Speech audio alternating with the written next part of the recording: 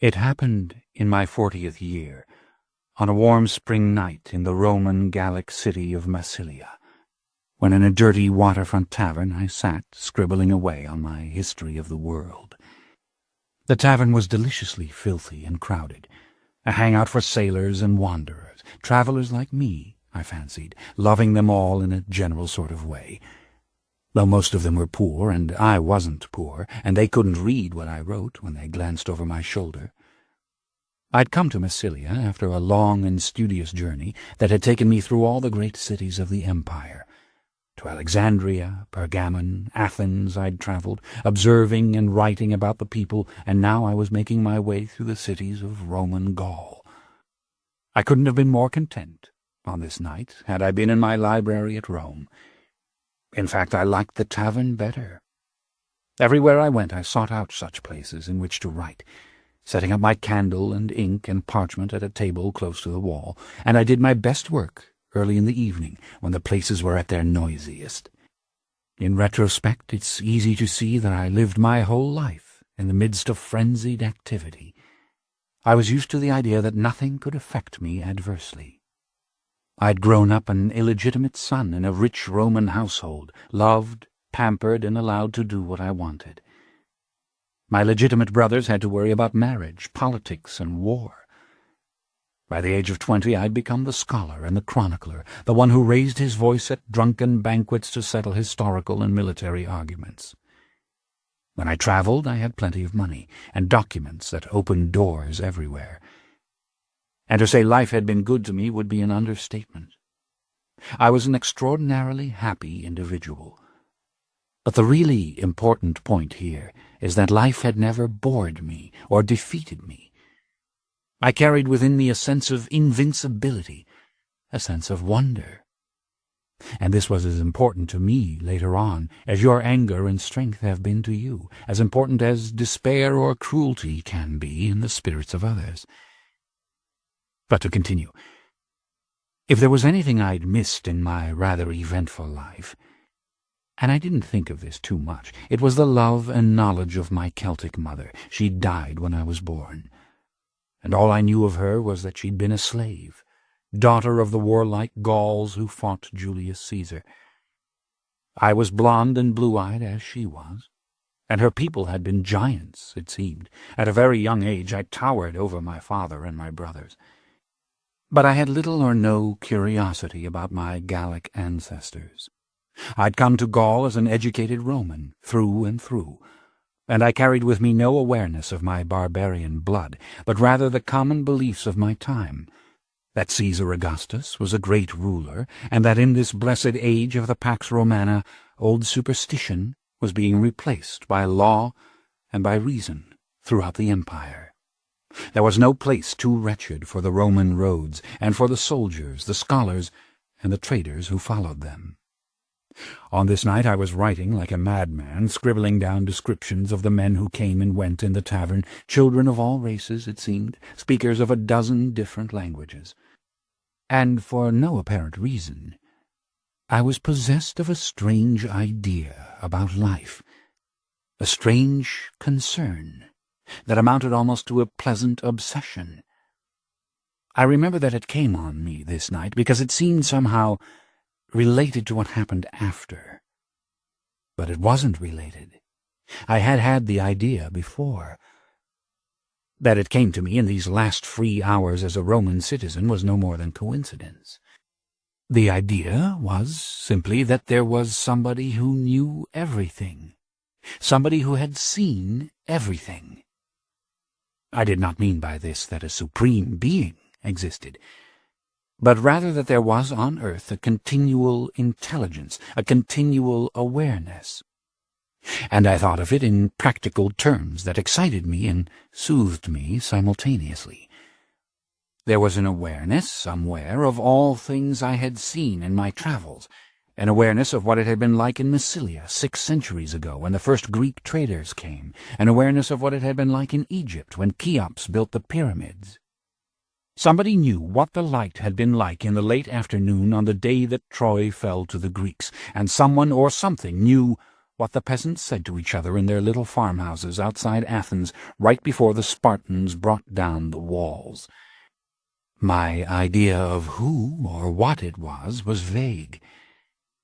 But I was comforted by the notion that nothing spiritual, and knowing was spiritual, was lost to us.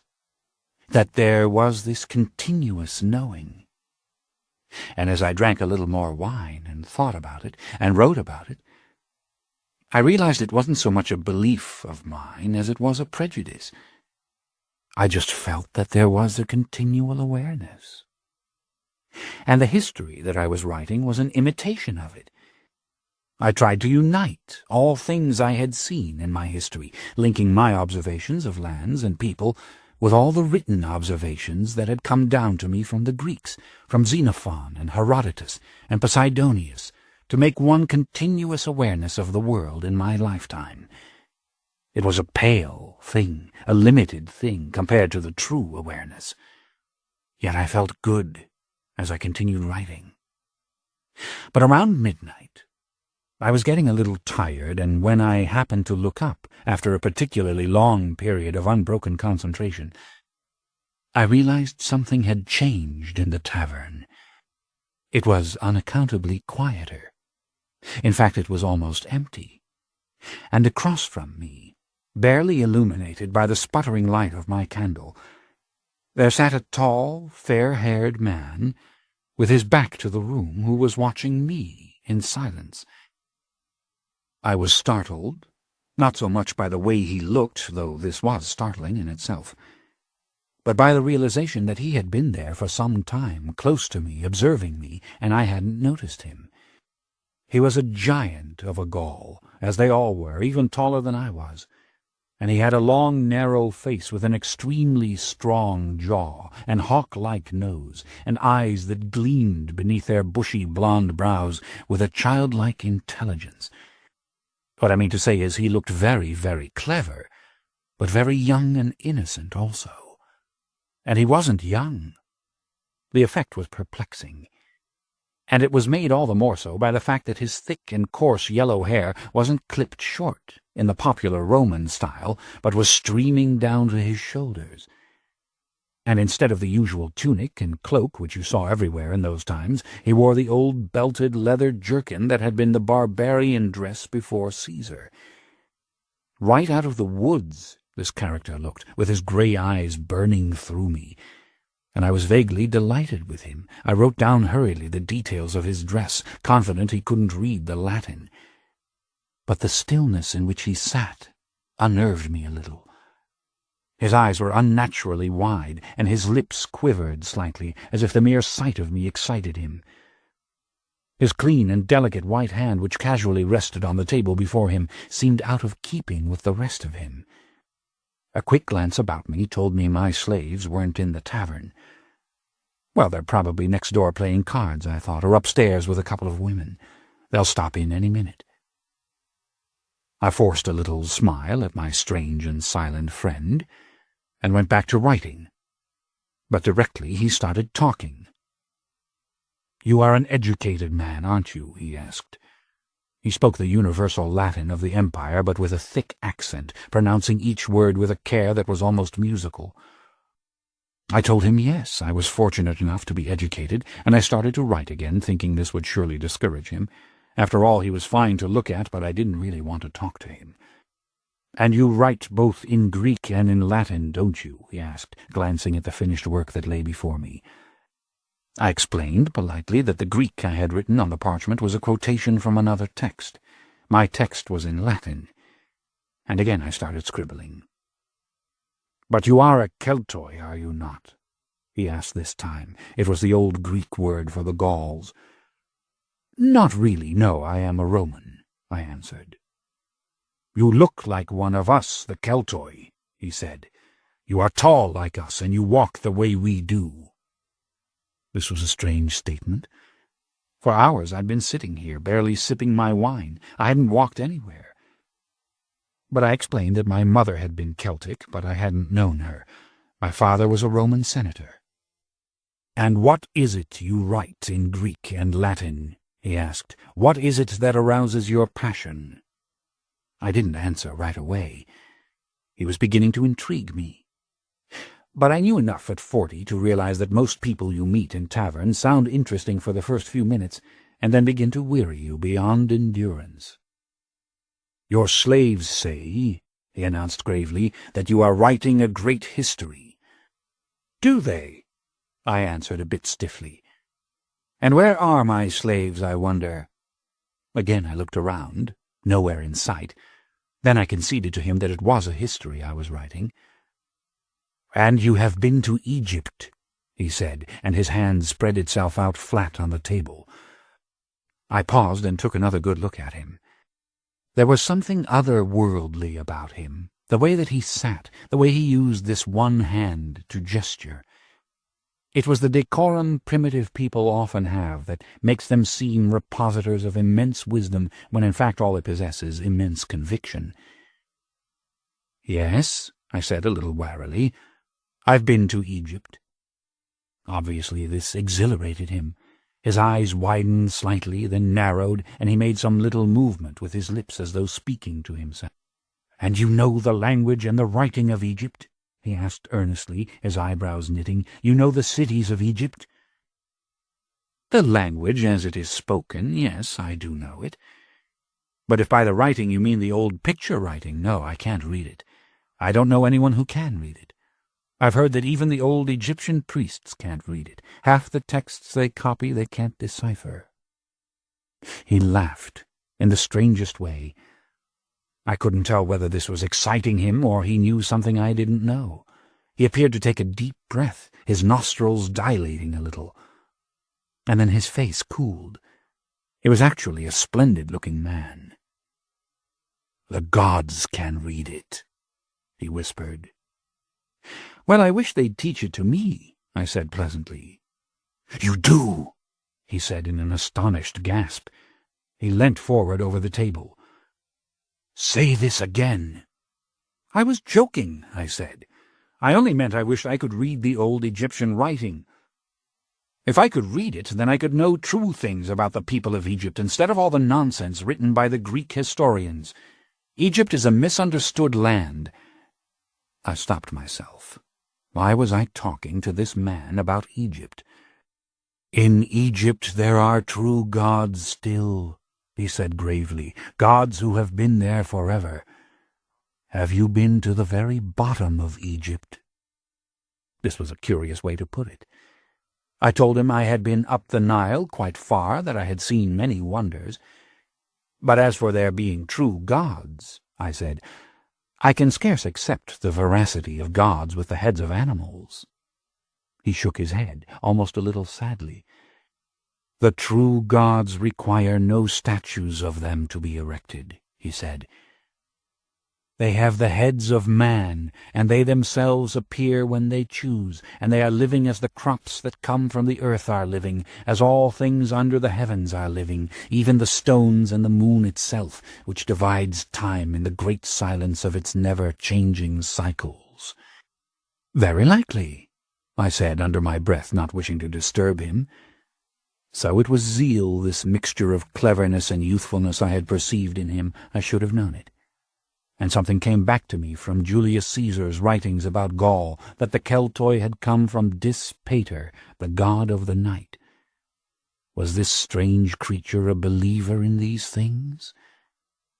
"There are old gods in Egypt," he said softly, "and there are old gods in this land for those who know how to worship them. I do not mean in your temples round which merchants sell the animals to defile the altars, and the butchers after sell the meat that is left over. I speak of the proper worship, the proper sacrifice for the god, the one sacrifice to which he will hearken." "Human sacrifice, you mean, don't you?" I said unobtrusively.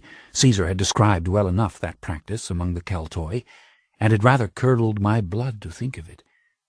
Of course I'd seen ghastly deaths in the arena in Rome, ghastly deaths at the places of execution, but human sacrifice to the gods, that we had not done in centuries, if ever.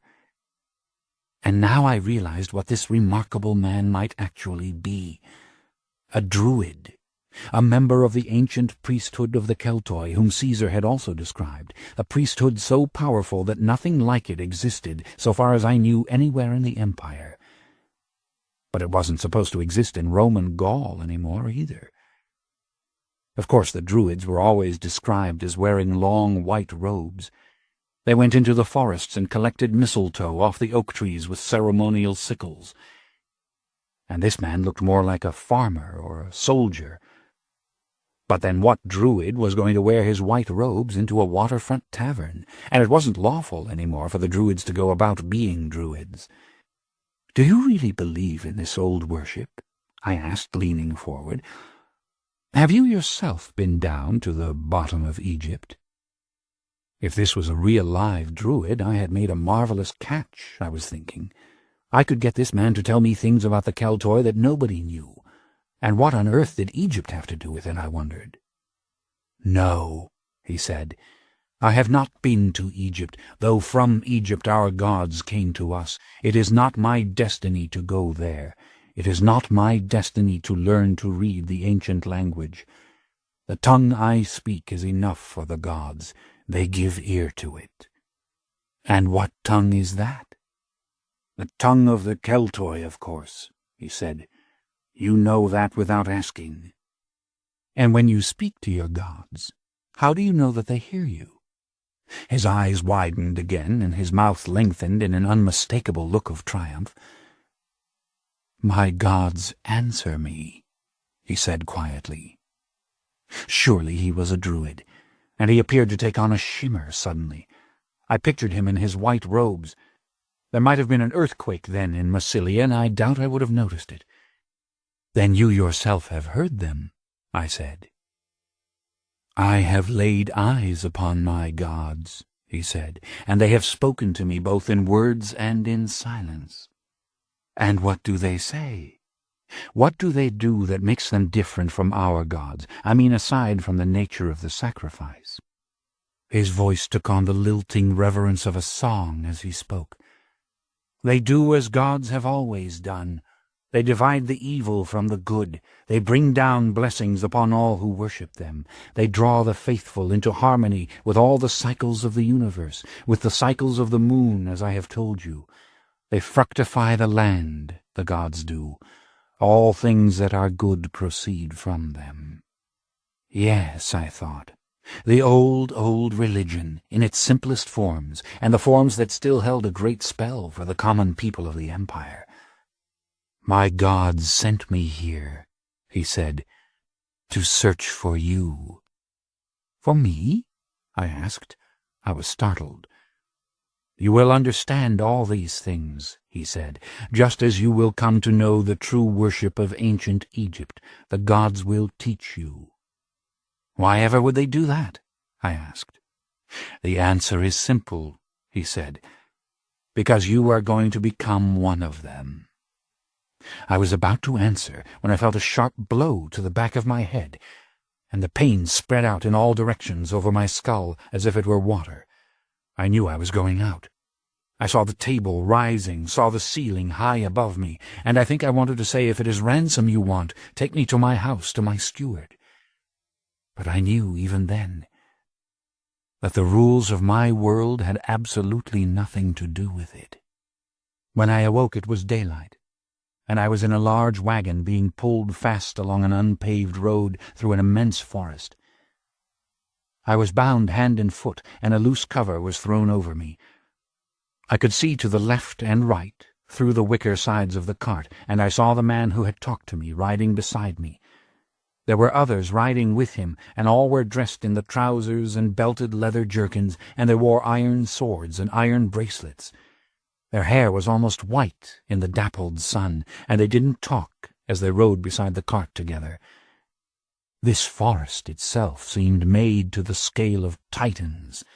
The oaks were ancient and enormous. The interlacing of their limbs blocked out most of the light, and we moved for hours through a world of damp and dark green leaves and deep shadow.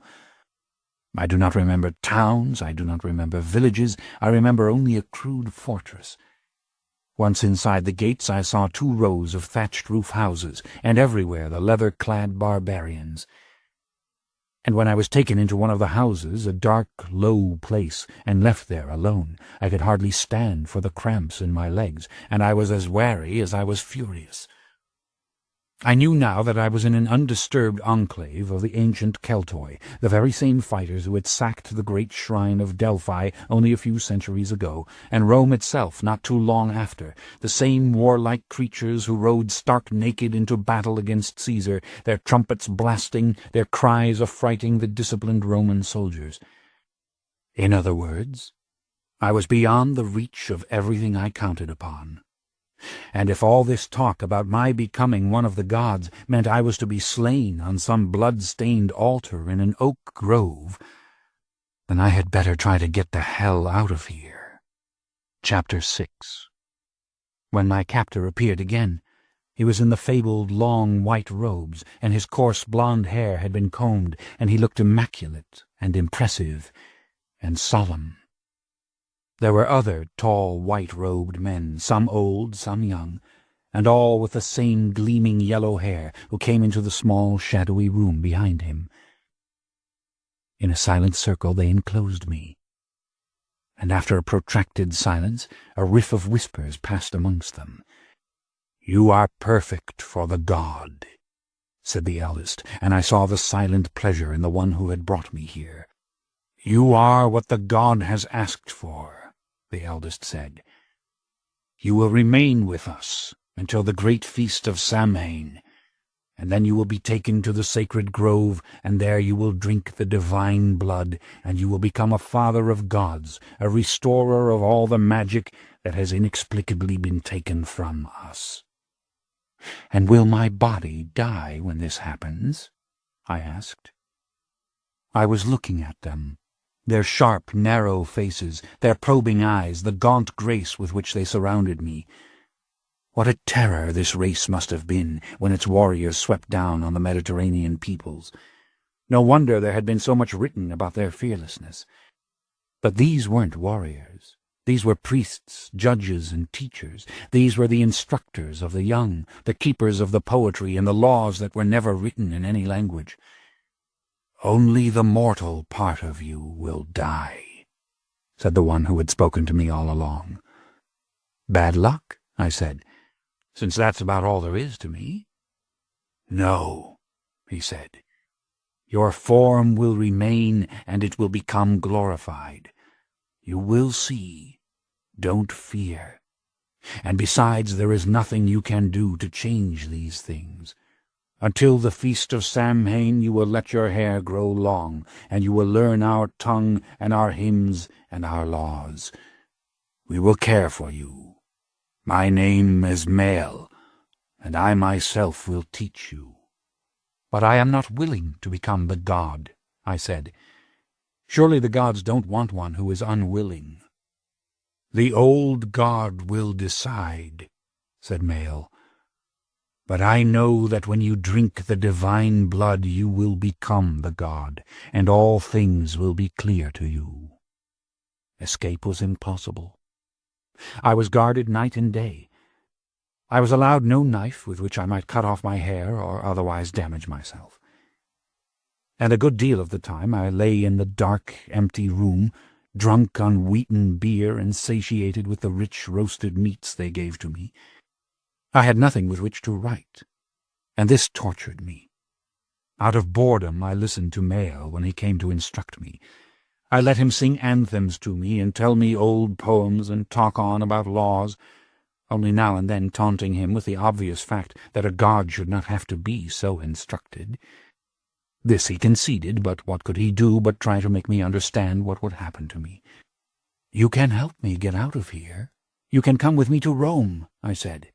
"I have a villa all my own on the cliffs above the Bay of Naples. You have never seen such a beautiful spot. And I would let you live there forever if you would help me, asking only that you repeat all these anthems and prayers and laws to me so that I might record them." "Why do you try to corrupt me?" he would ask, but I could see he was tantalized by the world I came from. He confessed that he had searched the Greek city of Massilia for weeks before my arrival, and he loved the Roman wine and the great ships that he had seen in the port, and the exotic foods he had eaten. "I don't try to corrupt you," I said. "I don't believe what you believe, and you've made me your prisoner." But I continued to listen to his prayers out of boredom and curiosity, and the vague fear of what was in store for me. I began waiting for him to come, for his pale, wraith-like figure to illuminate the barren room like a white light, for his quiet, measured voice to pour forth with all the old melodious nonsense.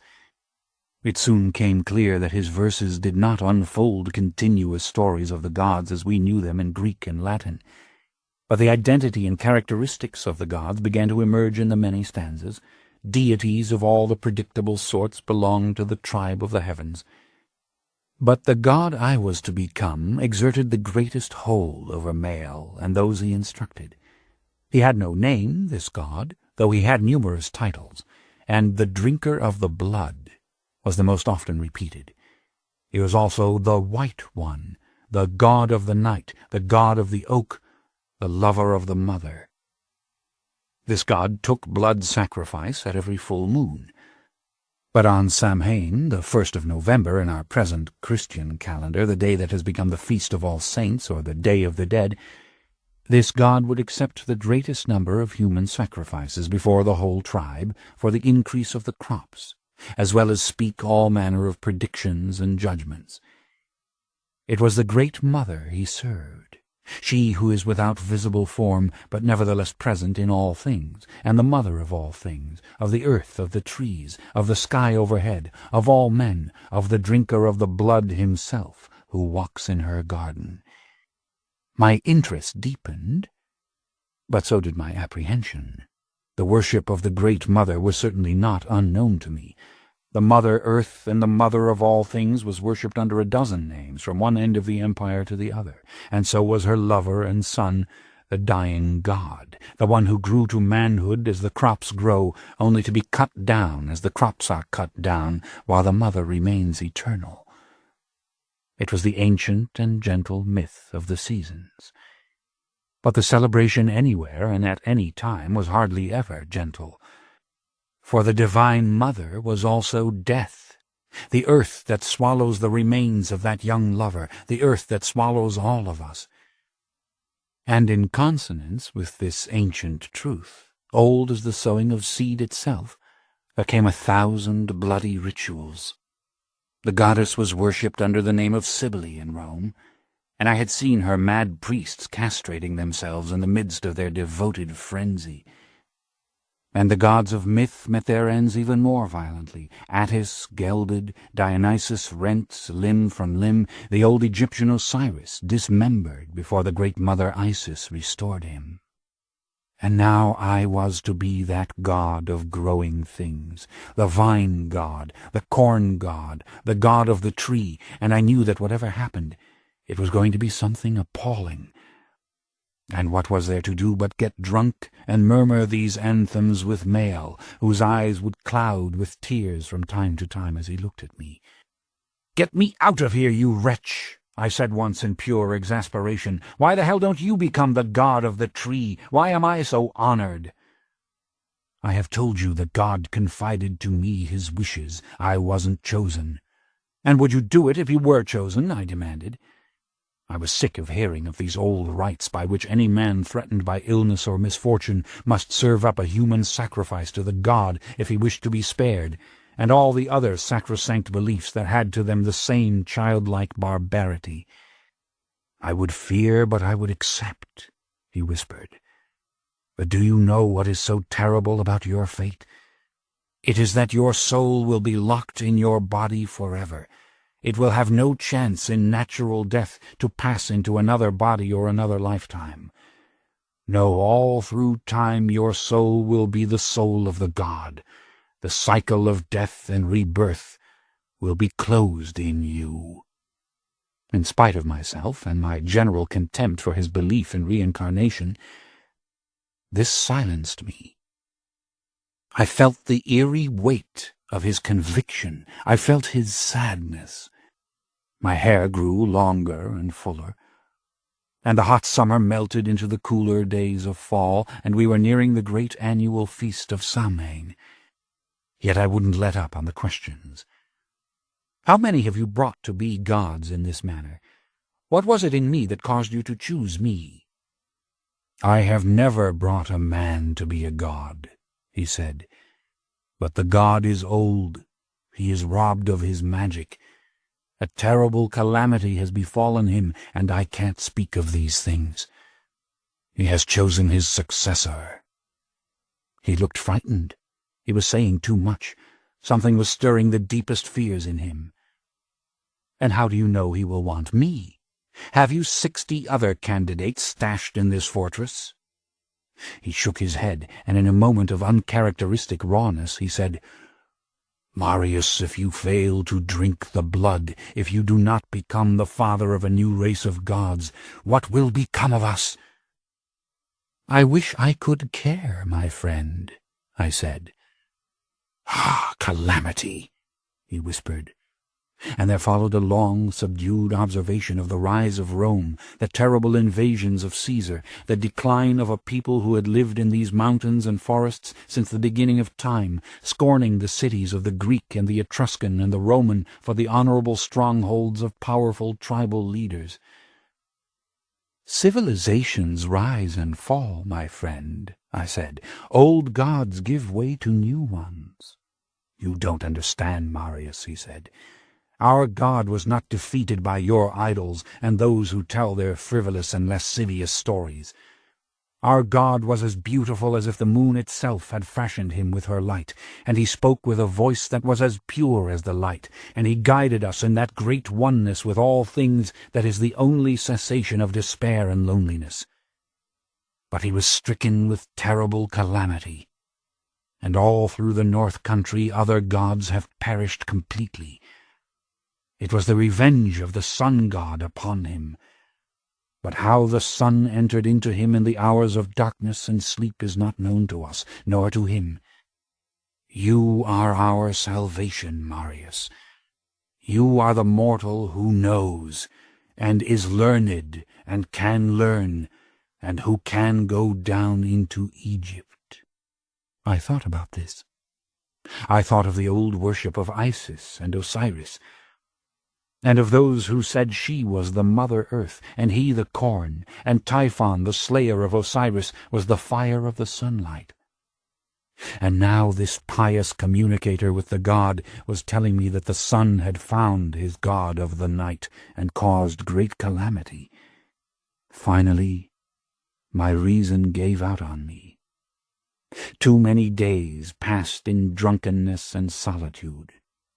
I lay down in the dark, and I sang to myself the hymns of the Great Mother. She was no goddess to me, however. Not Diana of Ephesus, with her rows and rows of milk-filled breasts, or the terrible Sibyl, or even the gentle Demeter, whose mourning for Persephone in the land of the dead had inspired the sacred mysteries of Eleusis. She was the strong, good earth that I smelled through the small barred windows of this place, the wind that carried with it the damp and the sweetness of the dark green forest. She was the meadow flowers and the blowing grass, the water I heard now and then gushing as if from some mountain spring. She was all the things that I still had in this rude little wooden room where everything else had been taken from me.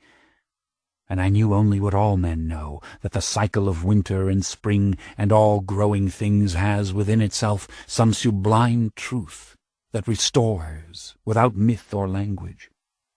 I looked through the bars to the stars overhead, and it seemed to me I was dying in the most absurd and foolish way, among people I did not admire and customs I would have abolished. And yet the seeming sanctity of it all infected me. It caused me to dramatize and to dream and to give in, to see myself at the center of something that possessed its own exalted beauty. I sat up one morning and touched my hair and realized it was thick and curling at my shoulders. And in the days that followed there was endless noise and movement in the fortress. Carts were coming to the gates from all directions. Thousands on foot passed inside. Every hour there was the sound of people on the move, people coming. At last Mael and 8 of the Druids came to me. Their robes were white and fresh, smelling of the spring water and sunshine in which they'd been washed and dried, and their hair was brushed and shining. Carefully they shaved all the hair from my chin and upper lip. They trimmed my fingernails. They brushed my hair and put on me the same white robes. And then, shielding me on all sides with white veils, they passed me out of the house and into a white canopied wagon. I glimpsed other robed men holding back an enormous crowd, and I realized for the first time that only a select few of the Druids had been allowed to see me. Once Mael and I were under the canopy of the cart, the flaps were closed and we were completely hidden. We seated ourselves on rude benches as the wagon started to move, and we rode for hours without speaking. Occasional rays of sun pierced the white fabric of the tent-like enclosure, and when I put my face close to the cloth, I could see the forest, deeper, thicker than I remembered. And behind us came an endless train and great wagons of men who clung to wooden bars and cried out to be released, their voices commingling in an awful chorus. "Who are they? Why do they cry like that?" I asked finally. I couldn't stand the tension any longer. Mael roused himself as if from a dream. "They are evildoers, thieves, murderers, all justly condemned, and they shall perish in sacred sacrifice." "Loathsome," I muttered. What was it? We condemned our criminals to die on crosses in Rome, to be burnt at the stake, to suffer all manner of cruelties. Did it make us more civilized that we didn't call it a religious sacrifice? Maybe the Keltoi were wiser than we were in not wasting the deaths. But this was nonsense. My head was light. The cart was creeping along. I could hear those who passed us on foot as well as on horseback, everyone going to the festival of Samhain. I was about to die. I didn't want it to be fire. Mael looked pale and frightened, and the wailing of the men in the prison carts was driving me to the edge of madness. What would I think when the fire was lighted? What would I think when I felt myself start to burn? I couldn't stand this. "What is going to happen to me?" I demanded suddenly. I had the urge to strangle Mael. He looked up and his brows moved ever so slightly. "What if the god is already dead?" he whispered. "Then we go to Rome, you and I, and we get drunk together on good Italian wine," I whispered. It was late afternoon when the cart came to a stop. The noise seemed to rise like steam all around us. When I went to look out, Mael didn't stop me. I saw we had come to an immense clearing, hemmed on all sides by the giant oaks. All the carts, including ours, were backed into the trees, and in the middle of the clearing hundreds worked at some enterprise involving endless bundles of sticks and miles of rope and hundreds of great rough-hewn tree trunks. The biggest and longest logs I had ever seen were being hefted upright in two giant X's. The woods were alive with those who watched. The clearing could not contain the multitudes, yet more and more carts wound their way through the press to find a spot at the edges of the forest. I sat back and pretended to myself that I did not know what they were doing out there, but I did. And before the sunset I heard louder and more desperate screams from those in the prison carts. It was almost dusk, and when Mael lifted the flap for me to see, I stared in horror at two gargantuan wicker figures, a man and a woman, it seemed, from the mass of vines that suggested dress and hair, constructed all of logs and osiers and ropes, and filled from top to bottom with the bound and writhing bodies of the condemned, who screamed in supplication. I was speechless, looking at these two monstrous giants. I could not count the number of wriggling human bodies they held, victims stuffed into the hollow framework of their enormous legs, their torsos, their arms, even their hands, and even into their immense and faceless cage-like heads, which were crowned with ivy leaves and flowers. Ropes of flowers made up the woman's gown, and stalks of wheat were stuffed into the man's great belt of ivy. The figures shivered as if they might at any moment fall, but I knew the powerful cross-scaffolding of timber supported them as they appeared to tower over the distant forest. and all around the feet of these figures were stacked the bundles of kindling and pitch-soaked wood that would soon ignite them. And all these who must die are guilty of some wrongdoing? You wish me to believe that? I asked of Mael. He nodded with his usual solemnity. This didn't concern him. They have waited months, some years, to be sacrificed, he said almost indifferently. They come from all over the land, and they cannot change their fate any more than we can change ours. It is to perish in the forms of the Great Mother and her lover. I was becoming ever more desperate. I should have done anything to escape. But even now 20 druids surrounded the cart, and beyond them was a legion of warriors, and the crowd itself went so far back into the trees that I could see no end to it. Darkness was falling quickly, and everywhere torches were being lighted. I could feel the roar of excited voices. The screams of the condemned grew ever more piercing and beseeching. I sat still and tried to deliver my mind from panic. If I could not escape, then I would meet these strange ceremonies with some degree of calm, and when it came clear what a sham they were, I would with dignity and righteousness pronounce my judgments, loud enough for others to hear them. That would be my last act, the act of the god. And it must be done with authority, or else it would do nothing in the scheme of things. The cart began to move. There was much noise, shouting, and Mael rose and took my arm and steadied me. When the flap was opened, we had come to a stop, deep in the woods, many yards from the clearing. I glanced back at the lurid sight of the immense figures, torchlight glinting on the swarm of pathetic movement inside them. They seemed animate, these horrors, like things that would suddenly start to walk and crush all of us. The play of light and shadow on those stuffed into the giant heads gave a false impression of hideous faces.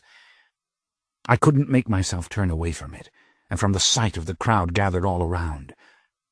But Mael tightened his grip on my arm and said that I must come now to the sanctuary of the god with the elect of the priesthood. The others closed me in, obviously trying to conceal me. I realized the crowd did not know what was happening now. In all likelihood, they knew only that the sacrifices would soon begin, and some manifestation of the god would be claimed by the druids. Only one of the band carried a torch, and he led the way deeper into the evening darkness, Mael at my side, and other white-robed figures ahead of me, flanking me and behind me. It was still. It was damp. And the trees rose to such dizzying heights against the vanishing glow of the distant sky that they seemed to be growing even as I looked up at them. I could run now, I thought, but how far would I get before this entire race of people came thundering after me? But we had come into a grove, and I saw, in the feeble light of the flames, dreadful faces carved into the barks of the trees, and human skulls on stakes grinning in the shadows. And carved out tree trunks were other skulls, in rows, piled one row upon another. In fact, the place was a regular charnel house, and the silence that enclosed us seemed to give life to these horrid things, to let them speak suddenly. I tried to shake the illusion, the sense that these staring skulls were watching. There is no one really watching, I thought. There is no continuous awareness of anything. But we had paused before a gnarled oak of such enormous girth that I doubted my senses. How old it must have been, this tree, to have grown to such width, I couldn't imagine. But when I looked up, I saw that its soaring limbs were still alive. It was still in green leaf, and the living mistletoe everywhere decorated it. The druids had stepped away to right and left. Only Mael remained near me. And I stood facing the oak, with Mael at my far right, and I saw that hundreds of bouquets of flowers had been laid at the base of the tree, their little blooms barely showing any color any more in the gathering shadows. Mael had bowed his head. His eyes were closed, and it seemed the others were in the same attitude, and their bodies were trembling. I felt the cool breeze stir the green grass. I heard the leaves all around us carry the breeze in a loud and long sigh that died away as it had come in the forest. And then very distinctly. I heard words spoken in the dark that had no sound to them. They came undeniably from within the tree itself, and they asked whether or not all the conditions had been met by him who would drink the divine blood tonight. For a moment I thought that I was going mad. They had drugged me, but I had drunk nothing since morning. My head was clear, too painfully clear, and I heard the silent pulse of this personage again, and it was asking questions. "He is a man of learning?" Mael's slender form seemed to shimmer as surely he expressed the answer. And the faces of the others had become rapt, their eyes fixed on the great oak, the flutter of the torch the only movement. "Can he go down into Egypt?" I saw Mael nod, and the tears rose in his eyes, and his pale throat moved as he swallowed. "Yes, I live, my faithful one, and I speak, and you have done well, and I shall make the new god. Send him in to me." I was too astonished to speak, and I had nothing to say either. Everything had changed. Everything that I believed, depended upon, had suddenly been called into question. I hadn't the slightest fear, only paralyzing amazement.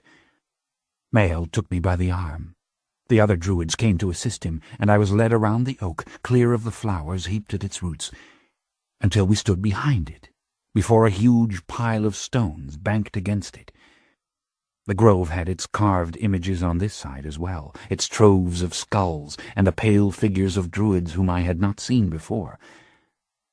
And it was these men, some with long white beards, who drifted forward to lay their hands on the stones and start to remove them. Mael and the others worked with them, silently lifting these great rocks and casting them aside, some of the stones so heavy that 3 men had to lift them. And finally there was revealed in the base of the oak a heavy doorway of iron with huge locks over it. Mael drew out an iron key, and he said some long words in the language of the Keltoi, to which the others gave responses.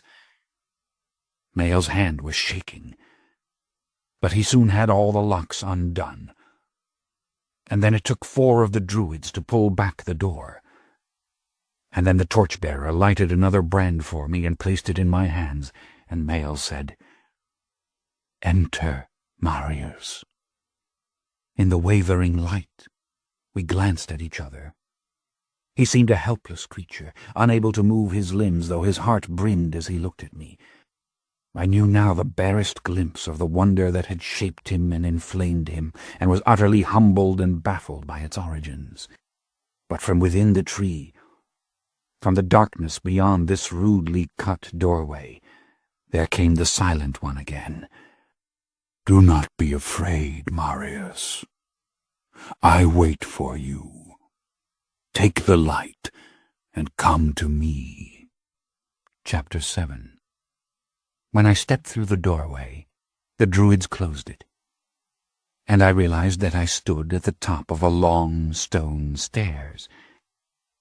It was a configuration I was to see over and over again in the centuries that followed, and you have already seen it twice, and you will see it again, the steps leading down into the Mother Earth, into the chambers where those who drink the blood always hide. The oak itself contained a chamber, low and unfinished, the light of my torch glinting on the rude marks left everywhere in the wood by the chisels. But the thing that called me was at the bottom of the stairs, and again it told me that I must not be afraid. I was not afraid. I was exhilarated beyond my wildest dreams. I was not going to die as simply as I had imagined. I was descending to a mystery that was infinitely more interesting than I had ever thought it would be. But when I reached the bottom of the narrow steps and stood in the small stone chamber there, I was terrified by what I saw, terrified and repelled by it, the loathing and fear so immediate that I felt a lump rising to suffocate me or make me uncontrollably sick. A creature sat on a stone bench opposite the foot of the stairway. and in the full light of the torch I saw that it had the face and limbs of a man, but it was burnt black all over, horribly burnt, its skin shriveled to its very bones. In fact, it appeared a yellow-eyed skeleton coated in pitch, only its flowing mane of white hair untouched. It opened its mouth to speak, and I saw its white teeth, its fanged teeth, and I gripped the torch firmly, trying not to scream like a fool. "Do not come too close to me," it said. "Stand there where I may really see you, not as they see you, but as my eyes can still see." I swallowed, tried to breathe easily. No human being could have been burnt like that and survived. And yet the thing lived, naked and shrunken and black, and its voice was low and beautiful. It rose and then moved slowly across the chamber. It pointed its finger at me, and the yellow eyes widened slightly, revealing a blood-red tinge in the light. "What do you want of me?" I whispered before I could stop myself. "Why have I been brought here?" "Calamity," he said in the same voice, colored with genuine feeling, not the rasping sound I had expected from such a thing. "I will give you my power, Marius. I will make you a god, and you will be immortal. But you must leave here when it is finished. You must somehow escape our faithful worshippers, and you must go down into Egypt to find why this has befallen me." He appeared to be floating in the darkness, his hair a mop of white straw around him, his jaws stretching the blackened leathery skin that clung to his skull as he spoke. "You see, we are the enemies of light, we gods of darkness. We serve the Holy Mother, and we live and rule only by the light of the moon. But our enemy, the sun, has escaped his natural path and sought us out in darkness. All over the north country where we are worshipped, in the sacred groves from the lands of snow and ice, down into this fruitful country, and to the east, the sun has found its way into the sanctuary by day, or the world by night, and burned the gods alive. The youngest of these perished utterly, some exploding like comets before their worshippers. Others died in such heat that the sacred tree itself became a funeral pyre. Only the old ones, the ones who have long served the Great Mother, continued to walk and to talk as I do, but in agony, affrighting the faithful worshippers when they appeared. There must be a new god, Marius, strong and beautiful as I was, the lover of the Great Mother. But more truly there must be one strong enough to escape the worshippers, to get out of the oak somehow, and to go down into Egypt and seek out the old gods, and find why this calamity has occurred. You must go to Egypt, Marius. You must go into Alexandria and into the older cities, and you must summon the gods with the silent voice that you will have after I make you. And you must find who lives still and who walks still, and why this calamity has occurred. This ends Disc 15. The Vampire Lestat, Disc 16. It closed its eyes now. It stood still, its light frame wavering uncontrollably, as if it were a thing made of black paper. And I saw suddenly, unaccountably, a spill of violent images. These gods of the grove bursting into flame. I heard their screams. My mind, being rational, being Roman, resisted these images. It tried to memorize and contain them, rather than yield to them. But the maker of the images, this thing, was patient, and the images went on. I saw the country that could only be Egypt, the burnt yellow look to all things, the sand that overlies everything and soils it and dusts it to the same color. And I saw more stairways into the earth, and I saw sanctuaries. "Find them," he said. "Find why and how this has come to pass. See to it that it never comes to pass again. Use your powers in the streets of Alexandria until you find the old ones. Pray the old ones are there, as I am still here." I was too shocked to answer, too humbled by the mystery. And perhaps there was even a moment when I accepted this destiny, accepted it completely, but I am not sure. "I know," he said. "From me you can keep no secrets. You do not wish to be the god of the grove, and you will seek to escape. But you see, this disaster may seek you out wherever you are, unless you discover the cause and the prevention of it. So I know you will go into Egypt, else you too in the womb of the night or the womb of the dark earth may be burnt by this unnatural sun." It came towards me a little, dragging its dried feet on the stone floor. "Now mark my words, you must escape this very night. I will tell the worshippers that you must go down into Egypt for the salvation of all of us. But having a new and able God, they will be loath to part with him. But you must go down. And you must not let them imprison you in the oak after the festival. You must travel fast. And before sunrise go into the Mother Earth to escape the light. She will protect you.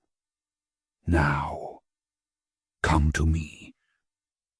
I will give you the blood. And pray I still have the power to give you my ancient strength.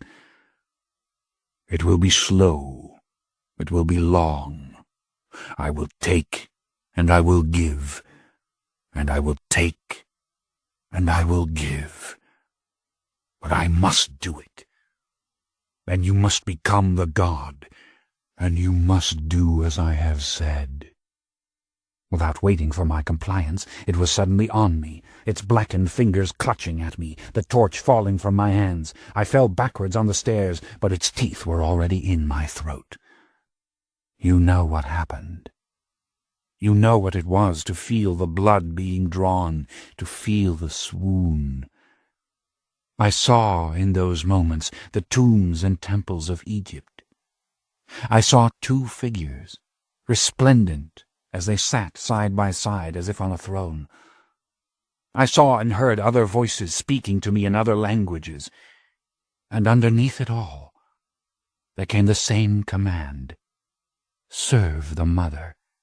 Take the blood of the sacrifice. Preside over the worship that is the only worship, the eternal worship of the grove. I was struggling, as one struggles in dreams, unable to cry out, unable to escape. And when I realized I was free and no longer pinned to the floor, I saw the god again, black as he had been before, but this time he was robust, as if the blaze had only baked him and he retained his full strength. His face had definition, even beauty, features well formed beneath the cracked casing of blackened leather that was his skin. The yellow eyes had round them now the natural folds of flesh that made them portals of a soul. But he was still crippled, still suffering, almost unable to move. "Rise, Marius," he said. "You thirst, and I will give you to drink. Rise and come to me." And you know the ecstasy I felt when his blood came into me, when it worked its way into every vessel, every limb. But the horrid pendulum had only begun to swing. Hours passed in the oak as he took the blood out of me and gave it back over and over again. I lay sobbing on the floor when I was drained. I could see my hands like bones in front of me. I was shriveled as he had been, And again he would give me the blood to drink, and I would rise in a frenzy of exquisite feeling, only to have him take it out of me again. With every exchange there came the lessons that I was immortal, that only the sun and the fire could kill me, that I would sleep by day in the earth, that I should never know illness or natural death, that my soul should never migrate from my form into another, that I was the servant of the mother, and that the moon would give me strength, that I would thrive on the blood of the evildoers, and even of the innocent who were sacrificed to the mother, that I should remain in starvation between sacrifices, so that my body would become dry and empty like the dead wheat in the fields at winter, only to be filled with the blood of the sacrifice, and to become full and beautiful like the new plants of the spring. In my suffering and ecstasy there would be the cycle of the seasons, and the powers of my mind to read the thoughts and intentions of others. These I should use to make the judgments for my worshippers, to guide them in their justice and their laws. Never should I drink any blood but the blood of the sacrifice. Never should I seek to take my powers for my own. These things I learned. These things I understood.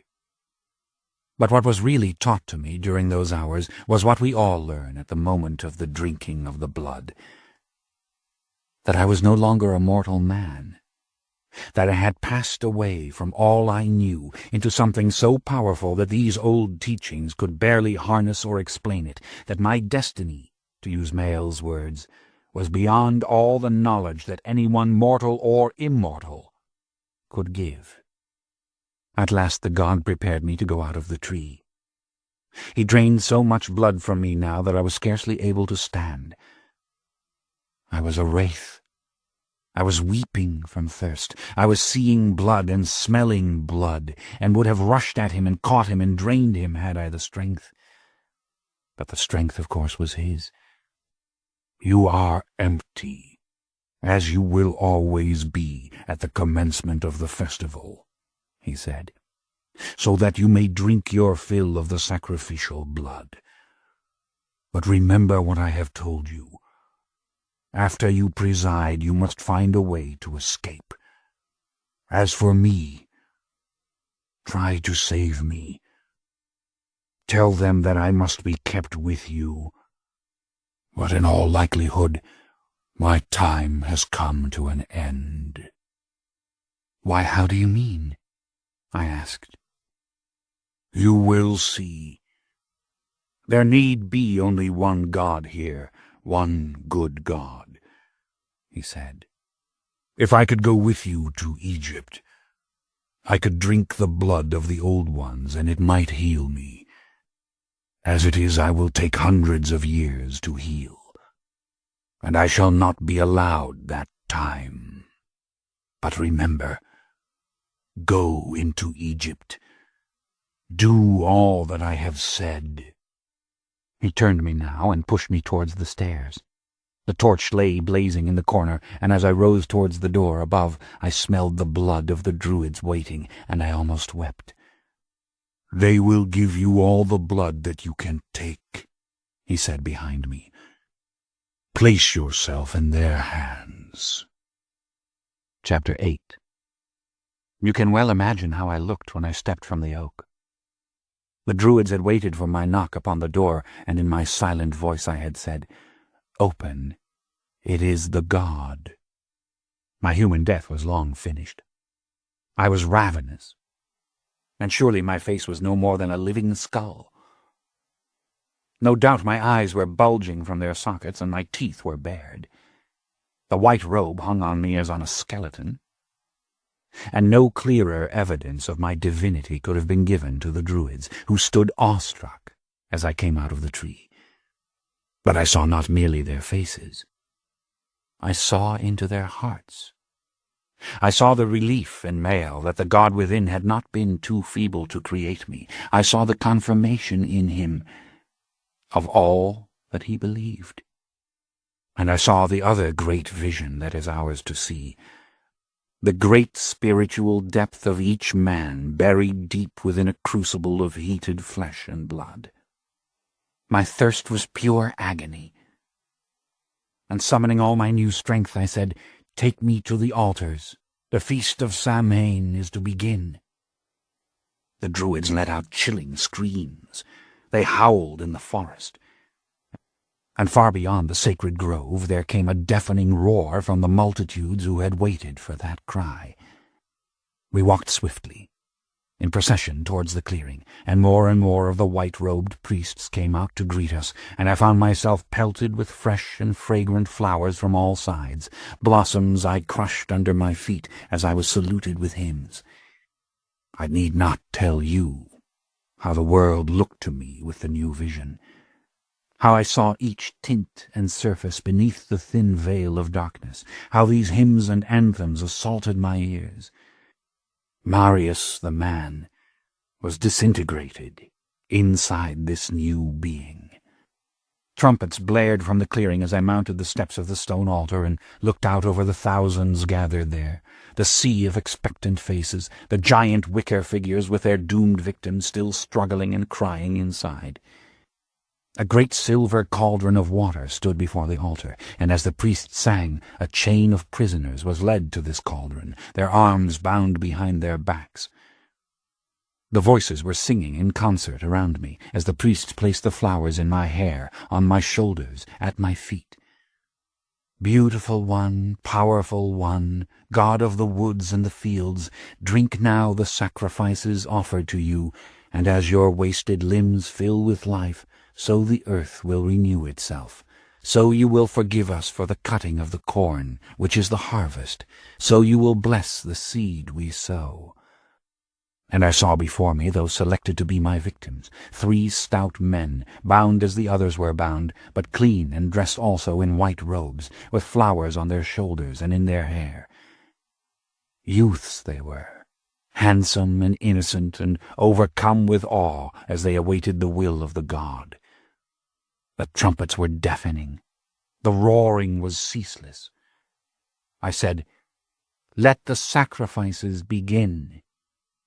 And as the first youth was delivered up to me, as I prepared to drink for the very first time from that truly divine cup which is human life, as I held the warm flesh of the victim in my hands, the blood ready for my open mouth, I saw the fires lighted beneath the towering wicker giants. I saw the first 2 prisoners forced head down into the water of the silver cauldron.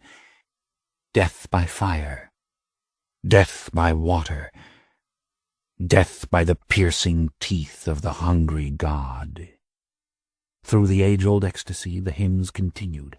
God of the waning and waxing moon, God of the woods and fields, you who are the very image of death in your hunger, grow strong with the blood of the victims, grow beautiful so that the great mother will take you to herself.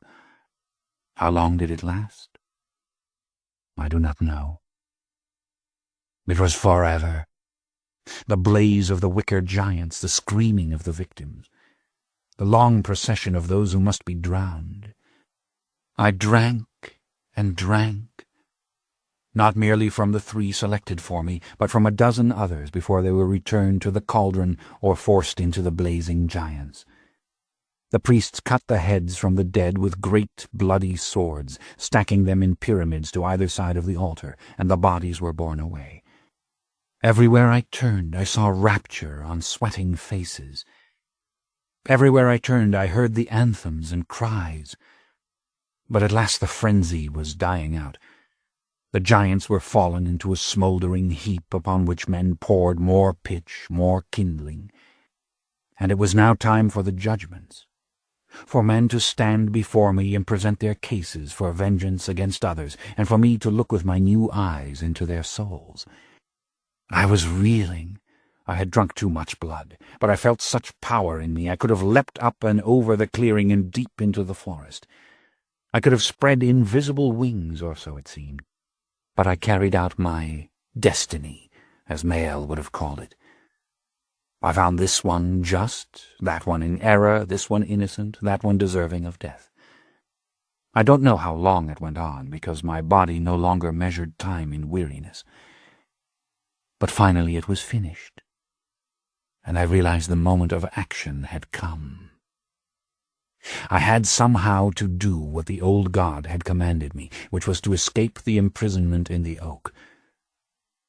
And I also had precious little time in which to do it, no more than an hour before dawn. As for what lay ahead in Egypt, I had not made my decision yet.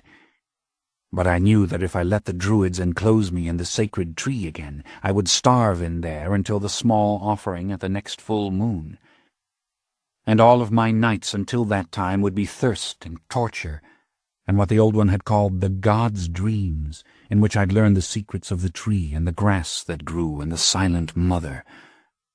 But these secrets were not for me. The Druids surrounded me now, and we proceeded to the sacred tree again, the hymns dying to a litany which commanded me to remain within the oak, to sanctify the forest, to be its guardian, and to speak kindly through the oak to those of the priesthood, who would come from time to ask guidance of me. I stopped before we reached the tree. A huge pyre was blazing in the middle of the grove, casting ghastly light on the carved faces and the heaps of human skulls. The rest of the priesthood stood round it, waiting. A current of terror shot through me, with all the new power that such feelings have for us. I started talking hastily.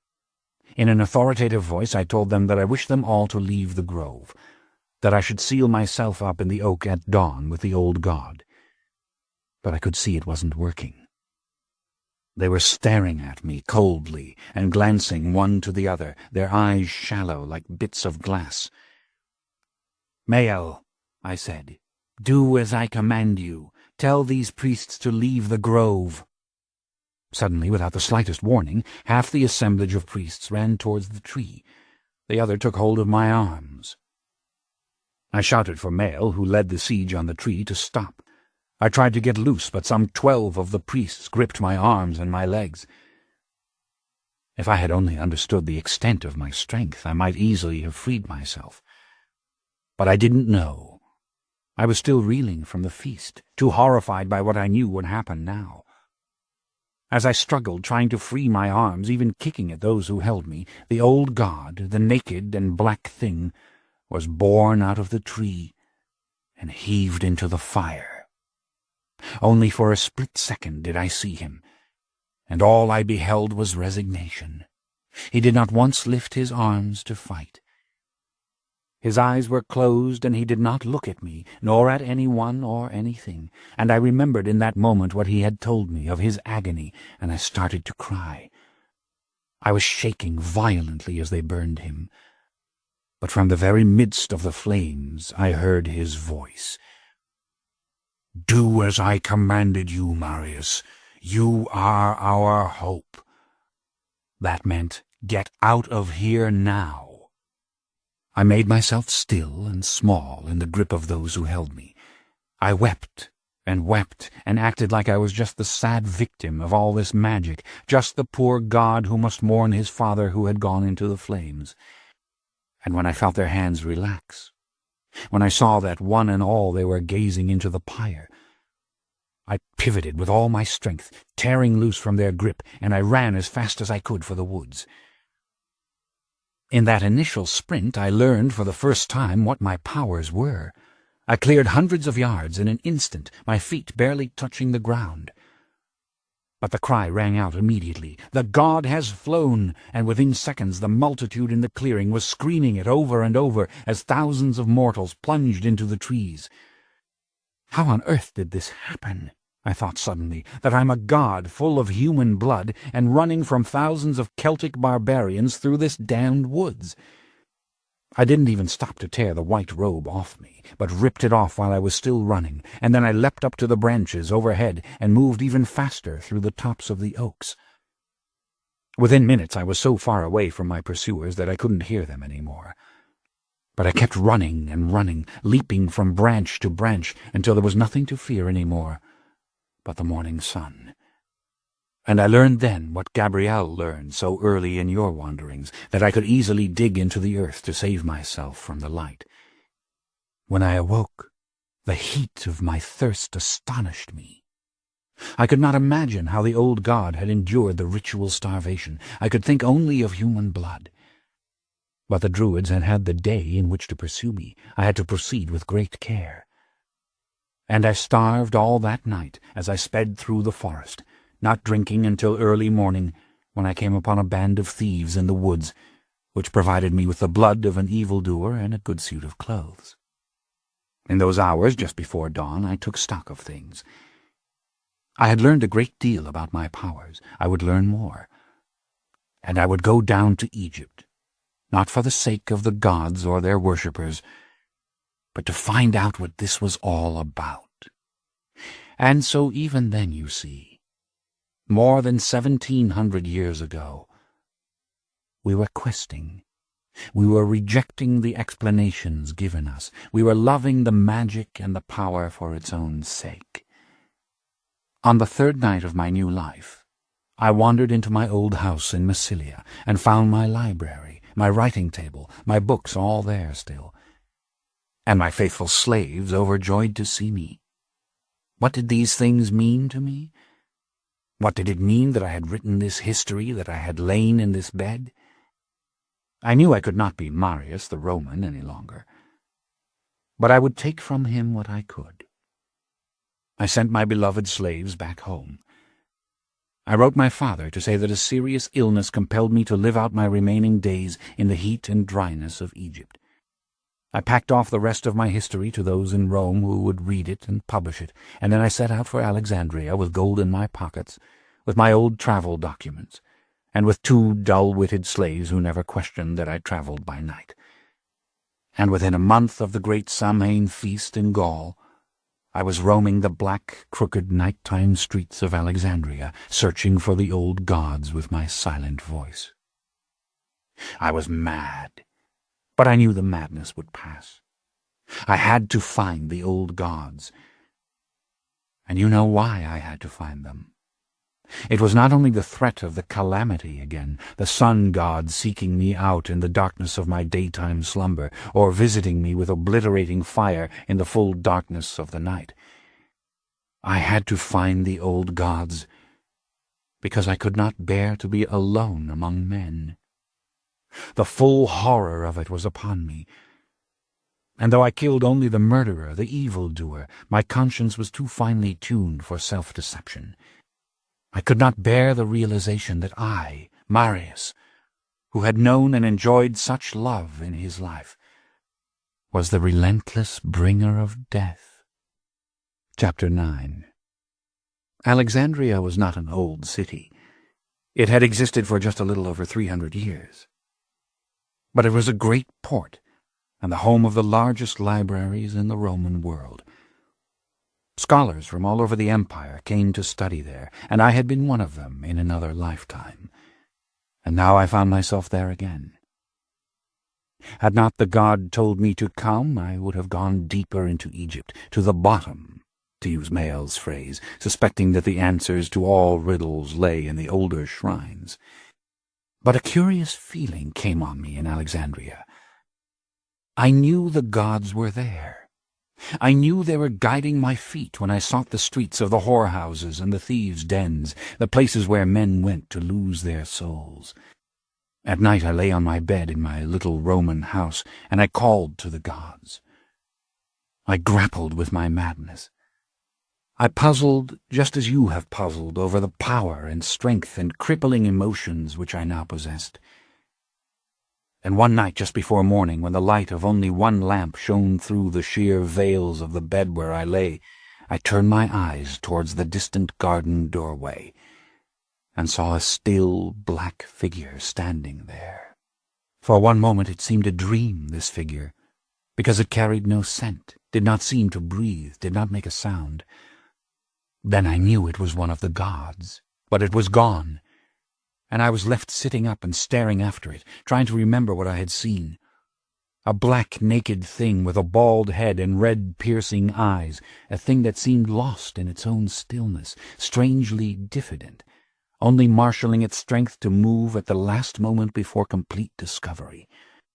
The next night in the back streets I heard a voice telling me to come, But it was a less articulate voice than that which had come from the tree. It made known to me only that the door was near. And finally there came the still and silent moment when I stood before the door. It was a god who opened it for me. It was a god who said, "Come." I was frightened as I descended the inevitable stairway, as I followed a steeply sloping tunnel. I lighted the candle I had brought with me, and I saw that I was entering an underground temple, a place older than the city of Alexandria, a sanctuary built perhaps under the ancient pharaohs, its walls covered with tiny colored pictures depicting the life of old Egypt. And then there was the writing, the magnificent picture writing with its tiny mummies and birds and embracing arms without bodies and coiling snakes. I moved on, coming into a vast place of square pillars and a soaring ceiling. The same paintings decorated every inch of stone here.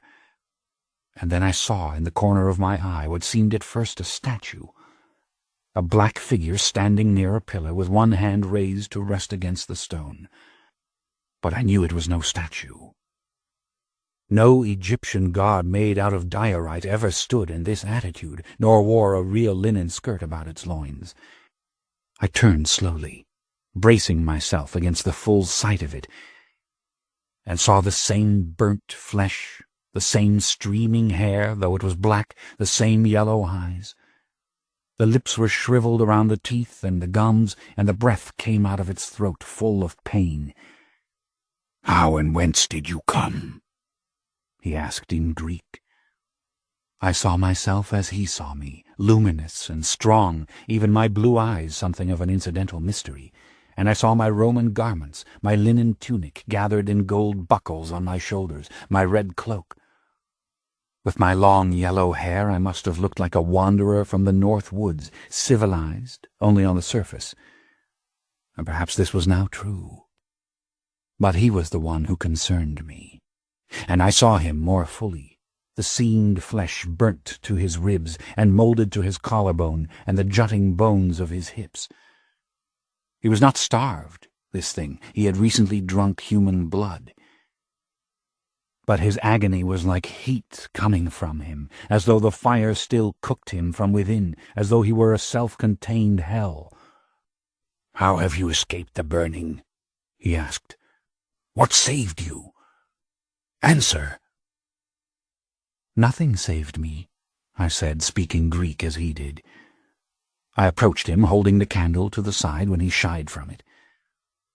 He had been thin in life, broad-shouldered like the old pharaohs, and his long black hair was cropped straight across the forehead in that old style.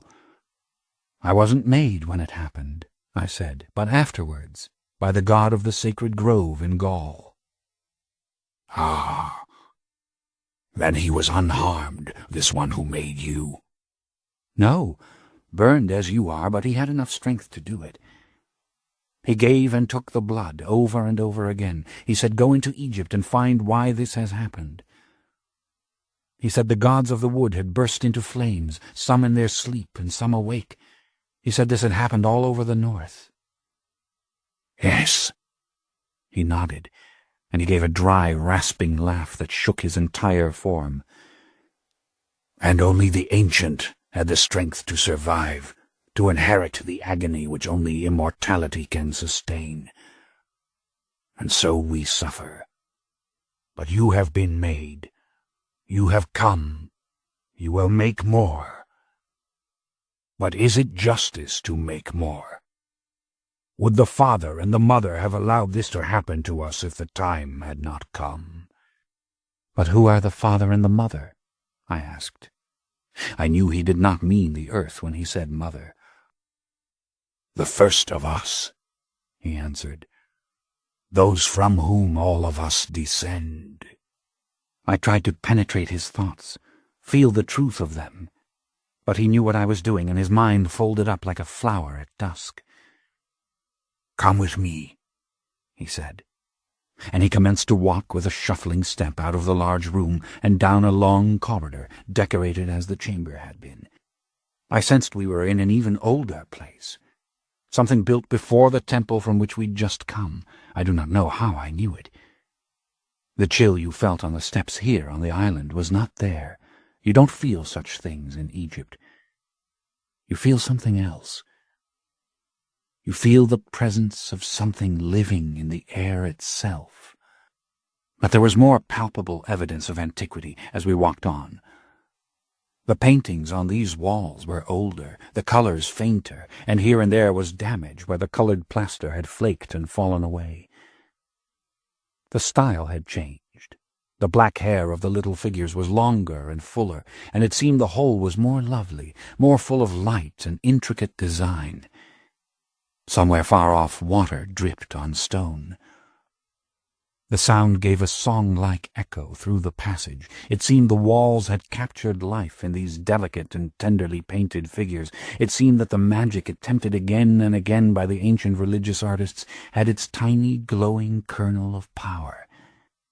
I could hear whispers of life where there were no whispers. I could feel the great continuity of history, even if there was no one who was aware.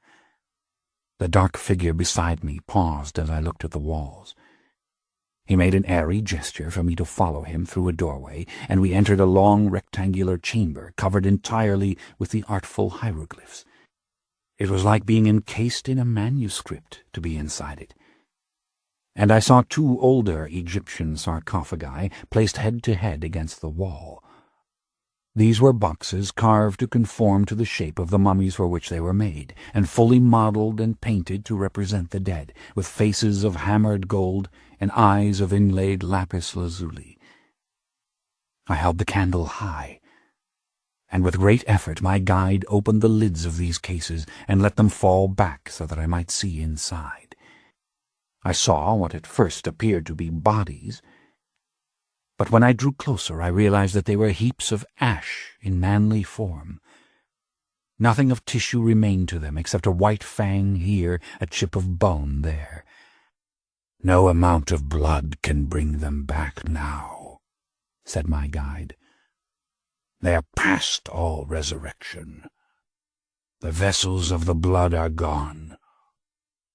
Those who could rise have risen, and centuries will pass before we are healed, before we know the cessation of our pain." Before he closed the mummy cases, I saw that the lids inside were blackened by the fire that had immolated these 2. I wasn't sorry to see them shut up again. He turned and moved towards the doorway again, and I followed with the candle. But he paused and glanced back at the painted coffins. "When the ashes are scattered," he said, "their souls are free." "Then why don't you scatter the ashes?" I said, trying not to sound so desperate, so undone. "Should I?" he asked of me, the crisped flesh around his eyes widening. "Do you think that I should?" "You ask me," I said. He gave one of those dry laughs again that seemed to carry agony with it, and he led on down the passage to a lighted room. It was a library we entered, where a few scattered candles revealed the diamond-shaped wooden racks of parchment and papyrus scrolls. This delighted me, naturally, because a library was something I could understand. It was the one human place in which I still felt some measure of my old sanity. But I was startled to see another one of us, sitting to the side behind the writing table, his eyes on the floor.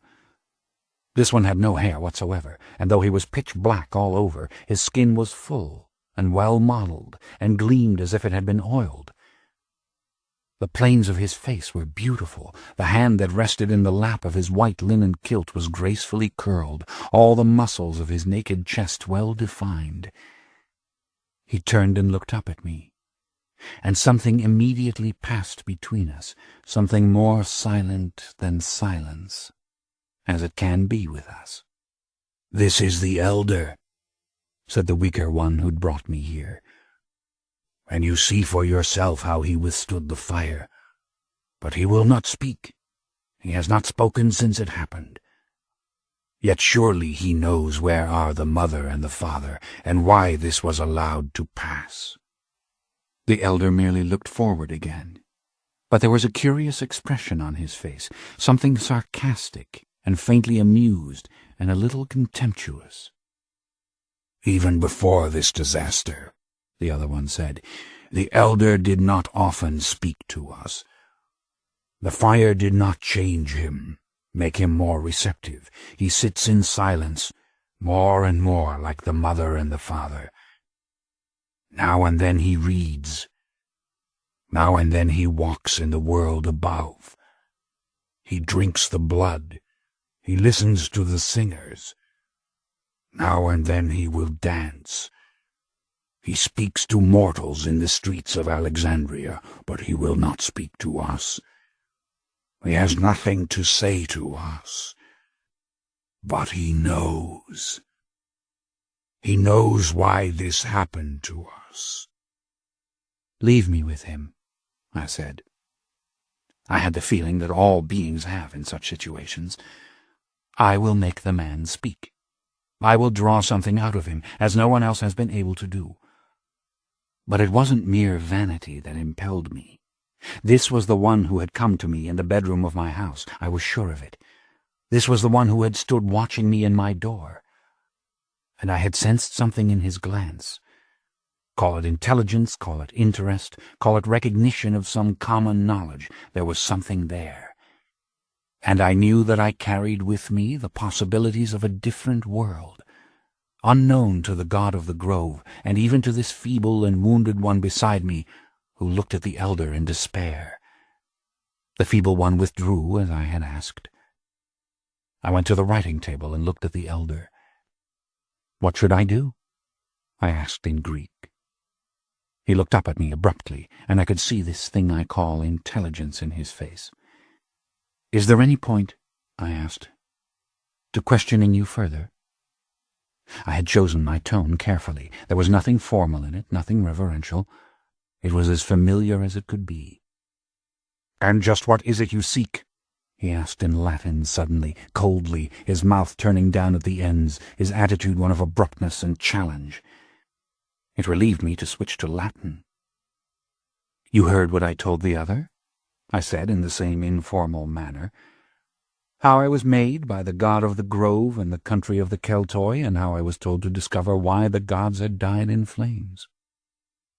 "You don't come on behalf of the gods of the grove," he said, sardonic as before. He had not lifted his head, merely looked up, which made his eyes seem all the more challenging and contemptuous. "I do and I don't," I said.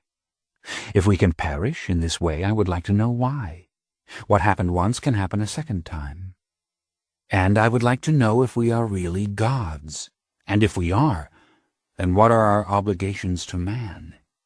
Are the mother and the father true beings, or are they legend? How did all this start? I would like to know that, of course." "By accident," he said. "By accident?" I leaned forward. I thought I had heard wrong. "By accident it started," he said coolly, forbiddingly, with the clear implication that the question was absurd. 4,000 years ago, by accident, and it has been enclosed in magic and religion ever since. You are telling me the truth, aren't you? Why shouldn't I? Why should I protect you from the truth? Why should I bother to lie to you? I don't even know who you are. I don't care." "Then will you explain to me what you mean that it happened by accident?" I pressed. "I don't know. I may not. I have spoken more in these last few moments than I have in years. The story of the accident may be no more true than the myths that delight the others. The others have always chosen the myths. It's what you really want, is it not?" His voice rose, and he rose slightly out of the chair, as if his angry voice were impelling him to his feet. "A story of our creation, analogous to the Genesis of the Hebrews, the tales in Homer, the babblings of your Roman poets Ovid and Virgil, a great gleaming morass of symbols out of which life itself is supposed to have sprung." He was on his feet and all but shouting, his black forehead knotted with veins, his hand a fist on the desk. "It is that kind of tale that fills the documents in these rooms, that emerges in fragments from the anthems and the incantations. Want to hear it? It's as true as anything else." "Tell me what you will," I said, I was trying to keep calm. The volume of his voice was hurting my ears, and I heard things stirring in the rooms near us. Other creatures, like that dried-up wisp of a thing that had brought me in here, were prowling about. "And you might begin," I said acidly, "by confessing why you came to me in my rooms here in Alexandria. It was you who led me here. Why did you do that? To rail at me? To curse me for asking you how it started?" "Quiet yourself." "I might say the same to you." He looked me up and down calmly, and then he smiled. He opened both his hands as if in greeting or offering, and then he shrugged. "I want you to tell me about the accident," I said. "I would beg you to tell me if I thought it would do any good. What can I do for you to make you tell?" His face underwent several remarkable transformations. I could feel his thoughts, but not hear them, feel a high-pitched humor. And when he spoke again, his voice was thickened, as if he were fighting back sorrow, as if it were strangling him. "Hearken to our old story," he said. "The good god Osiris, the first pharaoh of Egypt, in the eons before the invention of writing, was murdered by evil men. And when his wife Isis gathered together the parts of his body, he became immortal, and thereafter ruled in the realm of the dead. This is the realm of the moon, and the night in which he reigned. And to him were brought the blood sacrifices for the great goddess which he drank. But the priests tried to steal from him the secret of his immortality, and so his worship became secret, and his temples were known only to those of his cult who protected him from the sun god, who might at any time seek to destroy Osiris with the sun's burning rays. But you can see the truth in the legend. The early king discovered something, or rather he was the victim of an ugly occurrence, and he became unnatural, with a power that could be used for incalculable evil by those around him, and so he made a worship of it, seeking to contain it in obligation and ceremony, seeking to limit the powerful blood to those who would use it for white magic and nothing else. And so here we are." "And the mother and father are Isis and Osiris?" "Yes and no. They are the first two. Isis and Osiris are the names that were used in the myths that they told, or the old worship onto which they grafted themselves." "What was the accident, then? How was this thing discovered?"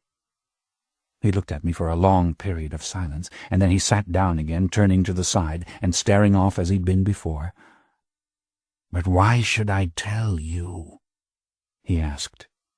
Yet this time he put the question with new feeling, as though he meant it sincerely and had to answer it for himself. "Why should I do anything? If the mother and the father will not rise from the sands to save themselves as the sun comes over the horizon, why should I move, or speak, or go on?" Again he looked up at me. "This is what happened? The mother and the father went out into the sun?" "Were left in the sun, my dear Marius," he said, astonishing me with the knowledge of my name. "Left in the sun. The mother and the father do not move of their own volition, save now and then to whisper to each other, to knock those of us down who would come to them for their healing blood. They could restore all of us who were burned if they would let us drink the healing blood. 4,000 years the father and mother have existed, and our blood grows stronger with every season, every victim. It grows stronger even with starvation, for when the starvation is ended, new strength is enjoyed. But the father and the mother do not care for their children. And now it seems they do not care for themselves. Maybe after 4,000 nights, they merely wish to see the sun. Since the coming of the Greek into Egypt, since the perversion of the old art, they have not spoken to us. They have not let us see the blink of their eye. And what is Egypt now but the granary of Rome? When the mother and the father strike out to drive us away from the veins in their necks, they are as iron and can crush our bones, and if they do not care any more, then why should I? I studied him for a long moment. "And you are saying," I asked, "that this is what caused the others to burn up? That the father and mother were left out in the sun?" He nodded. "Our blood comes from them," he said. "It is their blood. The line is direct, and what befalls them befalls us. If they are burnt, we are burnt." "We are connected to them," I whispered in amazement. "Exactly, my dear Marius," he said, watching me, seeming to enjoy my fear. "That is why they have been kept for 1,000 years, the mother and the father. That is why victims are brought to them in sacrifice. That is why they are worshipped. What happens to them happens to us." "Who did it? Who put them in the sun?" He laughed without making a sound. "The one who kept them. The one who couldn't endure it any longer. The one who had had this solemn charge for too long. The one who could persuade no one else to accept the burden, and finally, weeping and shivering, took them out into the desert sands and left them like two statues there." "And my fate is linked to this," I murmured. "Yes. But you see, I do not think he believed it any longer, the one who kept them. It was just an old tale. After all, they were worshipped, as I told you, worshipped by us as we are worshipped by mortals, and no one dared to harm them. No one held a torch to them to see if it made the rest of us feel pain. No, he did not believe it. He left them in the desert. And that night when he opened his eyes in his coffin and found himself a burnt and unrecognizable horror, he screamed and screamed." "You got them back underground?" "Yes." "And they are blackened as you are?" "No." He shook his head. "Darkened to a golden bronze, like the meat turning on the spit. No more than that. And beautiful as before, as if beauty has become part of their heritage, beauty part and parcel of what they are destined to be. They stare forward as they always have, but they no longer incline their heads to each other. They no longer hum with the rhythm of their secret exchanges. They no longer let us drink their blood. And the victims brought to them they will not take, save now and then, and only in solitude. No one knows when they will drink, when they will not." I shook my head. I moved back and forth, my head bowed, the candle fluttering in my hand, not knowing what to say to all this, needing time to think it out. He gestured for me to take the chair on the other side of the writing table, and without thinking of it, I did. "But wasn't it meant to happen, Roman?" he asked.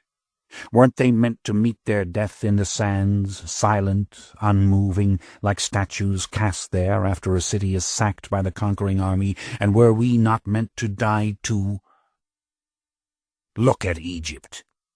What is Egypt, I ask you again, but the granary of Rome? Were they not meant to burn there day after day, while all of us burned like stars the world over?" "Where are they?" I asked. "Why do you want to know?" he sneered. "Why should I give you the secret? They cannot be hacked to pieces. They are too strong for that. A knife will barely pierce their skin. Yet cut them, and you cut us. Burn them, and you burn us. And whatever they make us feel, they feel only a particle of it, because their age protects them. And yet to destroy every one of us, you have merely to bring them annoyance. The blood they do not even seem to need. Maybe their minds are connected to ours as well. Maybe the sorrow we feel, the misery, the horror at the fate of the world itself comes from their minds, as locked in their chambers they dream. No, I cannot tell you where they are, can I? Until I decide for certain that I am indifferent, that it is time for us to die out. Where are they? I said again. Why should I not sink them into the very depths of sea? He asked, until such time as the earth herself heaves them up into the sunlight on the crest of a great wave. I didn't answer. I was watching him, wondering at his excitement, understanding it, but in awe of it just the same. Why should I not bury them in the depths of the earth? I mean the darkest depths, beyond the faintest sounds of life, and let them lie in silence there, no matter what they think and feel. What answer could I give? I watched him. I waited until he seemed calmer. He looked at me and his face became tranquil and almost trusting.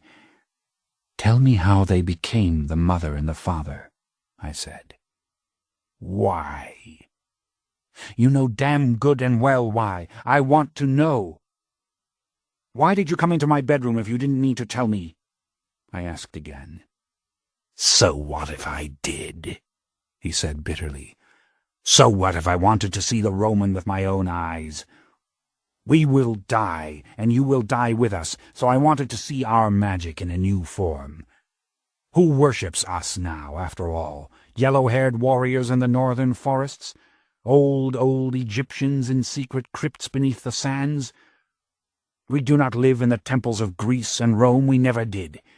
And yet they celebrate our myth, the only myth. They call the names of the mother and the father. I don't give a damn, I said. You know I don't. We are alike, you and I. I won't go back to the northern forests to make a race of gods for those people. But I came here to know, and you must tell. All right. So that you can understand the futility of it. So that you can understand the silence of the mother and the father, I will tell. But mark my words, I may yet bring us all down. I may yet burn the mother and the father in the heat of a kiln. But we will dispense with lengthy initiations and high-blown language. We will do away with the myths that died in the sand the day the sun shone on the mother and the father.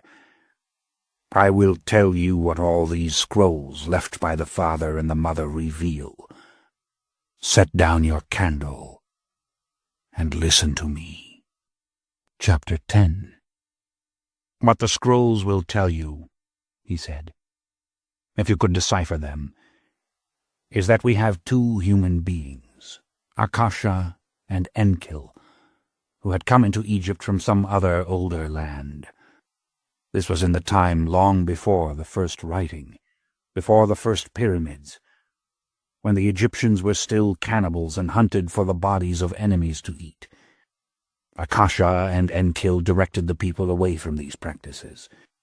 They were worshippers of the good Mother Earth, and they taught the Egyptians how to sow seed in the good Mother, and how to herd animals for meat and milk and skins. In all probability they were not alone as they taught these things, but rather the leaders of a people who had come with them from older cities, whose names are now lost beneath the sands of Lebanon, their monuments laid waste. Whatever is the truth, these were benevolent rulers, these two, in whom the good of others was the commanding value, as the good mother was the nourishing mother, and wished for all men to live in peace. And they decided all questions of justice for the emerging land. Perhaps they would have passed into myth in some benign form, had it not been for a disturbance in the house of the royal steward, which began with the antics of a demon that hurled the furniture about. Now this was no more than a common demon, the kind one hears of in all lands at all times. He devils those who live in a certain place for a certain while. Perhaps he enters into the body of some innocent and roars through her mouth with a loud voice. He may cause the innocent one to belch obscenities and carnal invitations to those around her. Do you know of these things? I nodded. I told him you always heard such stories. Such a demon was supposed to have possessed a Vestal Virgin in Rome.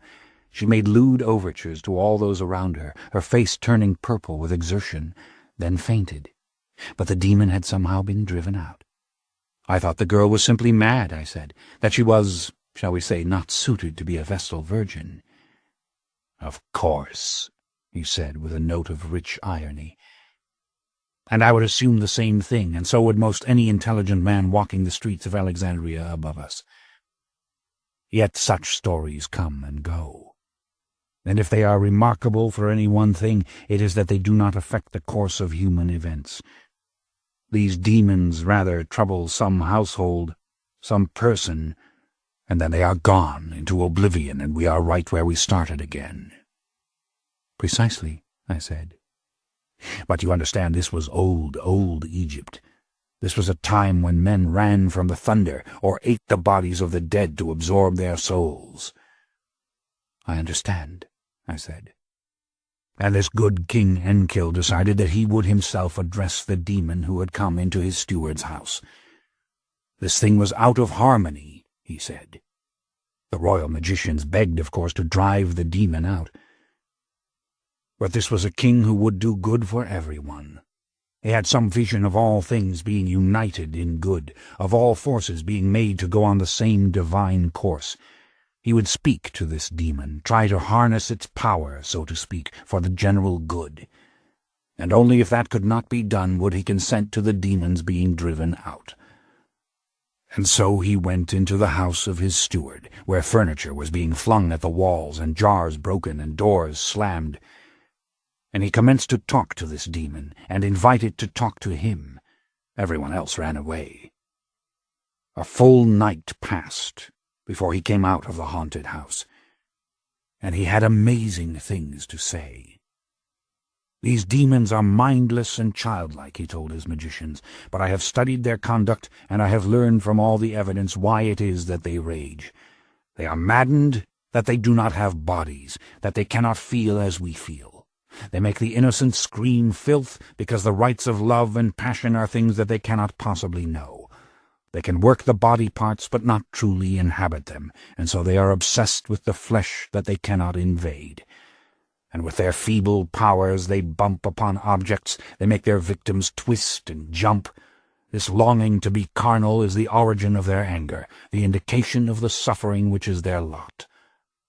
And with these pious words he prepared to lock himself in the haunted chambers to learn more. But this time his wife came between him and his purpose. She would not let him stay with the demons. He must look into the mirror, she said. He had aged remarkably in the few hours that he had remained in the house alone. And when he would not be deterred, she locked herself in with him. And all those who stood outside the house heard the crashing and banging of objects, and feared for the moment when they would hear the king and queen themselves screaming, or raging in spirit voices. The noise from the inner chambers was alarming. Cracks were appearing in the walls. All fled as before, except for a small party of interested men. Now these men, since the beginning of the reign, had been the enemies of the king. These were old warriors who had led the campaigns of Egypt in search of human flesh, and they had had enough of the king's goodness, enough of the good mother and farming and the like, and they saw in this spirit adventure not only more of the king's vain nonsense, but a situation that nevertheless provided a remarkable opportunity for them. When night fell, they crept into the haunted house. They were fearless of spirits, just as the grave robbers are who rifle the tombs of the pharaohs. They believe, but not enough to control their greed.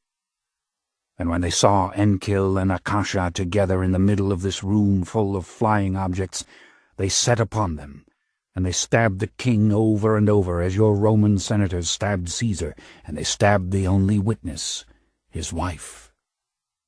And the king cried out, "No, don't you see what you have done? You have given the spirits a way to get in. You have opened my body to them, don't you see?" But the men fled, sure of the death of the king and the queen, who was on her hands and knees, cradling her husband's head in her hands, both bleeding from more wounds than one could count. Now the conspirators stirred up the populace. Did everyone know that the king had been killed by the spirits? He should have left the demons to his magicians, as any other king would have done. and bearing torches all flocked to the haunted house, which had grown suddenly and totally quiet.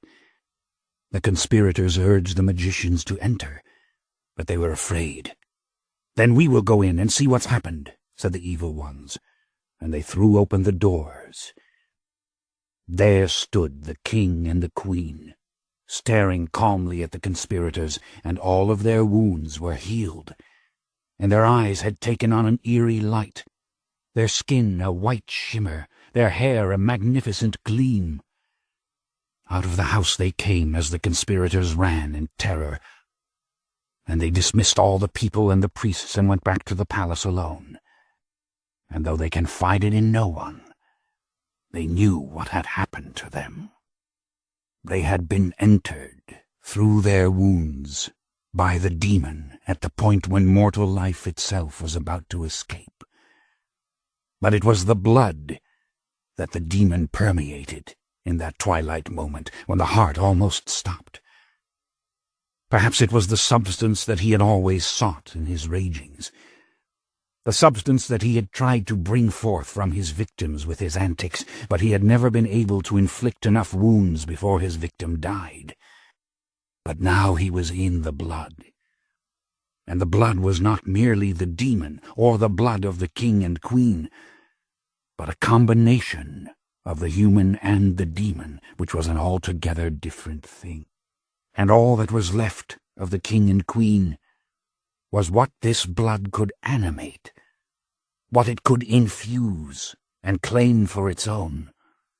Their bodies were for all other purposes dead, but the blood flowed through the brain and through the heart and through the skin, and so the intelligence of the king and queen remained. Their souls, if you will, remained, as the souls reside in these organs, though why we do not know.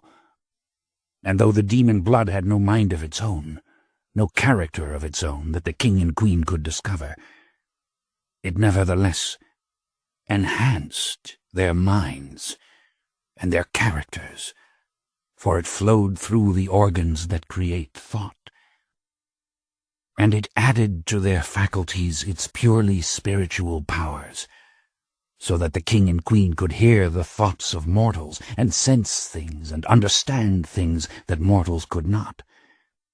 In sum, the demon had added, and the demon had taken away, and the king and queen were new things. They could no longer eat food, or grow, or die, or have children, yet they could feel with an intensity that terrified them. And the demon had what it wanted, a body to live in, a way to be in the world at last, a way to feel. But then came the even more dreadful discovery that to keep their corpses animate, the blood must be fed. And all it could convert to its use was the self-same thing of which it was made, blood. Give it more blood to enter, give it more blood to push through the limbs of the body in which it enjoyed such glorious sensations. Of blood it could not get enough. And oh, the grandest of all sensations was the drinking in which it renewed itself, fed itself, enlarged itself. And in that moment of drinking, it could feel the death of the victim, the moment it pulled the blood so hard out of the victim that the victim's heart stopped. The demon had them, the king and queen. They were drinkers of the blood. And whether or not the demon knew of them, we will never be able to tell. But the king and queen knew that they had the demon and could not get rid of it. And if they did, they would die, because their bodies were already dead. And they learned immediately that these dead bodies, animated as they were entirely by this demonic fluid, could not withstand fire or the light of the sun. On the one hand, they seemed as fragile white flowers that can be withered black in the daytime desert heat. On the other, it seemed the blood in them was so volatile that it would boil if heated, thereby destroying the fibers through which it moved. It has been said that in these very early times they could withstand no brilliant illumination, that even a nearby fire would cause their skin to smoke. Whatever, they are of a new order of being, and their thoughts were of a new order of being, and they tried to understand the things that they saw, the dispositions that afflicted them in this new state. All discoveries are not recorded. There is nothing in writing or in the unwritten tradition about when they first chose to pass on the blood, or ascertain the method by which it must be done, that the victim must be drained to the twilight moment of approaching death, or the demonic blood given him cannot take hold.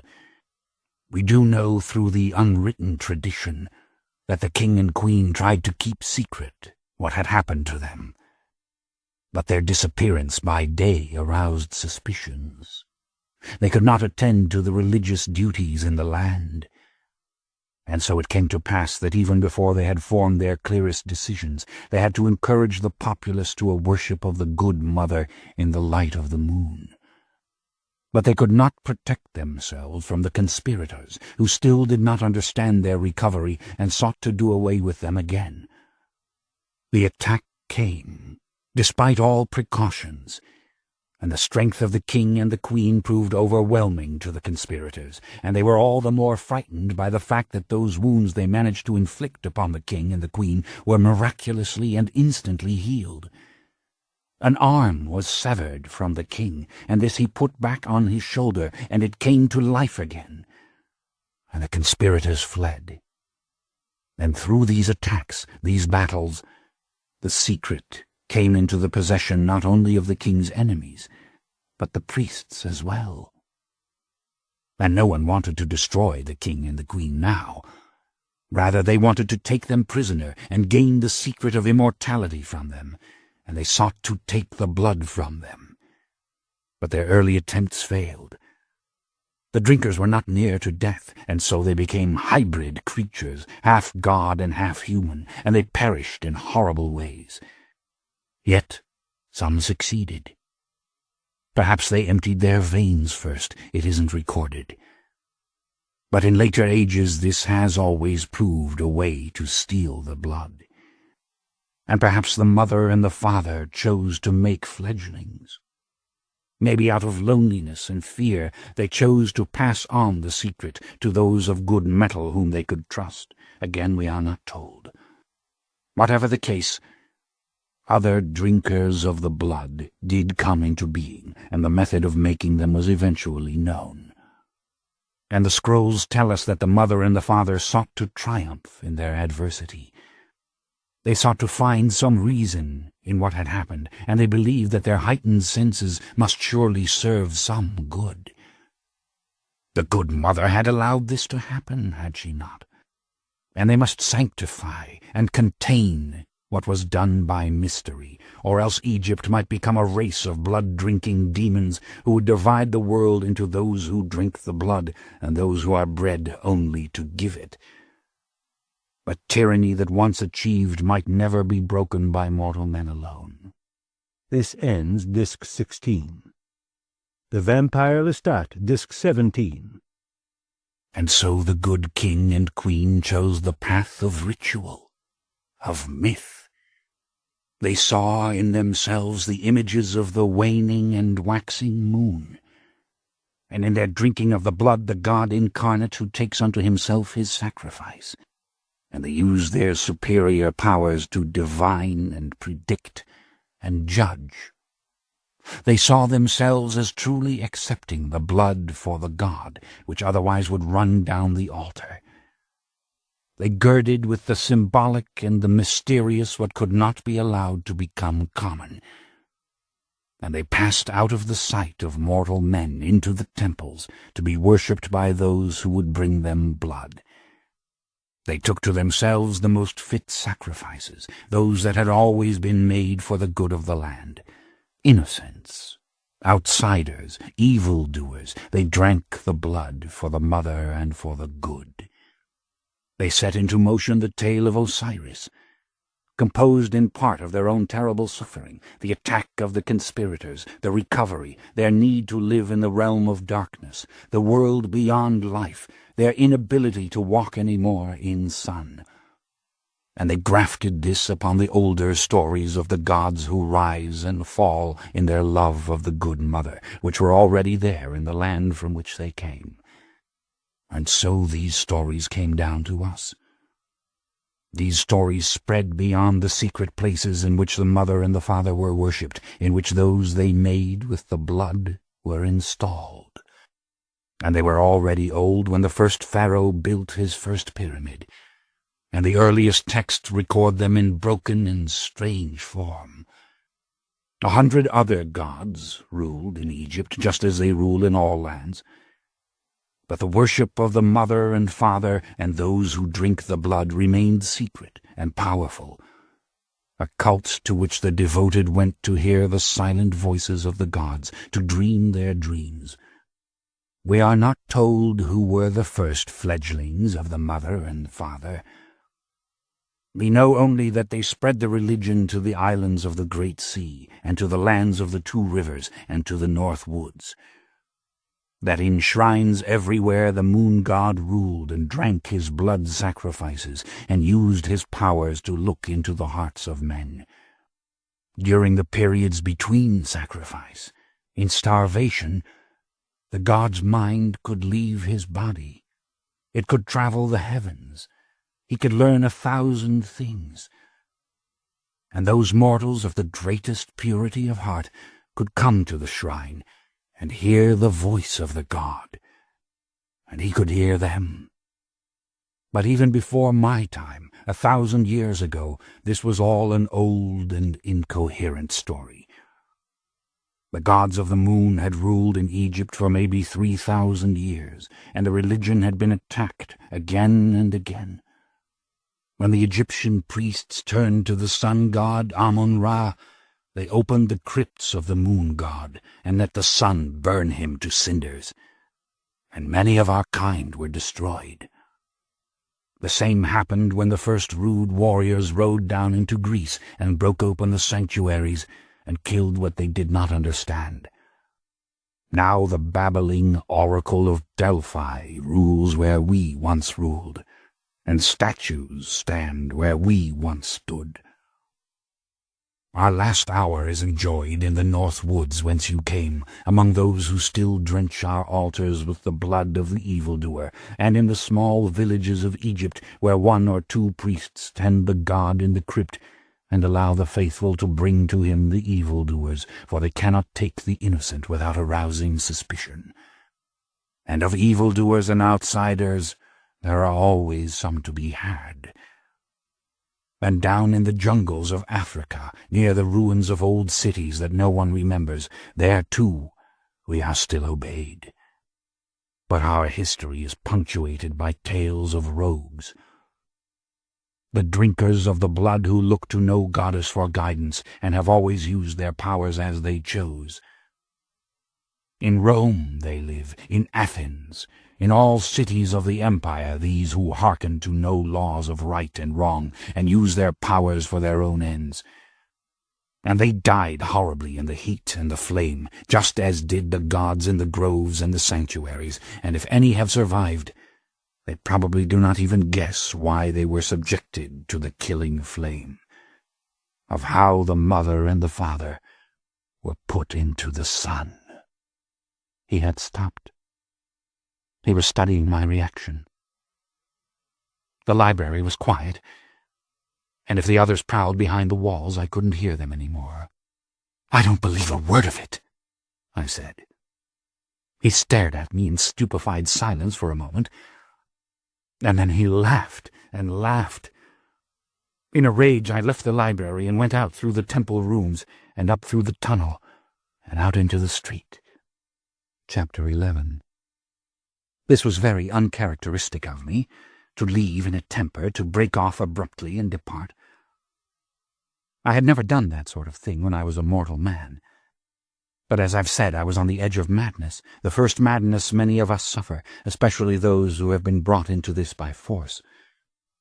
I went back to my little house near the great library of Alexandria, and I lay down on my bed as if I could really let myself fall asleep there and escape from this thing.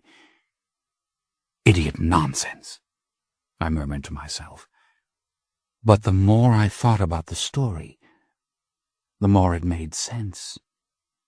It made sense that something was in my blood, impelling me to drink more blood. It made sense that it heightened all sensations, that it kept my body, a mere imitation now of a human body, functioning, when it should have come to a stop.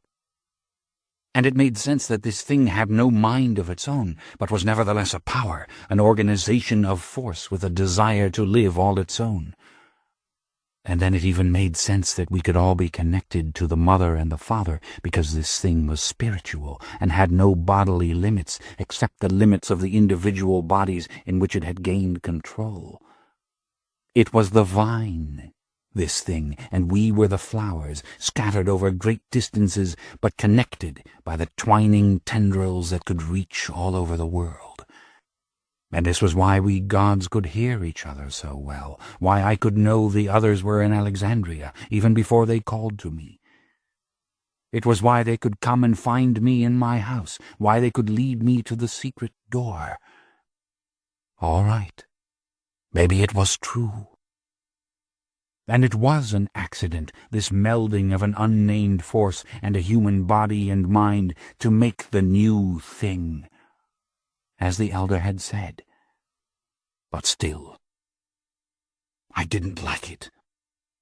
I revolted against all of it, because if I was anything, I was an individual, a particular being with a strong sense of my own rights and prerogatives. I could not realize that I was host to an alien entity. I was still Marius, no matter what had been done to me. I was left finally with one thought, and one thought only. If I was connected to this Mother and Father, then I must see them, and I must know that they were safe. I could not live with the thought that I could die at any moment on account of some alchemy I could neither control nor understand. But I didn't return to the underground temple. I spent the next few nights feasting on blood until my miserable thoughts were drowned in it. And then in the early hours I roamed the great library of Alexandria, reading, as I had always done. Some of the madness dissolved in me. I stopped longing for my mortal family. I stopped being angry at that cursed thing in the cellar temple, and I thought rather of this new strength I possessed. I would live for centuries. I would know the answers to all kinds of questions.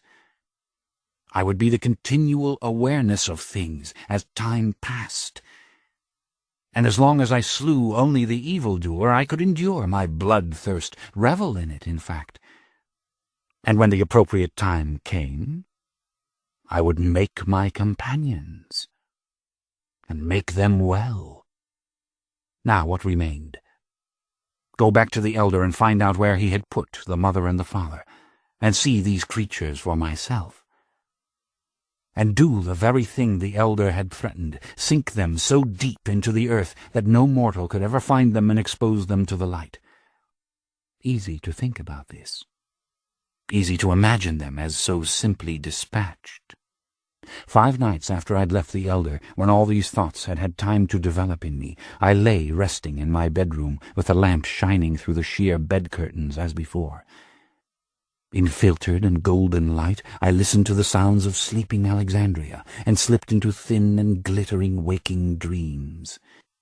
I wondered if the elder would come to me again, disappointed that I had not returned. And as the thought came clear to me, I realized that someone was standing in the doorway again. Someone was watching me. I could feel it. To see this person, I had but to turn my head. And then I would have the upper hand with the elder. I would say, "So you've come out of loneliness and disillusionment, and now you want to tell me more, do you? Why don't you go back and sit in silence to wound your wraith-like companions, the Brotherhood of the Cinders?"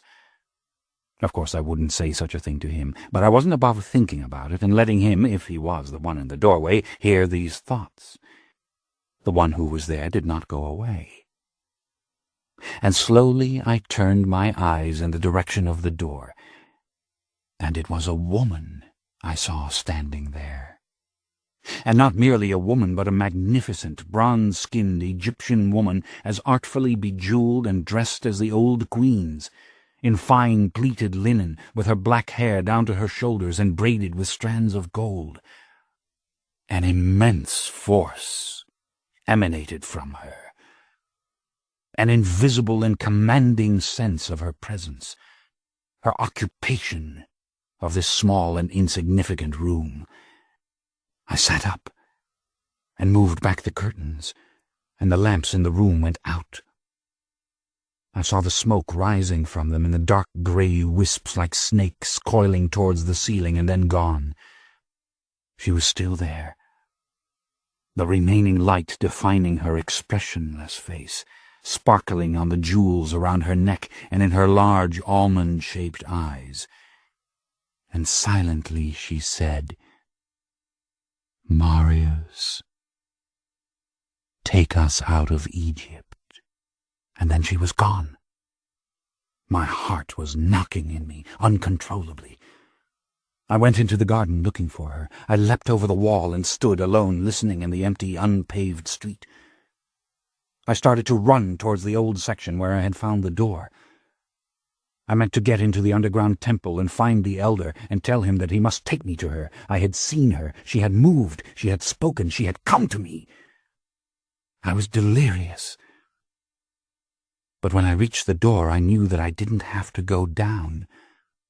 I knew that if I went out of the city, into the sands, I could find her. She was already leading me to where she was. In the hour that followed, I was to remember the strength and the speed I'd known in the forests of Gaul and had not used since. I went out from the city to where the stars provided the only light, and I walked until I came to a ruined temple, and there I began to dig in the sand. It would have taken a band of mortals several hours to discover the trap-door, but I found it quickly, and I was able to lift it, which mortals couldn't have done. The twisting stairs and corridors I followed were not illuminated, and I cursed myself for not bringing a candle, for being so swept off my feet by the sight of her that I had rushed after her as if I were in love. "Help me, Akasha," I whispered. I put my hands out in front of me and tried not to feel mortal fear of the blackness in which I was as blind as an ordinary man. My hands touched something hard before me, and I rested, catching my breath, trying to command myself. Then my hands moved on the thing, and felt what seemed the chest of a human statue, its shoulders, its arms. But this was no statue, this thing. This thing was made of something more resilient than stone. And when my hand found the face, the lips proved just a little softer than all the rest of it, and I drew back. I could hear my heart beat. I could feel the sheer humiliation of cowardice. I didn't dare say the name Akasha. I knew that this thing I had touched had a man's form. It was Enkil. I closed my eyes, trying to gather my wits, form some plan of action that didn't include turning and running like a madman, and I heard a dry, crackling sound, and against my closed lids saw fire. When I opened my eyes, I saw a blazing torch on the wall beyond him, and his dark outline looming before me, and his eyes animate, and looking at me without question, the black pupils swimming in a dull grey light. He was otherwise lifeless, hands limp at his sides. He was ornamented as she had been, and he wore the glorified dress of the pharaoh, and his hair too was plaited with gold. His skin was bronze all over, as hers had been, enhanced, as the elder had said, and he was the incarnation of menace. In his stillness, as he stood staring at me. In the barren chamber behind him, she sat on a stone shelf, with her head at an angle, her arms dangling as if she were a lifeless body flung there. Her linen was smeared with sand, her sandaled feet caked with it, and her eyes were vacant and staring. perfect attitude of death. And he, like a stone sentinel in a royal tomb, blocked my path. I could hear no more from either of them than you heard from them when I took you down to the chamber here on the island, and I thought I might expire on the spot from fear. Yet there was the sand on her feet and on her linen. She'd come to me. She had. But someone had come into the corridor behind me. Someone was shuffling along the passage, and when I turned I saw one of the burnt ones. A mere skeleton, this one, with black gums showing and the fangs cutting into the shiny black raisin skin of his lower lip. I swallowed a gasp at the sight of him, his bony limbs, feet splayed, arms jiggling with every step. He was ploughing towards us, but he did not seem to see me. He put his hands up and shoved at Enkil. "No, no, back into the chamber," he whispered in a low, crackling voice. Oh, and each syllable seemed to take all he had. His withered arms shoved at the figure. He couldn't budge it. "Help me," he said to me. "They have moved. Why did they move? Make them go back. The further they move, the harder it is to get them back." I stared at Enkil, and I felt the horror that you felt, to see this statue with life in it, seemingly unable or unwilling to move. And as I watched, the spectacle grew even more horrible, because the blackened wraith was now screaming and scratching at Enkil, unable to do anything with him. And the sight of this thing that should have been dead, wearing itself out like this, and this other thing that looked so perfectly godlike and magnificent, just standing there, was more than I could bear. "Help me," the thing said. "Get him back into the chamber. Get them back where they must remain." How could I do this? How could I lay hands on this being? How could I presume to push him where he did not wish to go? "They will be all right if you help me," the thing said. "They will be together and they will be at peace. Push on him. Do it. Push. Oh, look at her. What's happened to her? Look." "All right, damn it," I whispered, and overcome with shame I tried. I laid my hands again on Enkil, and I pushed at him. But it was impossible. My strength meant nothing here, and the burnt one became all the more irritating with his useless ranting and shoving. But then he gasped and cackled and threw his skeletal arms up in the air and backed up. "What's the matter with you?" I said, trying not to scream and run. But I saw soon enough. Akasha had appeared behind Enkil. She was standing directly behind him and looking at me over his shoulder, and I saw her fingertips come round his muscular arms. Her eyes were as empty in their glazed beauty as they had been before, but she was making him move. And now came the spectacle of these two things walking of their own volition, he backing up slowly, feet barely leaving the ground, and she shielded by him, so that I saw only her hands and the top of her head and her eyes. I blinked, trying to clear my head. They were sitting on the shelf again, together, and they had lapsed into the same posture in which you saw them downstairs on this island tonight. The burnt creature was near to collapse.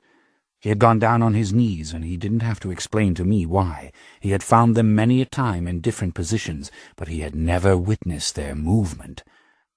And he had never seen her as she had been before. I was bursting with the knowledge of why she had been as she was before. She had come to me. But there was a point at which my pride and exhilaration gave way to what it should have been. Overwhelming awe. And finally, grief. I started to cry. I started to cry uncontrollably, as I had not cried since I had been with the old god in the grove, and my death had occurred, and this curse, this great, luminous, and powerful curse, had descended on me. I cried as you cried when you first saw them. I cried for their stillness and their isolation, and this horrible little place in which they stared forward at nothing or sat in darkness while Egypt died above. The goddess, the mother, the thing, whatever she was, the mindless and silent or helpless progenitor, was looking at me. Surely it wasn't an illusion. Her great glossy eyes with their black fringe of lashes were fixed upon me. And there came her voice again. But it had nothing of its old power. It was merely the thought, quite beyond language, inside my head. Take us out of Egypt, Marius. The elder means to destroy us. Guard us, Marius, or we perish here. Do they want blood? The burnt one cried. Did they move because they would have sacrifice? The dried one begged. Go get them a sacrifice, I said. I cannot now. I haven't the strength, and they won't give their healing blood to me. Would they but allow me a few drops, my burnt flesh might restore itself.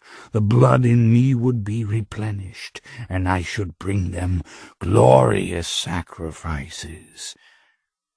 But there was an element of dishonesty in this little speech, because they didn't desire glorious sacrifices any more. Try again to drink their blood, I said. And this was horribly selfish of me. I just wanted to see what would happen. Yet, to my humiliation, he did approach them, bent over and weeping, begging them to give their powerful blood, their old blood, so that his burns might heal faster, saying that he was innocent. He had not put them in the sand. It had been the elder. Please, please, would they let him drink from the original fount? And then ravenous hunger consumed him, and convulsing, he distended his fangs as a cobra might, and he shot forward, his black claws out to the neck of Enkil. Enkil's arm rose, as the elder said it would, and it flung the burnt one across the chamber on his back before it returned to its proper place. The burnt one was sobbing, and I was even more ashamed. The burnt one was too weak to hunt for victims or bring victims. I had urged him on to this, to see it. And the gloom of this place, the gritty sand on the floor, the barrenness, the stink of the torch, and the ugly sight of the burnt one writhing and crying, all this was dispiriting beyond words. Then drink from me, I said, shuddering at the sight of him, the fangs distended again, the hands out to grasp me. But it was the least I could do. Chapter 12. As soon as I was done with that creature, I ordered him to let no one enter the crypt. How the hell he was supposed to keep anyone out I couldn't imagine, but I told him this with tremendous authority, and I hurried away. I went back into Alexandria, and I broke into a shop that sold antique things, and I stole 2 fine-painted and gold-plated mummy cases, and I took a great deal of linen for wrapping, and I went back to the desert crypt. My courage and my fear were at their peak. As often happens when we give the blood or take it from another of our kind, I had seen things, dreamed things, as it were, when the burnt one had his teeth in my throat. And what I had seen and dreamed had to do with Egypt, the age of Egypt. The fact that for 4,000 years this land had known little change in language, religion, or art. And for the first time this was understandable to me. And it put me in profound sympathy with the mother and the father as relics of this country, as surely as the pyramids were relics. It intensified my curiosity and made it something more akin to devotion, though to be honest I would have stolen the mother and the father just in order to survive. This new knowledge, this new infatuation, inspired me as I approached Akasha and Enkil, to put them in the wooden mummy cases, knowing full well that Akasha would allow it, and that one blow from Enkil could probably crush my skull. But Enkil yielded as well as Akasha. They allowed me to wrap them in linen, to make mummies of them, and to place them into the shapely wooden coffins which bore the painted faces of others and the endless hieroglyph instructions for the dead, and to take them with me into Alexandria, which I did. I left the wraith being in a terrible state of agitation as I went off dragging a mummy case under each arm.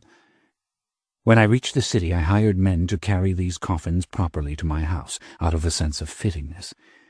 And then I buried them deep beneath the garden, explaining to Akasha and Enkil all the while aloud that their stay in the earth would not be long. I was in terror to leave them the next night. I hunted and killed within yards of my own garden gate. And then I sent my slaves to purchase horses and a wagon for me, and to make preparations for a journey around the coast to Antioch on the Orontes River, a city I knew and loved, and in which I felt I would be safe. As I feared, the elder soon appeared. I was actually waiting for him in the shadowy bedroom, seated on my couch like a Roman, one lamp beside me, an old copy of some Roman poem in my hand. I wondered if he would sense the location of Akasha and Enkil, and deliberately imagined false things, that I had shut them up in the Great Pyramid itself. I still dreamed the dream of Egypt that had come to me from the Burnt One, a land in which the laws and the beliefs had remained the same for longer than we could imagine, a land that had known the picture-writing and the pyramids and the myths of Osiris and Isis when Greece had been in darkness and when there was no Rome. I saw the river Nile overflowing her banks. I saw the mountains on either side which created the valley. I saw time with a wholly different idea of it. And it was not merely the dream of the Burnt One. It was all I had ever seen or known in Egypt, a sense of things beginning there, which I had learned from books long before I had become the child of the mother and the father whom I meant now to take. "What makes you think that we would entrust them to you?" the elder said as soon as he appeared in the doorway. He appeared enormous, as girded only in the short linen kilt he walked around my room. The lamplight shone on his bald head, his round face, his bulging eyes. "How dare you take the mother and the father?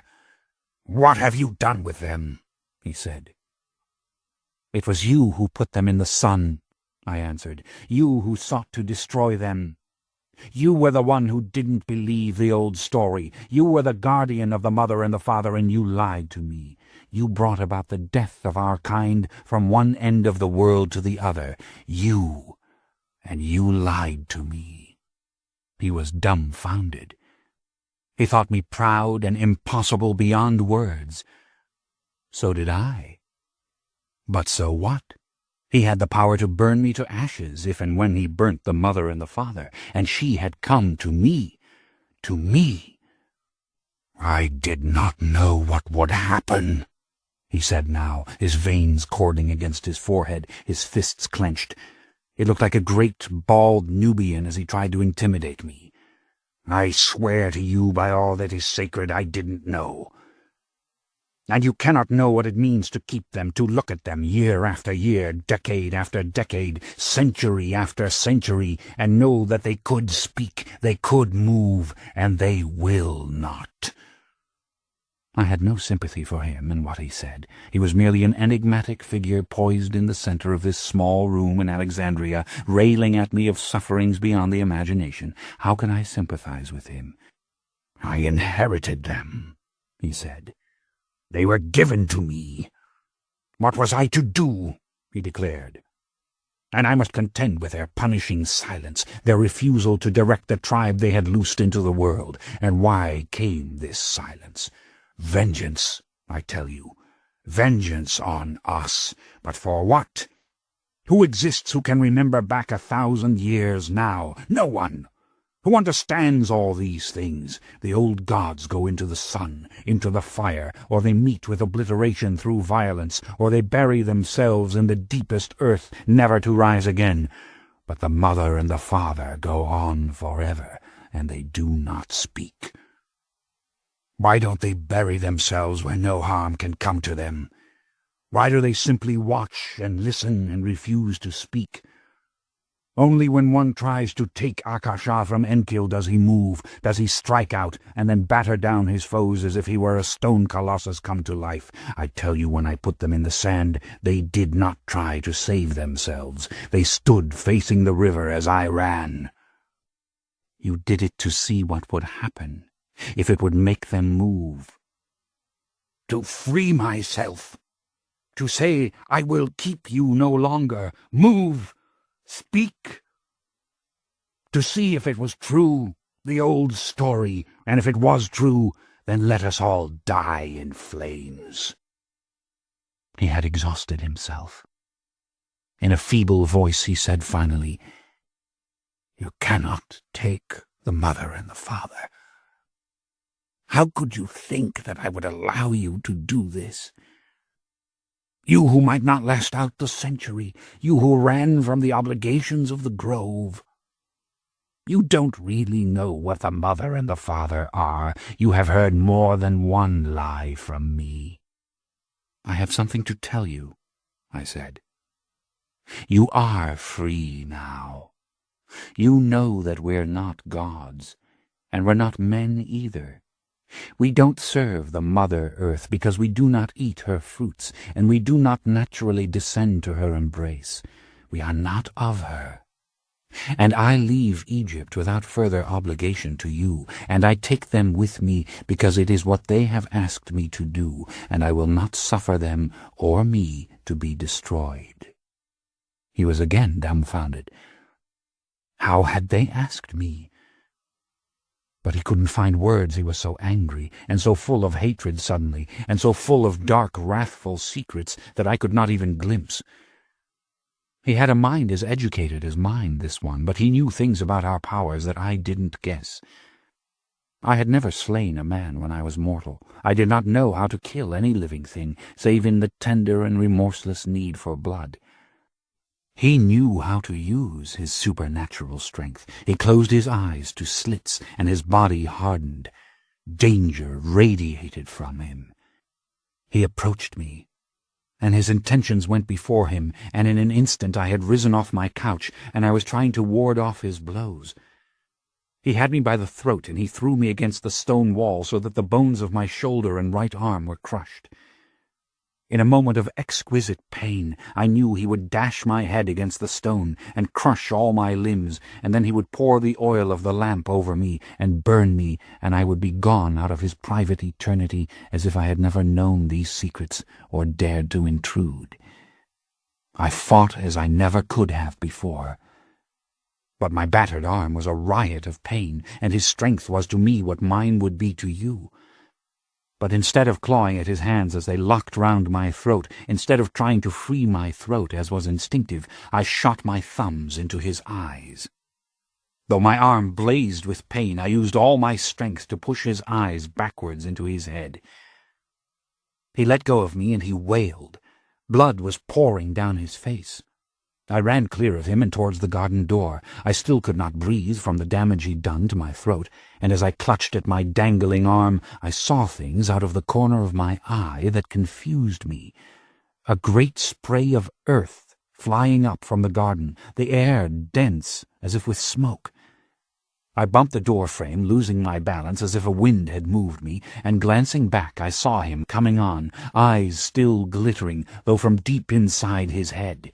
He was cursing me in Egyptian. He was saying that I should go into the nether world with the demons unmourned.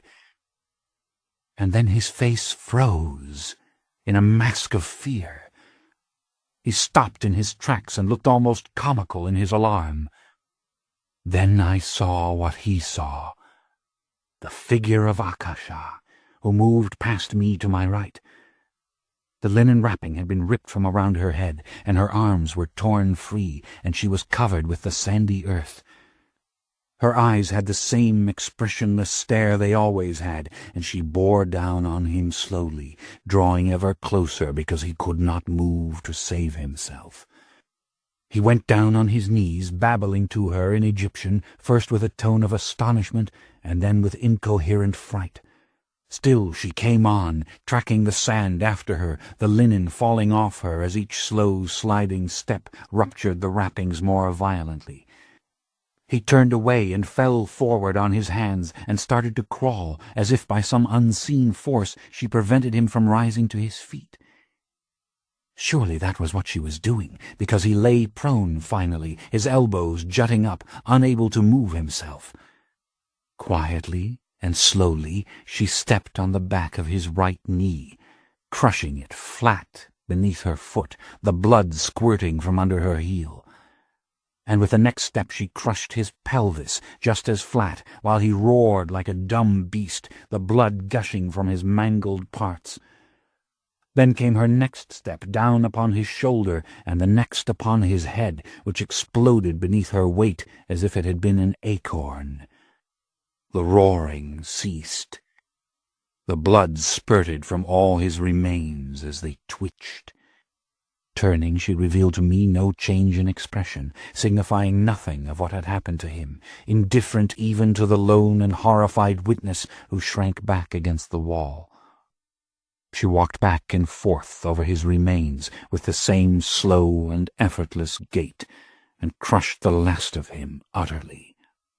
What was left was not even the outline of a man, but mere blood-soaked pulp upon the floor. And yet it glittered, bubbled, seemed to swell and contract as if there were still life in it. I was petrified, knowing that there was life in it, that this was what immortality could mean. But she had come to a stop, and she turned to her left so slowly it seemed the revolution of a statue on a chain, and her hand rose, and the lamp beside the couch rose in the air and fell down upon the bloody mass, the flame quickly igniting the oil as it spilled. Like grease he went up, flames dancing from one end of the dark mass to the other, the blood seeming to feed the fire, the smoke acrid, but only with the stench of the oil. I was on my knees with my head against the side of the doorway. I was as near to losing consciousness from shock as I have ever been. I watched him burn to nothing. I watched her standing there, beyond the flames, her bronze face giving forth not the slightest sign of intelligence or triumph or will. I held my breath, expecting her eyes to move to me, but they didn't. And as the moment lengthened, as the fire died, I realized that she had ceased to move. She had returned to the state of absolute silence and stillness that all the others had come to expect of her. The room was dark now. The fire had gone out. The smell of burning oil sickened me. She looked like an Egyptian ghost in her torn wrappings, poised there before the glittering embers, the gilded furnishings glinting in the light from the sky, bearing for all their Roman craftsmanship some resemblance to the elaborate and delicate furnishings of a royal burial chamber. I rose to my feet, and the pain in my shoulder and in my arm throbbed. I could feel the blood rushing to heal it, but the damage was considerable. I did not know how long I would have this. I did know, of course, that if I were to drink from her, the healing would be much faster, perhaps instantaneous, and we could start our journey out of Alexandria tonight. I could take her far, far away from Egypt. Then I realized that she was telling me this. The words "far, far away" were breathed in by me sensuously, and I answered her, "I have been all through the world, and I will take you to safe places." But then again, perhaps this dialogue was all my doing, and the soft, yielding sensation of love for her was my doing. And I was going completely mad, knowing this nightmare would never, never end except in fire such as that no natural old age or death would ever quiet my fears and dull my pains as I had once expected it to do. It ceased to matter. What mattered was that I was alone with her, and in this darkness she might have been a human woman standing there, a young god-woman full of vitality and full of lovely language and ideas and dreams. I moved closer to her, and it seemed then that she was this pliant and yielding creature, and some knowledge of her was inside me, waiting to be remembered, waiting to be enjoyed. Yet I was afraid. She could do to me what she had done to the elder. But that was absurd. She would not. I was her guardian now. She would never let anyone hurt me. No. I was to understand that. And I came closer and closer to her, until my lips were almost at her bronze throat, and it was decided when I felt the firm, cold press of her hand on the back of my head. Chapter 13. I won't try to describe the ecstasy. You know it. You knew it when you took the blood from Magnus. You knew it when I gave you the blood in Cairo. You know it when you kill. And you know what it means when I say it was that, but 1,000 times that. I neither saw, nor heard, nor felt anything but absolute happiness, absolute satisfaction. Yet I was in other places, other rooms, from long ago, and voices were talking, and battles were being lost. Someone was crying in agony, someone was screaming in words I knew and didn't know. I do not understand, I do not understand. A great pool of darkness opened, and there came the invitation to fall, and to fall, and to fall. And she sighed and said, I can fight no longer. Then I awoke, and found myself lying on my couch. She was in the center of the room, still as before, and it was late in the night, and the city of Alexandria murmured around us in its sleep. I knew a multitude of other things. I knew so many things that it would have taken hours, if not nights, for me to learn them if they'd been confided in mortal words, and I had no inkling of how much time had passed. I knew that thousands of years ago there had been great battles among the drinkers of the blood, and many of them, after the first creation, had become ruthless and profane bringers of death. Unlike the benign lovers of the good mother who starved and then drank her sacrifices, these were death angels who could swoop down upon any victim at any moment, glorying in the conviction that they were part of the rhythm of all things, in which no individual human life matters, in which death and life are equal, and to them belonged suffering and slaughter as they chose to mete it out. And these terrible gods had their devoted worshippers among men, human slaves who brought victims to them, and quaked in fear of the moment when they themselves might fall to the gods' whim. Gods of this kind had ruled in ancient Babylon, and in Assyria, and in cities long forgotten, and in far-off India, and in countries beyond whose names I did not understand.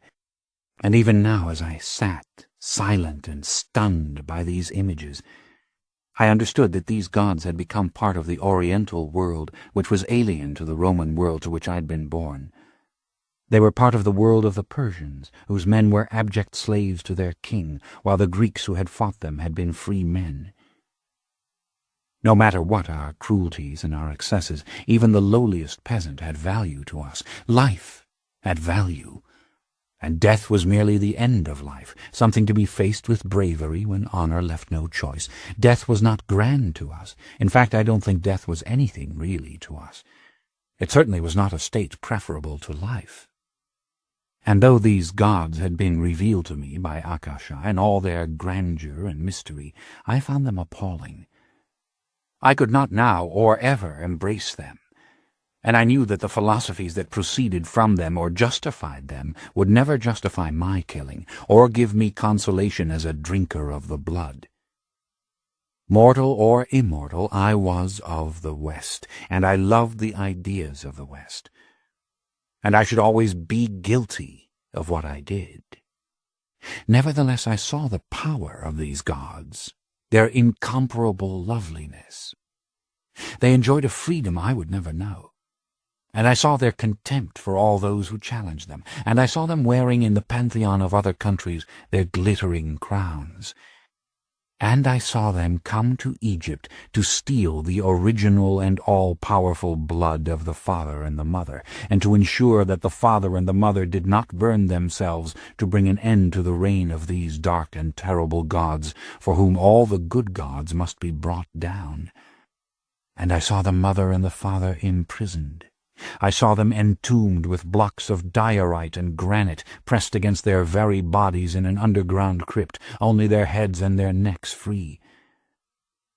In this manner the dark gods could feed the mother and the father the human blood they could not resist, and take from their necks the powerful blood against their will, and all the dark gods of the world came to drink from this oldest of founts. The father and the mother screamed in torment. They begged to be released. But this meant nothing to the dark gods, who relished such agony, who drank it as they drank human blood. The dark gods wore human skulls dangling from their girdles. Their garments were dyed with human blood. The mother and the father refused sacrifice, but this only increased their helplessness. They did not take the very thing that might have given them the strength to move the stones and to affect objects by mere thought. Nevertheless, their strength increased. Years and years of this torment, and wars among the gods, wars among the sects that held to life and those who held to death. Years beyond counting, until finally the mother and the father became silent, and there were none in existence who could even remember a time when they begged or fought or talked. Years came when nobody could remember who had imprisoned the mother and the father, or why the mother and the father must not ever be let out. Some did not believe that the mother and the father were even the originals, or that their immolation would harm anyone else. It was just an old tale. And all the while Egypt was Egypt, and its religion, uncorrupted by outsiders, finally moved on towards the belief in conscience, the judgment after death of all beings, be they rich or poor, the belief in goodness on earth and life after death. And then the night came when the mother and the father were found free of their prison, and those who tended them realized that only they could have moved the stones. In silence, their strength had grown beyond all reckoning, yet they were as statues, embracing each other in the middle of the dirty and darkened chamber where for centuries they had been kept. Naked and shimmering they were, all their clothing having long ago rotted away. If and when they drank from the victims offered, they moved with the sluggishness of reptiles in winter, as though time had taken on an altogether different meaning for them, and years were as nights to them, and centuries as years. And the ancient religion was strong as ever, not of the East, and not really of the West. The drinkers of the blood remained good symbols, the luminous image of life in the afterworld, which even the lowliest Egyptian soul might come to enjoy. Sacrifice could only be the evildoer in these later times. And by this means the gods drew the evil out of the people and protected the people, and the silent voice of the god consoled the weak, telling the truths learned by the god in starvation, that the world was full of abiding beauty, that no soul here is really alone. The mother and the father were kept in the loveliest of all shrines, and all the gods came to them and took from them, with their will, droplets of their precious blood. But then the impossible was happening. Egypt was reaching its finish. Things thought to be unchangeable were about to be utterly changed. Alexander had come. The Ptolemies were the rulers, Caesar and Antony, all rude and strange protagonists of the drama which was simply the end of all this. And finally, the dark and cynical elder, the wicked one, the disappointed one, who put the mother and the father in the sun. I got up off the couch, and I stood in this room in Alexandria, looking at the motionless and staring figure of Akasha, and the soiled linen hanging from her seemed an insult. and my head swam with old poetry, and I was overcome with love. There was no more pain in my body from the battle with the elder. The bones were restored. And I went down on my knees, and I kissed the fingers of the right hand that hung at Akasha's side. I looked up, and I saw her looking down at me, her head tilted, and the strangest look passed over her. It seemed as pure in its suffering as the happiness I had just known. Then her head, very slowly, inhumanly slowly, returned to its position of facing forward, and I knew in that instant that I had seen and known things that the elder had never known. As I wrapped her body again in linen, I was in a trance. More than ever I felt the mandate to take care of her and Enkil, and the horror of the elder's death was flashing before me every second, and the blood she had given me had increased my exhilaration as well as my physical strength. And as I prepared to leave Alexandria, I suppose I dreamed of waking Enkil and Akasha, that in the years to come they would recover all the vitality stolen from them, and we would know each other in such intimate and astonishing ways that these dreams of knowledge and experience given me in the blood would pale. My slaves had long ago come back with the horses and the wagons for our journey, with the stone sarcophagi and the chains and locks I had told them to procure. They waited outside the walls. I placed the mummy cases with the mother and the father in the sarcophagi side by side in the wagon, and I covered them with locks and chains and heavy blankets, and we set out, heading towards the door to the underground temple of the gods, on our way to the city gates. When I reached the door, I left my slaves with firm orders to give a loud alarm if anyone approached. And then I took a leather sack and went down into the temple and into the library of the elder, and I put all the scrolls I could find into the sack. I stole every bit of portable writing that was in the place. I wished I could have taken the writing off the walls.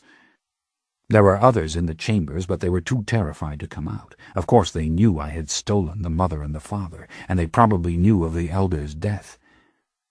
It didn't matter to me. I was getting out of old Egypt, and I had the source of all our power with me, and I was young and foolish and inflamed. When I finally reached Antioch on the Orontes, a great and wonderful city that rivaled Rome in population and wealth, I read these old papyri, and they told of all the things Akasha had revealed to me. And she and Enkil had the first of many chapels I would build for them all over Asia and Europe. And they knew that I would always care for them, and I knew that they would let no harm come to me. Many centuries after, when I was set afire in Venice by the band of the Children of Darkness, I was too far from Akasha for rescue, or again she would have come. And when I did reach the sanctuary, knowing full well the agony that the burnt gods had known, I drank of her blood until I was healed. But by the end of the 1st century of keeping them in Antioch, I had despaired that they would ever come to life, as it were. Their silence and stillness was almost continuous, as it is now. Only the skin changed dramatically with the passing years, losing the damage of the sun until it was like alabaster again. But by the time I realized all this, I was powerfully engaged in watching the goings-on of the city and the changing of the times.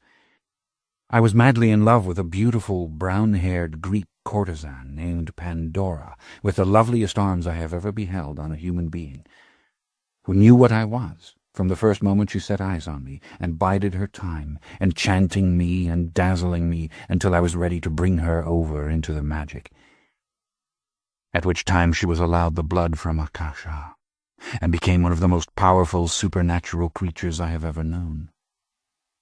200 years I lived and fought and loved with Pandora, but that is another tale. There are a million tales I could tell of the centuries I have lived since then, of my journeys from Antioch to Constantinople, back to Alexandria, and on to India, and then to Italy again, and from Venice to the bitter cold highlands of Scotland, and then to this island in the Aegean where we are now. I could tell you of the tiny changes in Akasha and Henkill over the years, of the puzzling things they do, and the mysteries they leave unsolved. Perhaps some night in the far distant future, when you've returned to me, I'll talk of the other immortals I've known, those who were made as I was made, by the last of the gods who survived in various lands, some the servants of the Mother, and others of the terrible gods out of the East. I could tell you how Mael, my poor druid priest, finally drank from the wounded god himself, and in one instant lost all his belief in the old religion, going on to become as enduring and dangerous a rogue immortal as any of us.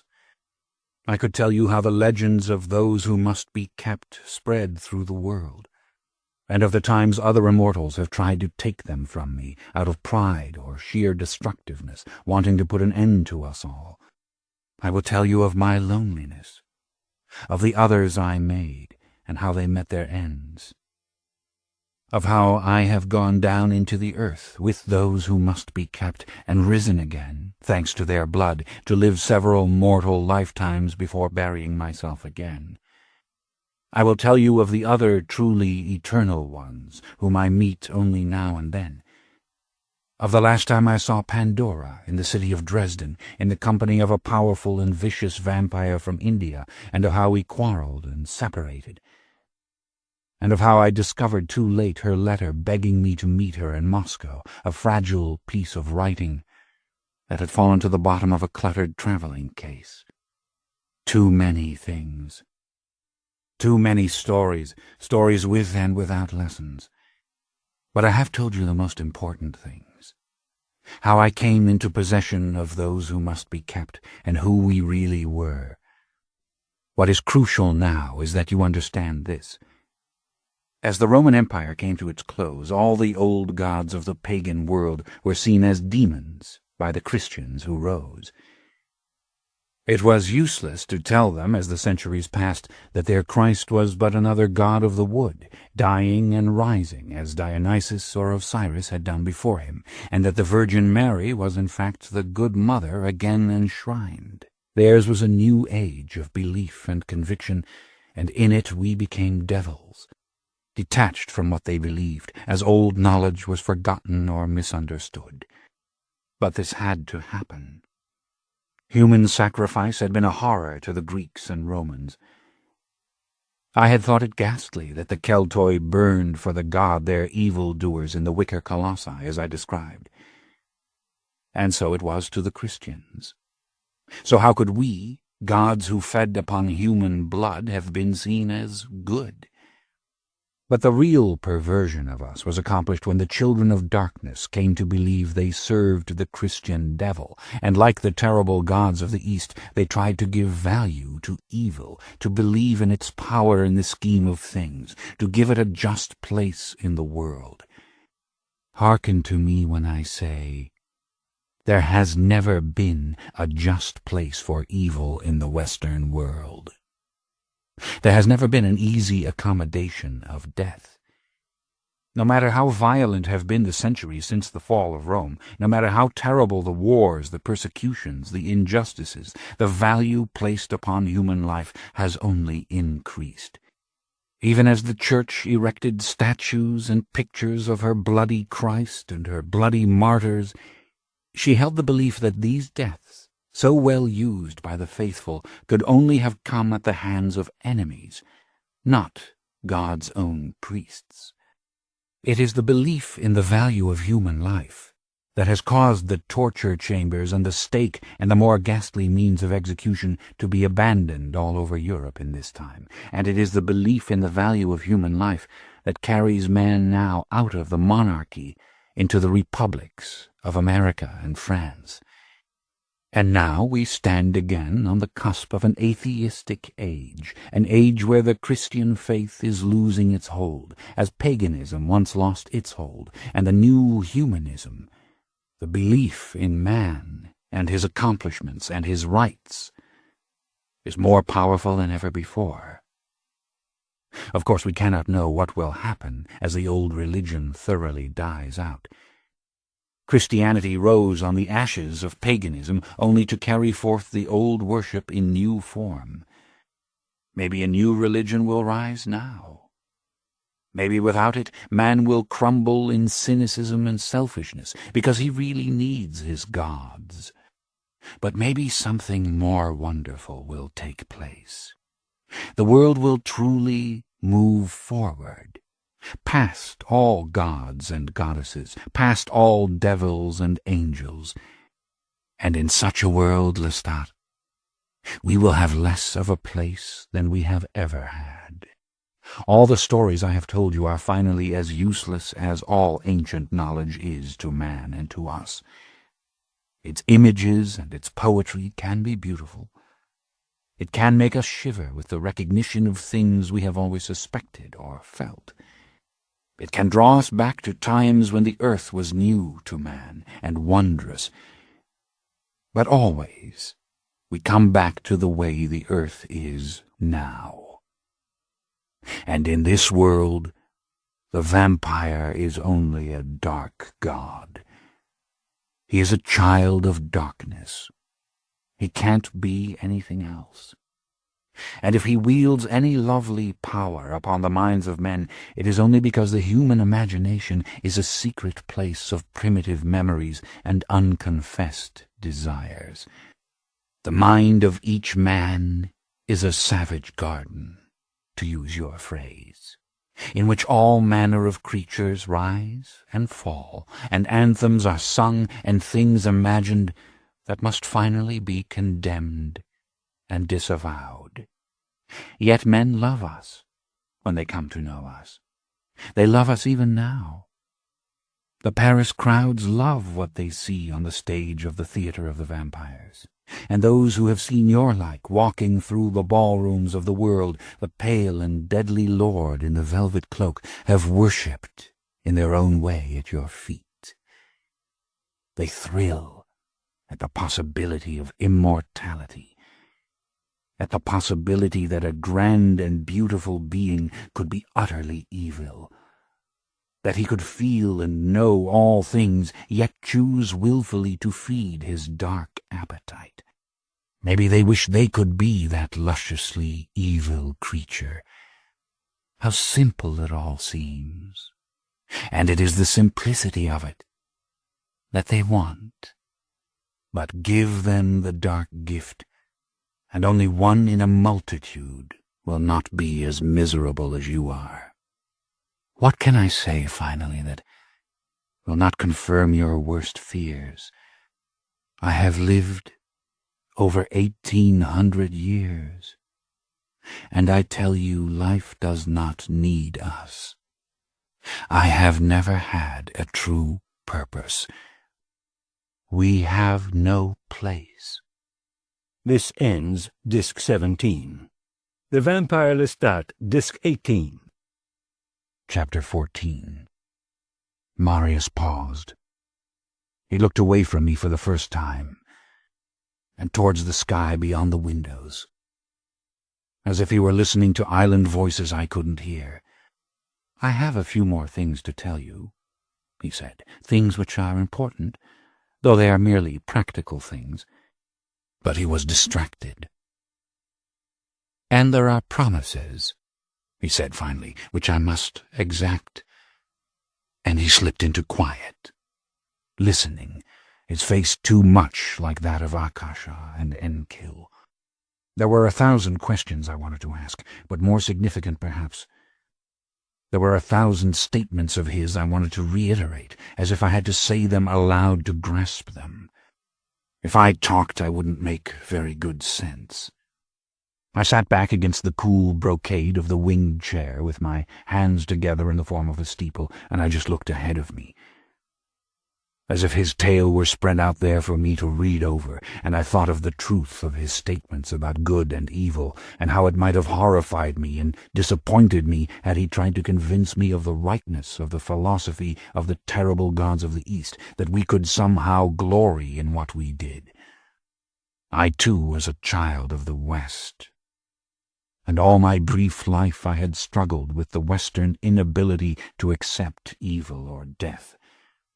But underneath all these considerations lay the appalling fact that Marius could annihilate all of us by destroying Akasha and Enkil. Marius could kill every single one of us in existence if he were to burn Akasha and Enkil, and thereby get rid of an old and decrepit and useless form of evil in the world. Or so it seemed. And the horror of Akasha and Enkil themselves. What could I say to this? Except that I, too, had felt the first glimmer of what he once felt, that I could rouse them. I could make them speak again. I could make them move. Or more truly, I had felt when I saw them that someone should and could do it. Someone could end their open-eyed sleep. And what would they be, if they ever walked and talked again? Ancient Egyptian monsters. What would they do? I saw the two possibilities as seductive suddenly, rousing them or destroying them. Both tempted the mind. I wanted to pierce them and commune with them, and yet I understood the irresistible madness of trying to destroy them, of going out in a blaze of light with them that would take all our doomed species with it. Both attitudes had to do with power, and some triumph over the passage of time. "Aren't you ever tempted to do it?" I asked, and my voice had pain in it. I wondered if down in their chapel they heard. He awakened from his listening and turned to me, and he shook his head. "No. Even though you know better than anyone that we have no place?" Again he shook his head. "No. I am immortal," he said. "Truly immortal. To be perfectly honest, I do not know what can kill me now, if anything. But that isn't the point. I want to go on.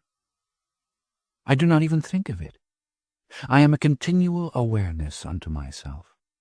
The intelligence I longed for years and years ago when I was alive, and I'm in love as I've always been with the great progress of mankind.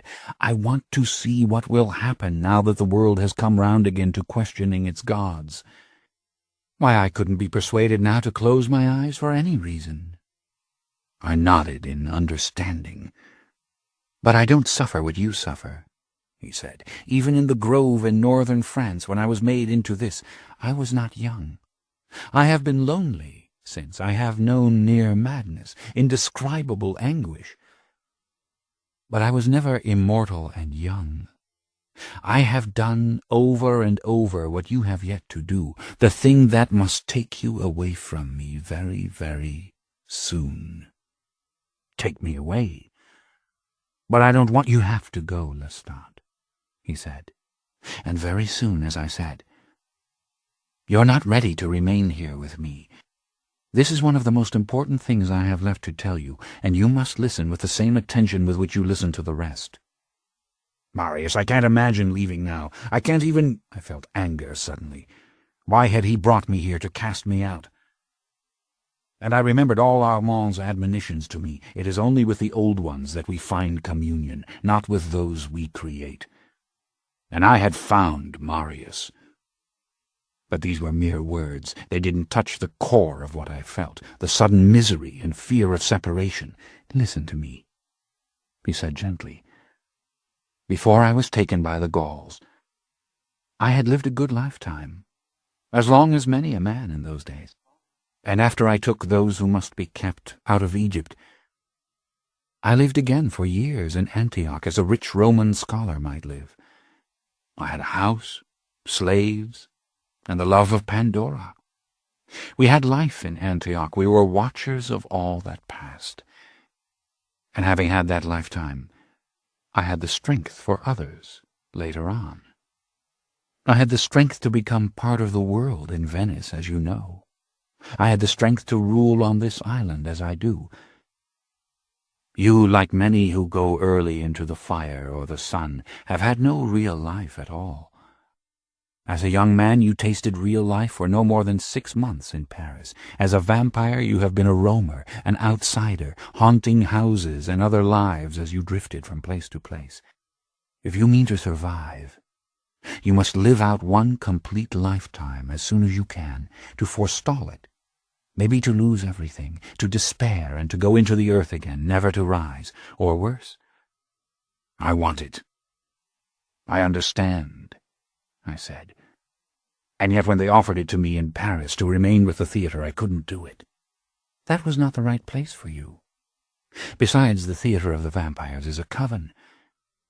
It isn't the world any more than this island refuge of mine is the world, and too many horrors happen to you there. But in this new world wilderness to which you're headed, this barbaric little city called New Orleans, you may enter into the world as never before. You may take up residence there as a mortal, just as you tried to do so many times in your wanderings with Gabrielle. There will be no old covens to bother you, no rogues to try to strike you down out of fear. And when you make others, and you will out of loneliness make others, make and keep them as human as you can. Keep them close to you, as members of a family, not as members of a coven, and understand the age you live in, the decades you pass through. Understand the style of garment that adorns your body, the styles of dwellings in which you spend your leisure hours, the place in which you hunt. Understand what it means to feel the passage of time. Yes, and feel all the pain of seeing things die. All the things Armand advised against, of course.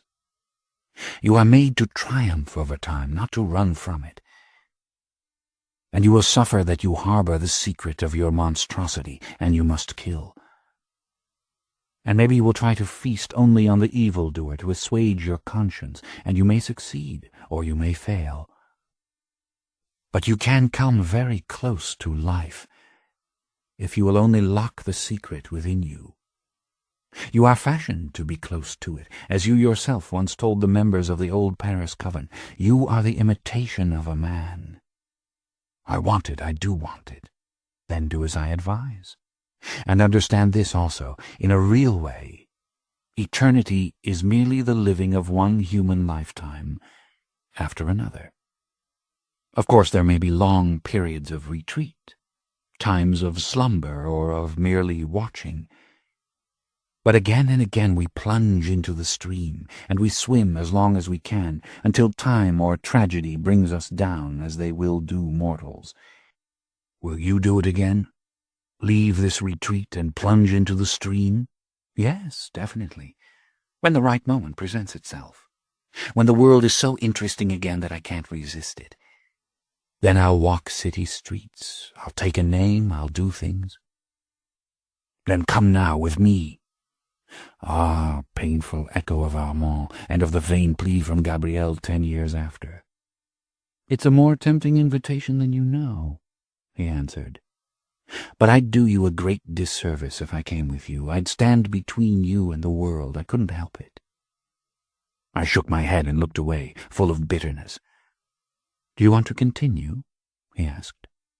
Or do you want Gabrielle's predictions to come true? I want to continue, I said. Then you must go, he said. A century from now, maybe less, we'll meet again. I won't be on this island. I will have taken those who must be kept to another place.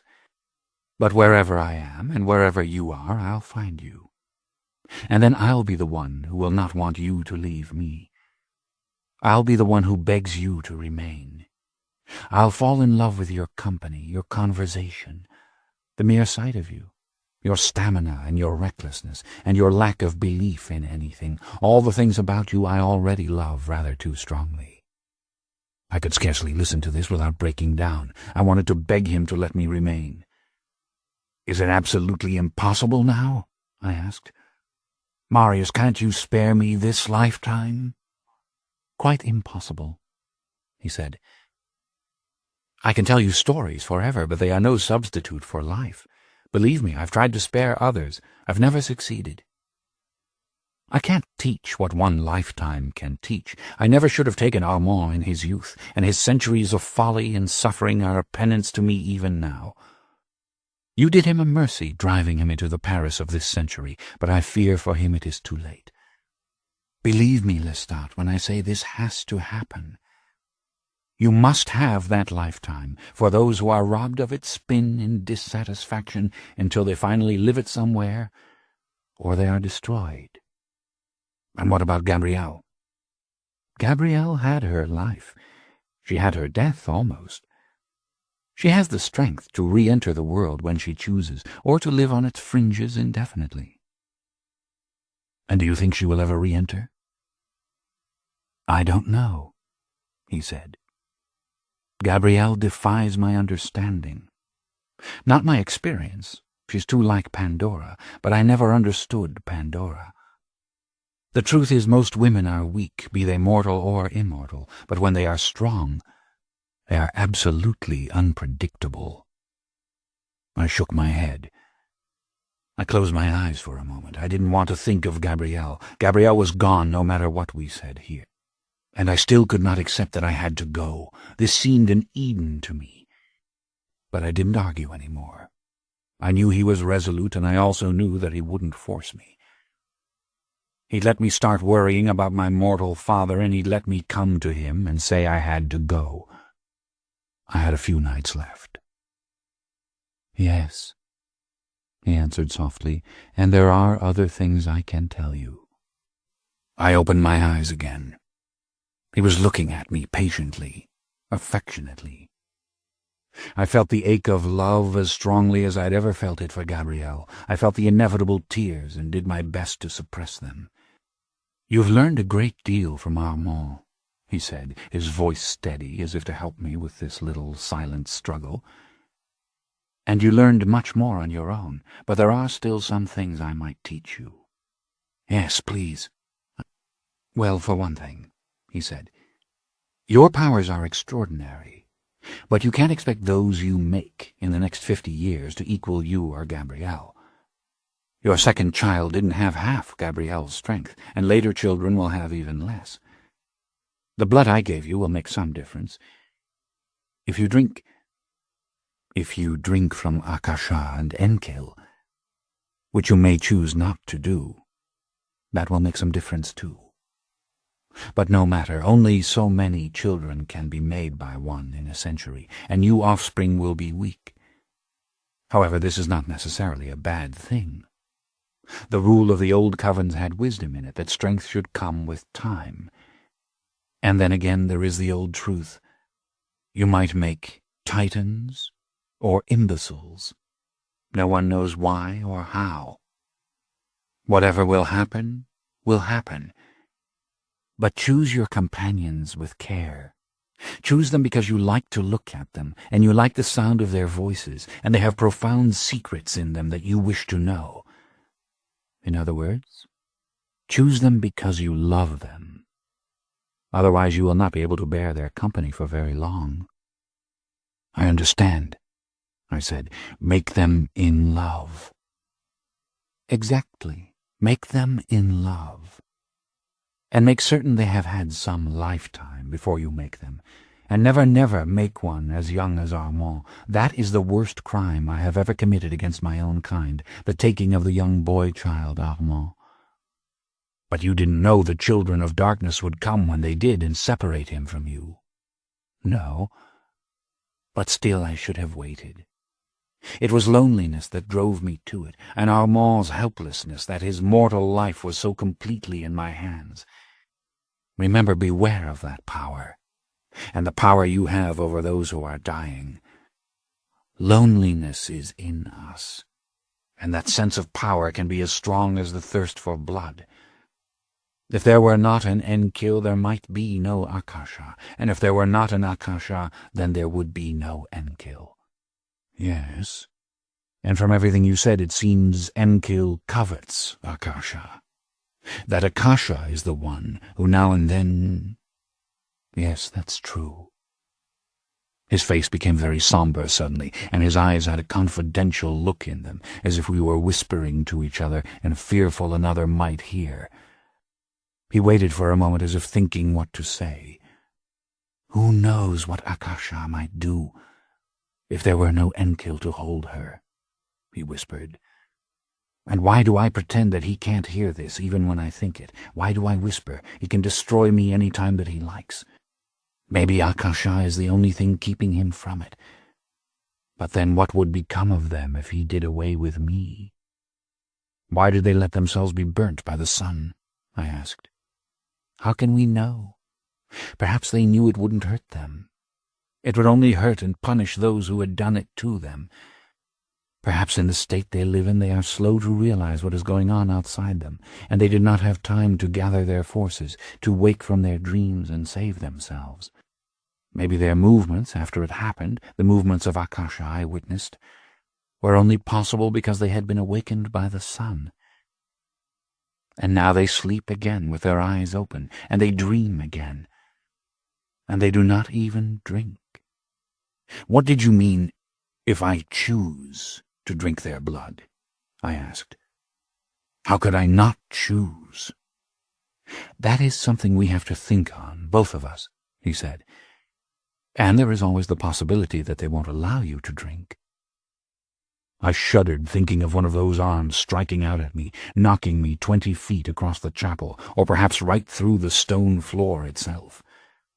She told you her name, Lestat, he said. I think she will let you drink. But if you take her blood, then you will be even more resilient than you are now. A few droplets will strengthen you, but if she gives you more than that, a full measure, hardly any force on earth can destroy you after that. You have to be certain you want it. Why wouldn't I want it? I said. Do you want to be burnt to a cinder and live on in agony? Do you want to be slashed with knives 1,000 times over, or shot through and through with guns, and yet live on? A shredded husk that cannot fend for itself? Believe me, Lestat, that can be a terrible thing. You could suffer the sun, even, and live through it, burnt beyond recognition. But won't I heal faster? Not necessarily. Not without another infusion of her blood in the wounded state. Time, with its constant measure of human victims, or the blood of old ones, these are the restoratives. But you may wish you had died. Think on this. Take your time. What would you do if you were I? I would drink from those who must be kept, of course. I would drink to be stronger, more nearly immortal. I would beseech Akasha on my knees to allow it, and then I would go into her arms. But it's easy to say these things. She has never struck out at me. She has never forbidden me, and I know that I want to live forever. I would endure the fire again. I would endure the sun, and all manner of suffering in order to go on. You may not be so sure that eternity is what you want. I want it, I said. I could pretend to think about it, pretend to be clever and wise as I weigh it, but what the hell? I wouldn't fool you, would I? You knew what I would say. He smiled. Then before you leave, we will go into the chapel and we will ask her, humbly, and we will see what she says. And for now, more answers? I asked. He gestured for me to ask. I've seen ghosts, I said. Seen the pesty demons you described. I've seen them possess mortals and dwellings. I know no more than you do. Most ghosts seem to be mere apparitions without knowledge that they are being watched. I have never spoken to a ghost, nor been addressed by one. As for the pesty demons, what can I add to Enkil's ancient explanation that they rage because they do not have bodies? But there are other immortals that are more interesting. What are they? There are at least 2 in Europe who do not and have never drunk blood. They can walk in the daylight as well as in the dark, and they have bodies, and they are very strong. They look exactly like men. There was one in ancient Egypt known as Ramses the Damned to the Egyptian court, though he was hardly damned as far as I can tell. His name was taken off all the royal monuments after he vanished.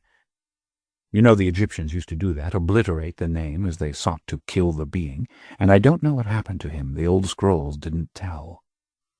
Armand spoke of him, I said. Armand told of legends that Ramses was an ancient vampire. He is not. But I didn't believe what I read of him till I'd seen the others with my own eyes, and again I have not communicated with them. I have only seen them, and they were terrified of me and fled. I fear them because they walk in the sun, and they are powerful and bloodless, and who knows what they might do. But you may live centuries and never see them. But how old are they? How long has it been? They are very old, probably as old as I am, I can't tell. They live as wealthy, powerful men. And possibly there are more of them. They may have some way of propagating themselves, I'm not sure. Pandora said once that there was a woman, too. But then Pandora and I couldn't agree upon anything about them. Pandora said they had been what we were, and they were ancient and had ceased to drink as the mother and the father have ceased to drink. I don't think they were ever what we are. They are something else, without blood. They don't reflect light as we do. They absorb it. They are just a shade darker than mortals, and they are dense and strong. You may never see them, but I tell you to warn you. You must never let them know where you lie. They can be more dangerous than humans. But are humans really dangerous? I found them so easy to deceive. Of course they're dangerous. Humans could wipe us out if they ever really understood about us. They could hunt us by day. Don't ever underestimate that single advantage. Again, the rules of the old covens have their wisdom. Never tell mortals about us. Never tell a mortal where you lie or where any vampire lies. It is absolute folly to think you can control mortals. I nodded, though it was very hard for me to fear mortals. I never had.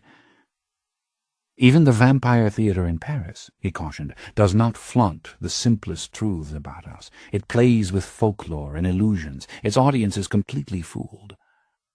I realized this was true, and that even in her letters to me, Eleni always disguised her meanings and never used our full names. And something about this secrecy oppressed me, as it always had.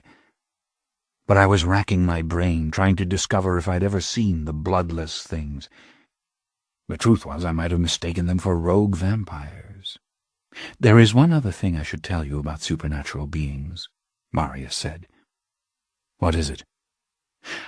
I am not certain of this, but I'll tell you what I think. I suspect that when we are burnt, when we are destroyed utterly, that we can come back again in another form. I don't speak of man now, of human reincarnation. I know nothing of the destiny of human souls.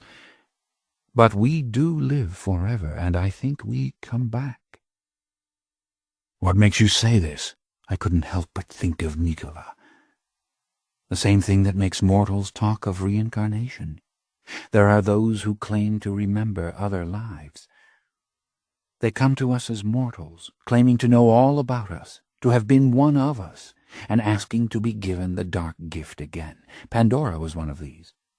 She knew many things, and there was no explanation for her knowledge except perhaps that she imagined it, or drew it without realizing it out of my mind.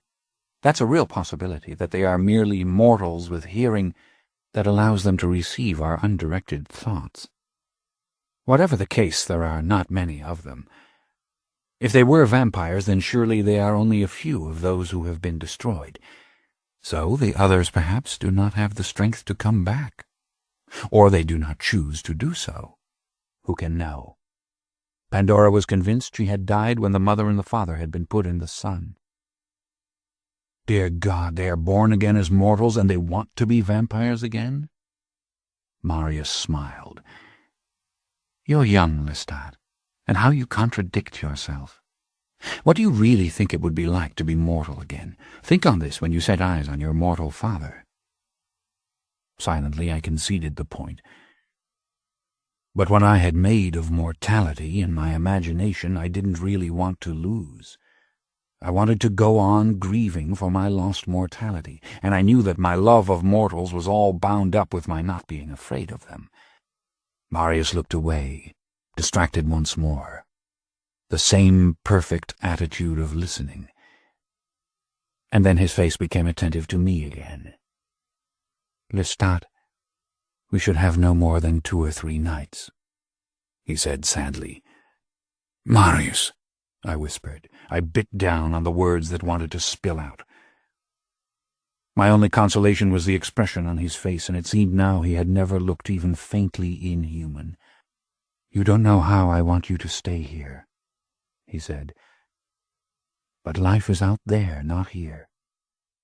When we meet again, I'll tell you more things, but you have all you need for now.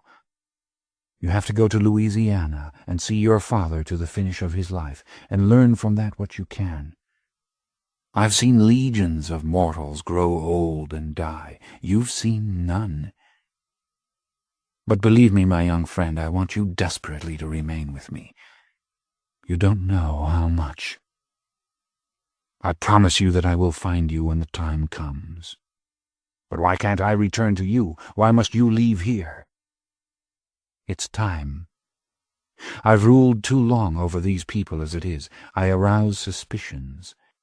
And besides, Europeans are coming into these waters. Before I came here, I was hidden in the buried city of Pompeii below Vesuvius, and mortals meddling in digging up those ruins drove me out.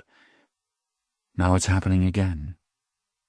I must seek some other refuge, something more remote and more likely to remain so, and frankly I would never have brought you here if I planned to remain. Why not? You know why not. I can't have you or anyone else know the location of those who must be kept. And that brings us now to something very important. The promises I must have from you. Anything, I said. But what could you possibly want that I could give? Simply this. You must never tell others the things that I have told you. Never tell of those who must be kept. Never tell the legends of the old gods. Never tell others that you have seen me. I nodded gravely. I had expected this, but I knew without even thinking that this might prove very hard indeed. If you tell even one part, he said, another will follow. And with every telling of the secret of those who must be kept, you increase the danger of their discovery. Yes, I said. But the legends are origins. What about those children that I make? Can't I tell them no? As I told you, tell part and you will end up telling all. Besides, if these fledglings are children of the Christian God, if they are poisoned, as Nicola was, with the Christian notion of original sin and guilt, they will only be maddened and disappointed by these old tales. It will all be a horror to them that they cannot accept. Accidents, pagan gods they don't believe in, customs they cannot understand. One has to be ready for this knowledge, meager as it may be. Rather, listen hard to their questions, and tell them what you must to make them contented, and if you find you cannot lie to them, don't tell them anything at all. Try to make them strong, as godless men today are strong, but mark my words, the old legends, never. Those are mine, and mine alone to tell. What will you do to me if I tell them? I asked. This startled him. He lost his composure for almost a full second, and then he laughed. "You are the damnedest creature, Lestat," he murmured. "The point is I can do anything I like to you if you tell. Surely you know that. I could crush you underfoot, the way Akasha crushed the elder. I could set you ablaze with the power of my mind. But I don't want to utter such threats. I want you to come back to me. But I will not have these secrets known. I will not have a band of immortals descend upon me again as they did in Venice. I will not be known to our kind.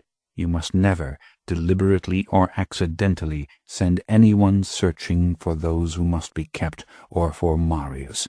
You will never utter my name to others." "I understand," I said. "Do you?" he asked.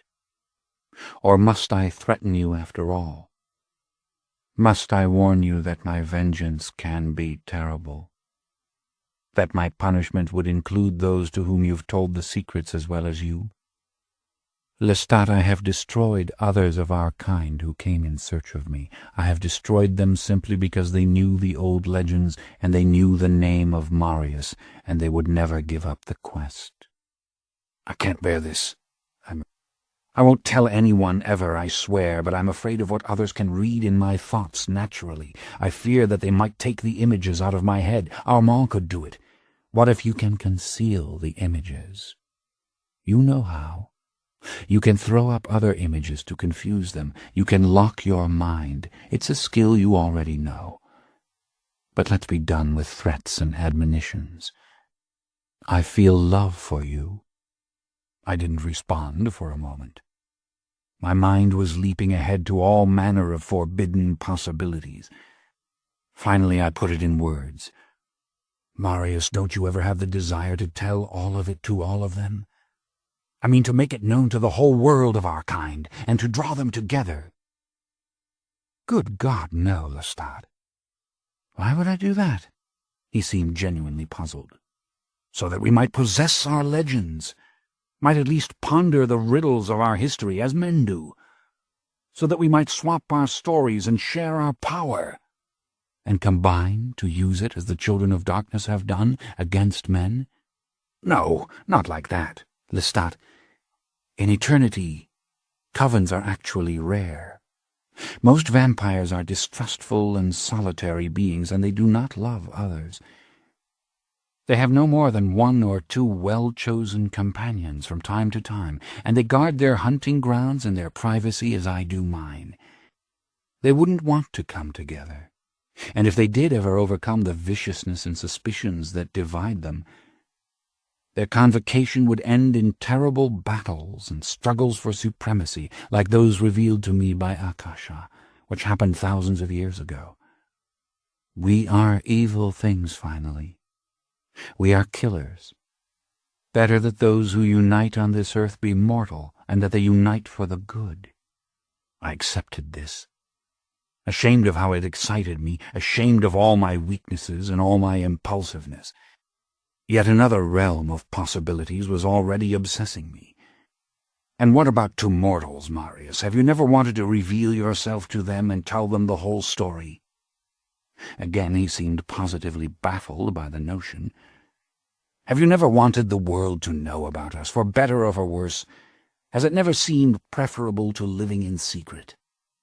He lowered his eyes for a moment and rested his chin against his closed hand. For the first time I perceived a communication of images coming from him, and I felt that he allowed me to see them because he was uncertain of his answer. He was remembering with a recall so powerful that it made my powers seem fragile, and what he remembered were the earliest times, when Rome had still ruled the world, and he was still within the range of a normal human lifetime. You remember wanting to tell them all, I said, to make it known, the monstrous secret. Perhaps, he said, in the very beginning, there was some desperate passion to communicate. Yes, communicate, I said, cherishing the word. And I remembered that long ago night on the stage when I had so frightened the Paris audience. But that was in the dim beginning, he said slowly, speaking of himself. His eyes were narrow and remote, as if he were looking back over all the centuries. It would be folly. It would be madness.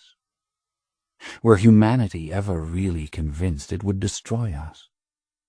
I don't want to be destroyed. Such dangers and calamities are not interesting to me.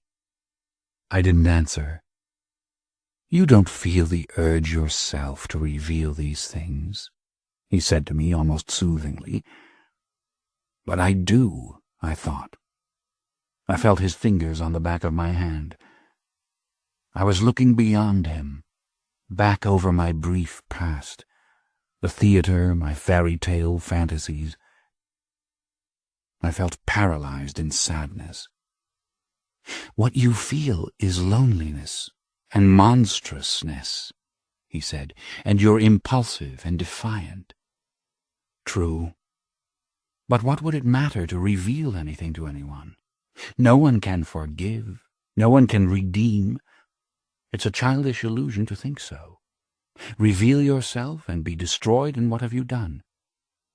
The savage garden would swallow your remains in pure vitality and silence. Where is there justice or understanding? I nodded. I felt his hand close on mine. He rose slowly to his feet, and I stood up, reluctantly but compliantly. "It's late," he said gently. His eyes were soft with compassion. "We've talked enough for now, and I must go down to my people. There's trouble in the nearby village, as I feared there would be, and it will take what time I have until dawn, and then more tomorrow evening. It may be well after midnight tomorrow before we can talk." He was distracted again, and he lowered his head and listened. "Yes, I have to go," he said. And we embraced lightly and very comfortably. And though I wanted to go with him and see what happened in the village, how he would conduct his affairs there, I wanted just as much to seek my rooms and look at the sea, and finally sleep. "You'll be hungry when you rise," he said. "I'll have a victim for you. Be patient till I come." "Yes, of course." "And while you wait for me tomorrow," he said, "do as you like in the house. The old scrolls are in the cases in the library. You may look at them. Wander all the rooms. Only the sanctuary of those who must be kept should not be approached. You must not go down the stairs alone." I nodded. I wanted to ask him one thing more. When would he hunt? When would he drink? His blood had sustained me for 2 nights, maybe more. But whose blood sustained him? Had he taken a victim earlier? Would he hunt now? I had a growing suspicion that he no longer needed the blood as much as I did, that like those who must be kept, he had begun to drink less and less, and I wanted desperately to know if this was true. But he was leaving me. The village was definitely calling him. He went out onto the terrace, and then he disappeared. For a moment I thought he had gone to the right or left beyond the doors. Then I came to the doors and saw the terrace was empty. I went to the rail and I looked down, and I saw the speck of color that was his frock coat against the rocks far below. And so we have all this to look forward to, I thought, that we may not need the blood, that our faces will gradually lose all human expression, that we can move objects with the strength of our minds, that we can all but fly, that some night thousands of years hence we may sit in utter silence, as those who must be kept are sitting now. How often tonight had Marius looked like them? How long did he sit without moving, when no one was here? And what would half a century mean to him, during which time I was to live out that one mortal life far across the sea? I turned away and went back through the house to the bedchamber I'd been given, and I sat looking at the sea and the sky until the light started to come. When I opened the little hiding place of the sarcophagus, there were fresh flowers there. I put on the golden mask headdress and the gloves, and I lay down in the stone coffin, and I could still smell the flowers as I closed my eyes. The fearful moment was coming. The loss of consciousness. And on the edge of dream, I heard a woman laugh. She laughed lightly and long, as though she were very happy and in the midst of conversation. And just before I went into darkness, I saw her white throat as she bent her head back. Chapter 15. When I opened my eyes, I had an idea. It came full-blown to me, and it immediately obsessed me, so that I was scarcely conscious of the thirst I felt, of the sting in my veins.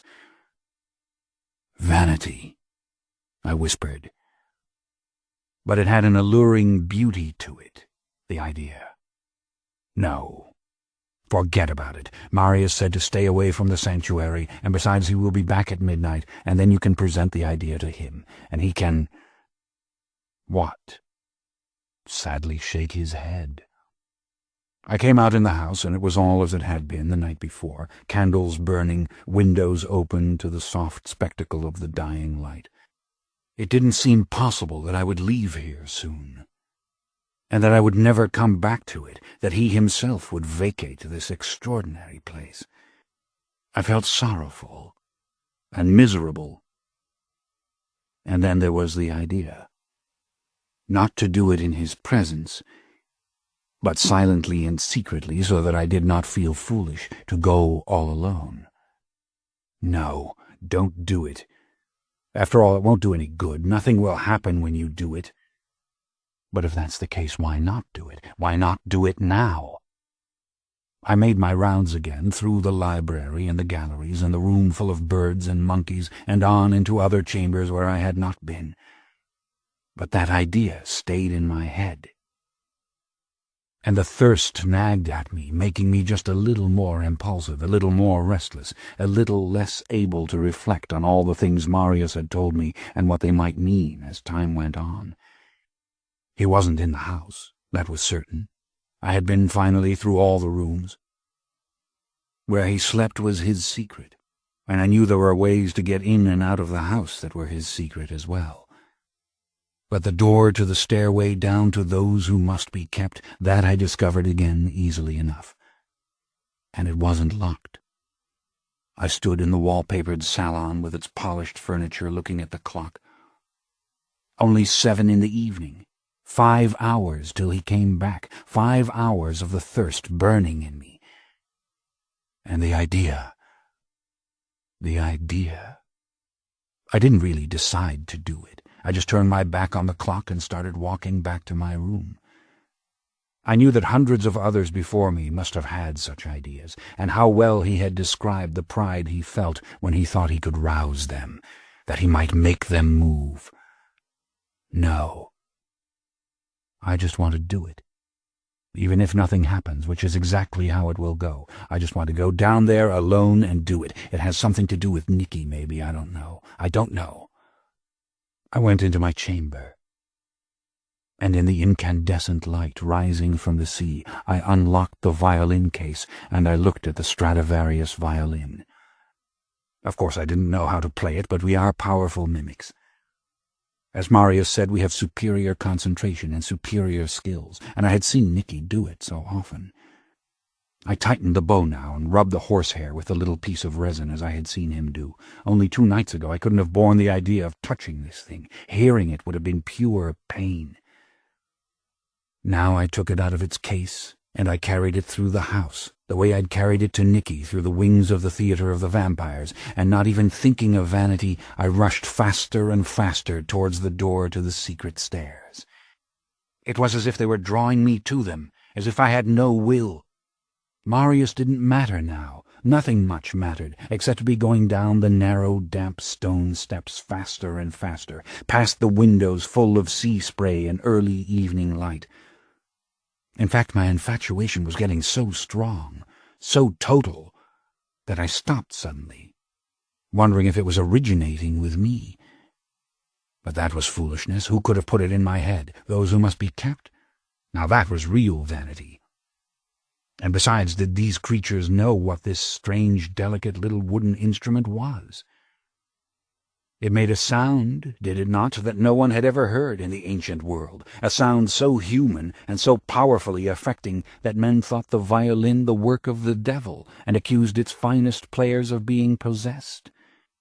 I was slightly dizzy, confused. How had I gotten so far down the steps, and didn't I remember that the door was bolted from inside? Give me another 500 years and I might be able to open that bolt, but not just now. Yet I went on down, these thoughts breaking up and disintegrating as fast as they'd come. I was on fire again, and the thirst was making it worse, though the thirst had nothing to do with it. And when I came round the last turn, I saw the doors to the chapel were open wide. The light of the lamps poured out into the stairwell, and the scent of the flowers and incense was suddenly overwhelming and made a knot in my throat. I drew nearer, holding the violin with both hands to my chest, though why I didn't know, and I saw that the tabernacle doors were open, and there they sat. Someone had brought them more flowers. Someone had laid out the incense in cakes on golden plates. And I stopped, just inside the chapel. And I looked at their faces, and they seemed, as before, to look directly at me. White. So white I could not imagine them bronzed, and as hard it seemed as the jewels they wore. Snake bracelet around her upper arm, layered necklace on her breast. Tiniest lip of flesh from his chest, covering the top of the clean linen skirt he wore. Her face was narrower than his face. Her nose just a little longer. His eyes were slightly longer, the folds of flesh defining them a little thicker. Their long black hair was very much the same. I was breathing uneasily. I felt suddenly weak, and let the scent of the flowers and the incense fill my lungs. The light of the lamps danced in 1,000 tiny specks of gold in the murals. I looked down at the violin and tried to remember my idea, and I ran my fingers along the wood and wondered what this thing looked like to them. In a hushed voice I explained what it was, that I wanted them to hear it, that I didn't really know how to play it, but that I was going to try.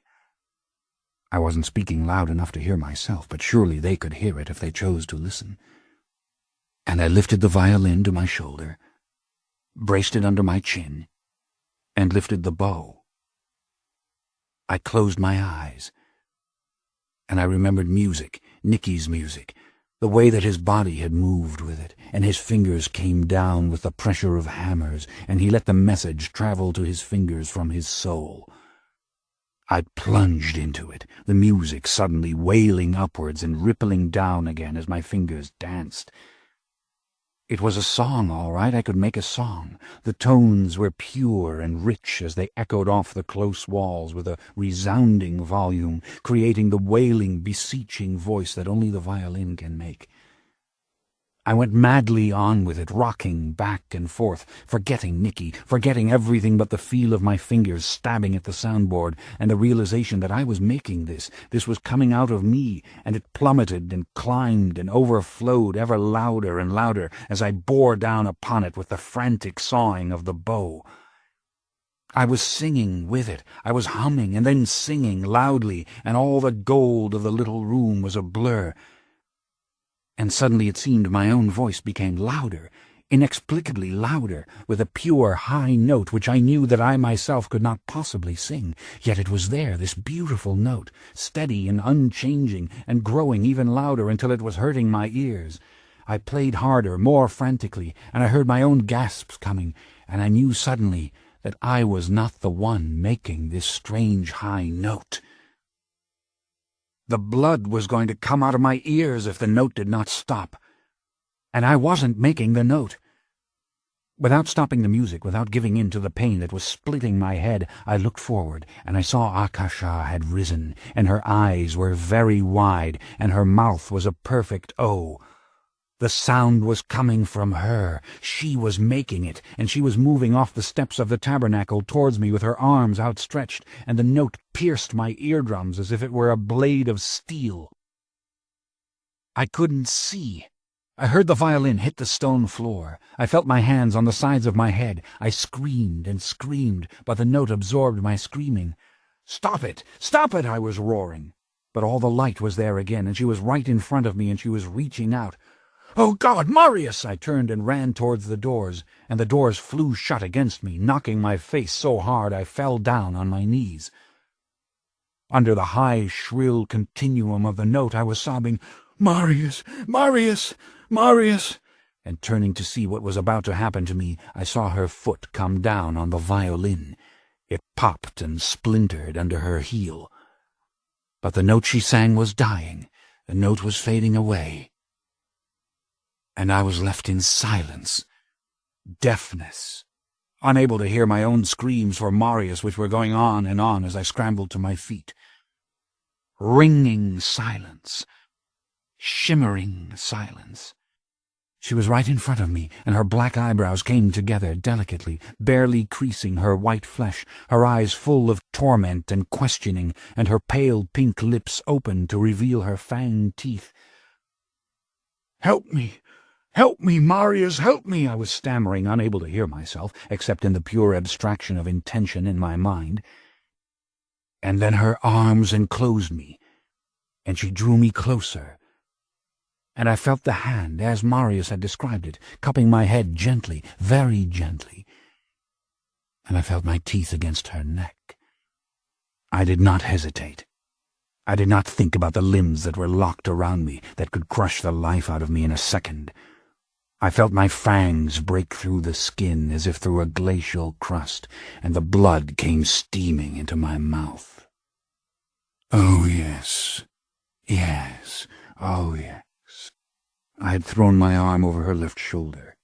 I was clinging to her, my living statue, and it didn't matter that she was harder than marble. That was the way it was supposed to be. It was perfect. My mother, my lover, my powerful one, and the blood was penetrating every pulsing particle of me with the threads of its burning web. But her lips were against my throat. She was kissing me, kissing the artery through which her own blood so violently flowed. Her lips were opening on it, and as I drew upon her blood with all my strength, sucking and feeling that gush again and again before it spread itself out into me, I felt the unmistakable sensation of her fangs going into my neck. Out of every zinging vessel my blood was suddenly drawn into her, even as hers was being drawn into me. I saw it, the shimmering circuit.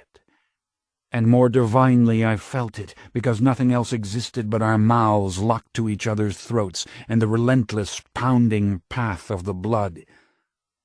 There were no dreams, there were no visions, there was just this, gorgeous and deafening and heated, and nothing mattered, absolutely nothing, except that this never stopped. The world of all things that had weight and filled space and interrupted the flow of light was gone. And yet some horrid noise intruded, something ugly, like the sound of stone cracking, like the sound of stone dragged across the floor. Marius coming. No, Marius, don't come. Go back. Don't touch. Don't separate us. But it wasn't Marius. This awful sound, this intrusion, this sudden disruption of everything, this thing grabbing hold of my hair and tearing me off her so the blood spurted out of my mouth. It was Enkel, and his powerful hands were clamped on the sides of my head. The blood gushed down my chin. I saw her stricken face. I saw her reach out for him. Her eyes blazed with common anger, her glistening white limbs animate as she grabbed at the hands that held my head. I heard her voice rising out of her, screaming, shrieking, louder than the note she had sung, the blood drooling from the end of her mouth. The sound took sight as well as sound with it. The darkness swirled, broken into millions of tiny specks. My skull was going to crack. He was forcing me down on my knees. He was bent over me, and suddenly I saw his face completely, and it was as impassive as ever, only the stress of the muscles in his arms evincing true life. And even through the obliterating sound of her scream, I knew the door behind me quaked with Marius's pounding, his shouts almost as loud as her cries. The blood was coming out of my ears from her screams. I was moving my lips. The vice of stone clamped to my head suddenly let go. I felt myself hit the floor. I was sprawled out flat, and I felt the cold pressure of his foot on my chest. He would crush my heart in a second, and she, her screams growing ever louder, ever more piercing, was on his back with her arm locked around his neck. I saw her knotted eyebrows, her flying black hair. But it was Marius I heard through the door talking to him, cutting through the white sound of her screams. "Kill him, Enkel, and I will take her away from you forever, and she will help me to do it, I swear." Sudden silence. Deafness again. The warmth of blood trickling down the sides of my neck. She stepped aside, and she looked straight forward, and the doors flew open, smacking the side of the narrow stone passage, and Marius was suddenly standing above me, with his hands on Enkil's shoulders, and Enkil seemed unable to move. The foot slid down, bruising my stomach, and then it was gone. and Marius was speaking words I could hear only as thoughts. "Get out, Lestat. Run." I struggled to sit up, and I saw him driving them both slowly back towards the tabernacle, and I saw them both staring not forward but at him, Akasha clutching Enkil's arm, and I saw their faces blank again. But for the first time the blankness seemed listless, and not the mask of curiosity, but the mask of death. "Lestat, run!" he said again without turning, and I obeyed. Chapter 16. I was at the farthest corner of the terrace when Marius finally came into the lighted salon. There was a heat in all my veins still that breathed as if it had its own life, and I could see far beyond the dim, hulking shapes of the islands. I could hear the progress of a ship along a distant coast. But all I kept thinking was that if Enkil came at me again, I could jump over this railing. I could get into the sea and swim. I kept feeling his hands on the sides of my head, his foot on my chest. I stood against the stone railing, shivering, and there was blood all over my hands still from the bruises on my face, which had already completely healed. I'm sorry I did it," I said as soon as Marius came out of the salon. "I don't know why I did it. I shouldn't have done it. I'm sorry, I swear it. I'm sorry, Marius. I'll never do anything you tell me not to do again." He stood with his arms folded, looking at me. He was glowering. "Lestat, what did I say last night?" he asked. "You are the damnedest creature." "Marius, forgive me. Please forgive me. I didn't think anything would happen. I was sure nothing would happen." He gestured for me to be quiet, for us to go down onto the rocks together, and he slipped over the railing and went first. I came behind him, vaguely delighted with the ease of it, but too dazed still to care about things like that. Her presence was all over me like a fragrance, only she had had no fragrance except that of the incense and the flowers that must have somehow managed to permeate her hard white skin. How strangely fragile she had seemed, in spite of that hardness. We went down over the slippery boulders until we reached the white beach, and we walked together in silence, looking out over the snow-white froth that leapt against the rocks or streaked towards us on the smooth, hard-packed white sand. The wind roared in my ears, and I felt the sense of solitude this always creates in me, the roaring wind that blots out all other sensations as well as sound. And I was getting calmer and calmer, and more agitated and miserable at the same time. Marius had slipped his arm around me the way Gabrielle used to do it, and I paid no attention to where we were going, quite surprised when I saw we'd come to a small inlet of the water where a longboat lay at anchor with only a single pair of oars. When we stopped, I said again, "I'm sorry I did it. I swear I am. I didn't believe—" "Don't tell me you regret it," Marius said calmly. "You are not at all sorry that it occurred, and that you were the cause of it, now that you are safe, and not crushed like an eggshell on the chapel floor." "Oh, but that's not the point," I said. I started crying. I took out my handkerchief, grand accoutrement of an 18th-century gentleman, and wiped the blood off my face. I could feel her holding me, feel her blood, feel his hands. The whole thing commenced to reenact itself. If Marius hadn't come in time— But what did happen, Marius? What did you see? "I wish we could get beyond his hearing," Marius said wearily. "It's madness to speak or think anything that could disturb him any further. I have to let him lapse back." And now he seemed truly furious, and he turned his back on me. But how could I not think about it? I wished I could open my head and pull the thoughts out of it. They were rocketing through me like her blood. In her body was locked a mind still, an appetite, a blazing spiritual core whose heat had moved through me like liquid lightning, and without question Enkil had a death hold upon her. I loathed him. I wanted to destroy him, and my brain seized upon all sorts of mad notions that somehow he could be destroyed without endangering us as long as she remained. But that made little sense. Hadn't the demons entered first into him? But what if that wasn't so? "Stop it, young one," Marius flashed. I went to crying again. I felt of my neck where she had touched it, and licked my lips and tasted her blood again. I looked at the scattered stars above, and even these benign and eternal things seemed menacing and senseless, and I felt a scream swelling dangerously in my throat. The effects of her blood were waning already. The first clear vision was clouded, and my limbs were once again my limbs.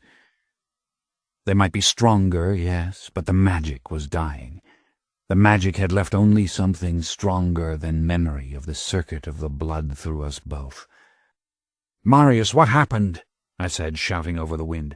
"Don't be angry with me. Don't turn away from me. I can't—" "Shh, Lestat," he said. He came back and took me by the arm. "Don't worry about my anger," he said. "It's unimportant, and it is not directed at you. Give me a little more time to collect myself." "But did you see what happened between her and me?" He was looking out to sea. The water looked perfectly black, and the foam perfectly white. "Yes, I saw," he said.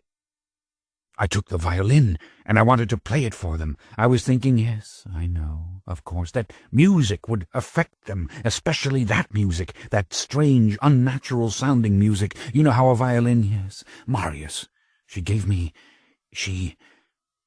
and she took— I know. And he keeps her there. He keeps her prisoner." "Lestat, I beg you," he was smiling wearily, sadly. "Imprison him, Marius, the way that they did, and let her go." "You dream, my child," he said. "You dream." He turned and he left me, gesturing for me to leave him alone. He went down to the wet beach and let the water lap at him as he walked back and forth. I tried to get calm again. It seemed unreal to me that I had ever been any place but this island, that the world of mortals was out there, that the strange tragedy and menace of those who must be kept was unknown beyond these wet and shining cliffs. Finally Marius made his way back. "Listen to me," he said. "Straight west is an island that is not under my protection, and there is an old Greek city on the northern tip of it where the seamen's taverns stay open all night. Go there now in the boat. Hunt and forget what has happened here. Assess the new powers you might have from her, but try not to think of her or him. Above all, try not to plot against him. Before dawn, come back to the house. It won't be difficult. You'll find a dozen open doors and windows. Do as I say, now, for me." I bowed my head. It was the one thing under heaven that could distract me, that could wipe out any noble or enervating thoughts. Human blood, and human struggle, and human death. And without protest I made my way out through the shallow water to the boat. In the early hours I looked at my reflection in a fragment of metallic mirror pinned to the wall of a seaman's filthy bedroom in a little inn. I saw myself in my brocade coat and white lace, and my face warm from killing, and the dead man sprawled behind me across the table. He still held the knife with which he'd tried to cut my throat. And there was the bottle of wine with the drug in it, which I'd kept refusing with his playful protestations until he'd lost his temper and tried the last resort. His companion lay dead on the bed. I looked at the young, blonde-haired rake in the mirror. "Well, if it isn't the vampire Lestat," I said. But all the blood in the world couldn't stop the horrors from coming over me when I went to my rest. I couldn't stop thinking of her, wondering if it was her laugh I had heard in my sleep the night before. And I wondered that she had told me nothing in the blood. Until I closed my eyes, and quite suddenly things came back to me, of course. Wonderful things, incoherent as they were magical. She and I were walking down a hallway together, not here, but in a place I knew.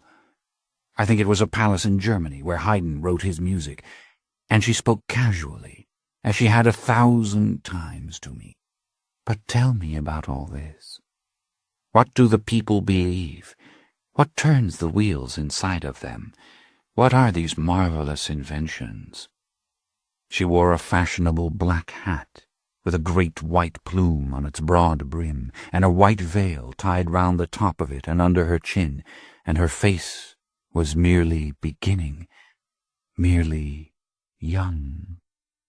This ends Disc 18. The Vampire Lestat, Disc 19. When I opened my eyes, I knew Marius was waiting for me. I came out into the chamber and saw him standing by the empty violin case, with his back to the open window over the sea. "You have to go now, my young one," he said sadly. "I had hoped for more time, but that is impossible. The boat is waiting to take you away." "Because of what I did," I said miserably. So I was being cast out. "He's destroyed the things in the chapel," Marius said, but his voice was asking for calm. He put his arm around my shoulder and he took my valise in his other hand. We went towards the door. "I want you to go now, because it is the only thing that will quiet him, and I want you to remember not his anger, but everything that I told you, and to be confident that we will meet again as we said." "But are you afraid of him, Marius?" "Oh, no, Lestat. Don't carry this worry away with you. He has done little things like this before, now and then. He does not know what he does, really. I am convinced of that. He only knows that someone stepped between him and Akasha. Time is all that is required for him to lapse back." There it was, that phrase again, lapse back.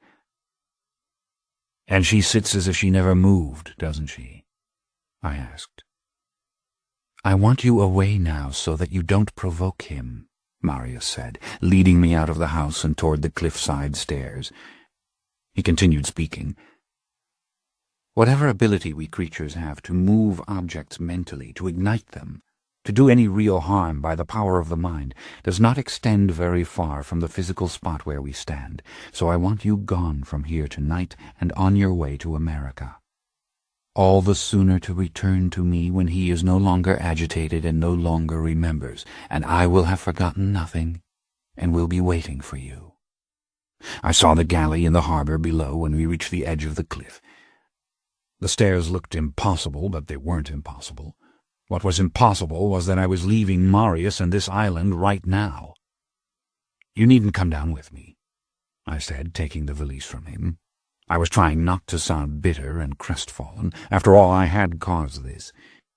"I would rather not weep in front of others. Leave me here." "I wish we had a few more nights together," he said, "for us to consider in quiet what took place. But my love goes with you. And try to remember the things I've told you. When we meet again, we'll have much to say to each other." He paused. "What is it, Marius?" "Tell me truthfully," he asked. "Are you sorry that I came for you in Cairo? Sorry that I brought you here?" "How could I be?" I asked. "I'm only sorry that I'm going. What if I can't find you again, or you can't find me?"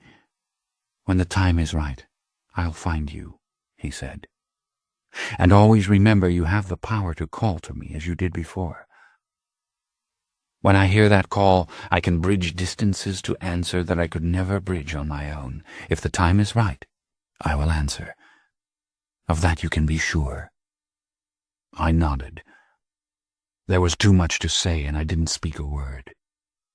We embraced for a long moment, and then I turned and slowly started my descent, knowing he would understand why I didn't look back. Chapter 17. I did not know how much I wanted the world until my ship finally made its way up the murky Bayou Saint-Jean towards the city of New Orleans, and I saw the black, ragged line of the swamp against the luminous sky. The fact that none of our kind had ever penetrated this wilderness excited me and humbled me at the same time.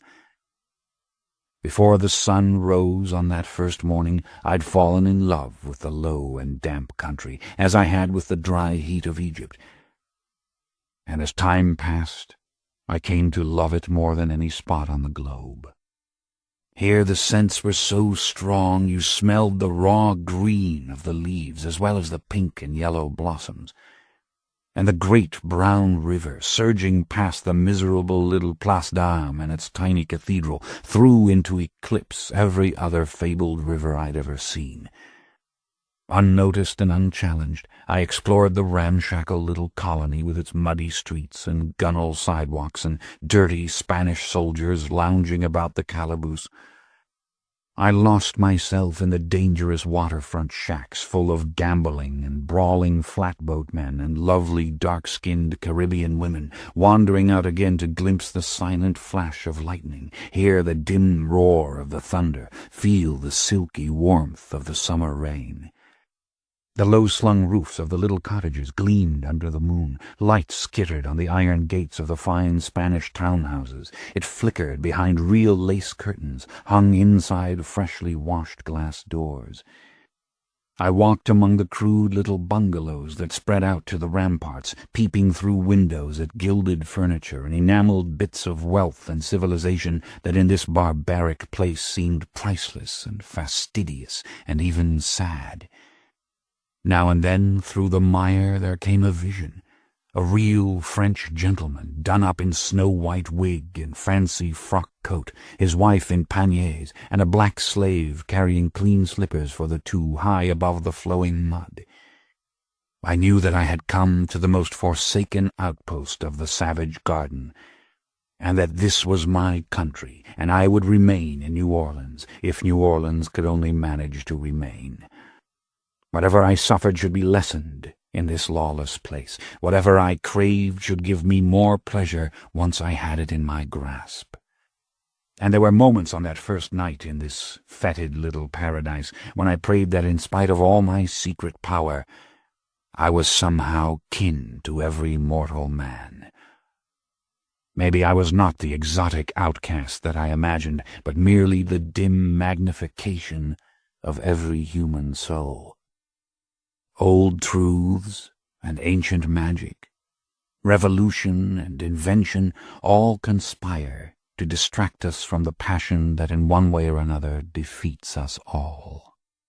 And weary finally of this complexity, we dream of that long-ago time when we sat upon our mother's knee, and each kiss was the perfect consummation of desire. What can we do but reach for the embrace that must now contain both heaven and hell, our doom again and again and again? Epilogue. Interview with the Vampire. Chapter 1. And so I came to the end of the early education and adventures of the vampire Lestat, the tale that I set out to tell. You have the account of old-world magic and mystery which I have chosen, despite all prohibitions and injunctions, to pass on. But my story isn't finished, no matter how reluctant I might be to continue it. And I must consider at least briefly the painful events that led to my decision to go down into the earth in 1929. That was 140 years after I left Marius's island, and I never set eyes upon Marius again. Gabrielle also remained completely lost to me. She'd vanished that night in Cairo, never to be heard from by anyone mortal or immortal that I was ever to know. And when I made my grave in the 20th century, I was alone and weary and badly wounded in body and soul. I'd lived out my one lifetime, as Marius advised me to do, but I couldn't blame Marius for the way in which I'd lived it and the hideous mistakes I'd made. Sheer will had shaped my experience more than any other human characteristic, and advice and predictions notwithstanding, I courted tragedy and disaster as I have always done. Yet I had my rewards. I can't deny that. For almost 70 years I had my fledgling vampires Louis and Claudia, two of the most splendid immortals who ever walked the earth, and I had them on my terms. Shortly after reaching the colony I fell fatally in love with Louis, a young dark-haired bourgeois planter, graceful of speech and fastidious of manner, who seemed in his cynicism and self-destructiveness the very twin of Nicolas. He had Nicky's grim intensity, his rebelliousness, his tortured capacity to believe and not to believe, and finally to despair. Yet Louis gained a hold over me far more powerful than Nicolas had ever had. Even in his cruelest moments, Louis touched the tenderness in me, seducing me with his staggering dependence, his infatuation with my every gesture and every spoken word.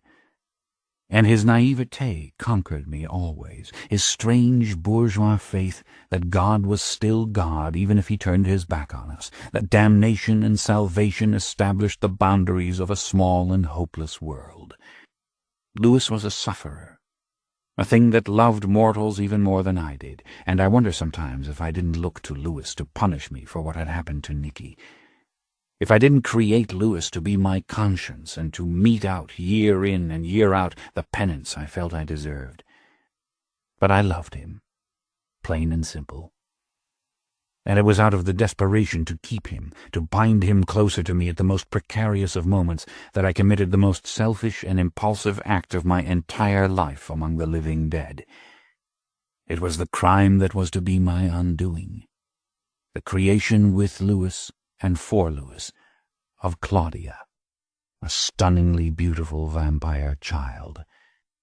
Her body wasn't 6 years old when I took her, and though she would have died if I hadn't done it, just as Louis would have died if I hadn't taken him also, this was a challenge to the gods for which Claudia and I would both pay.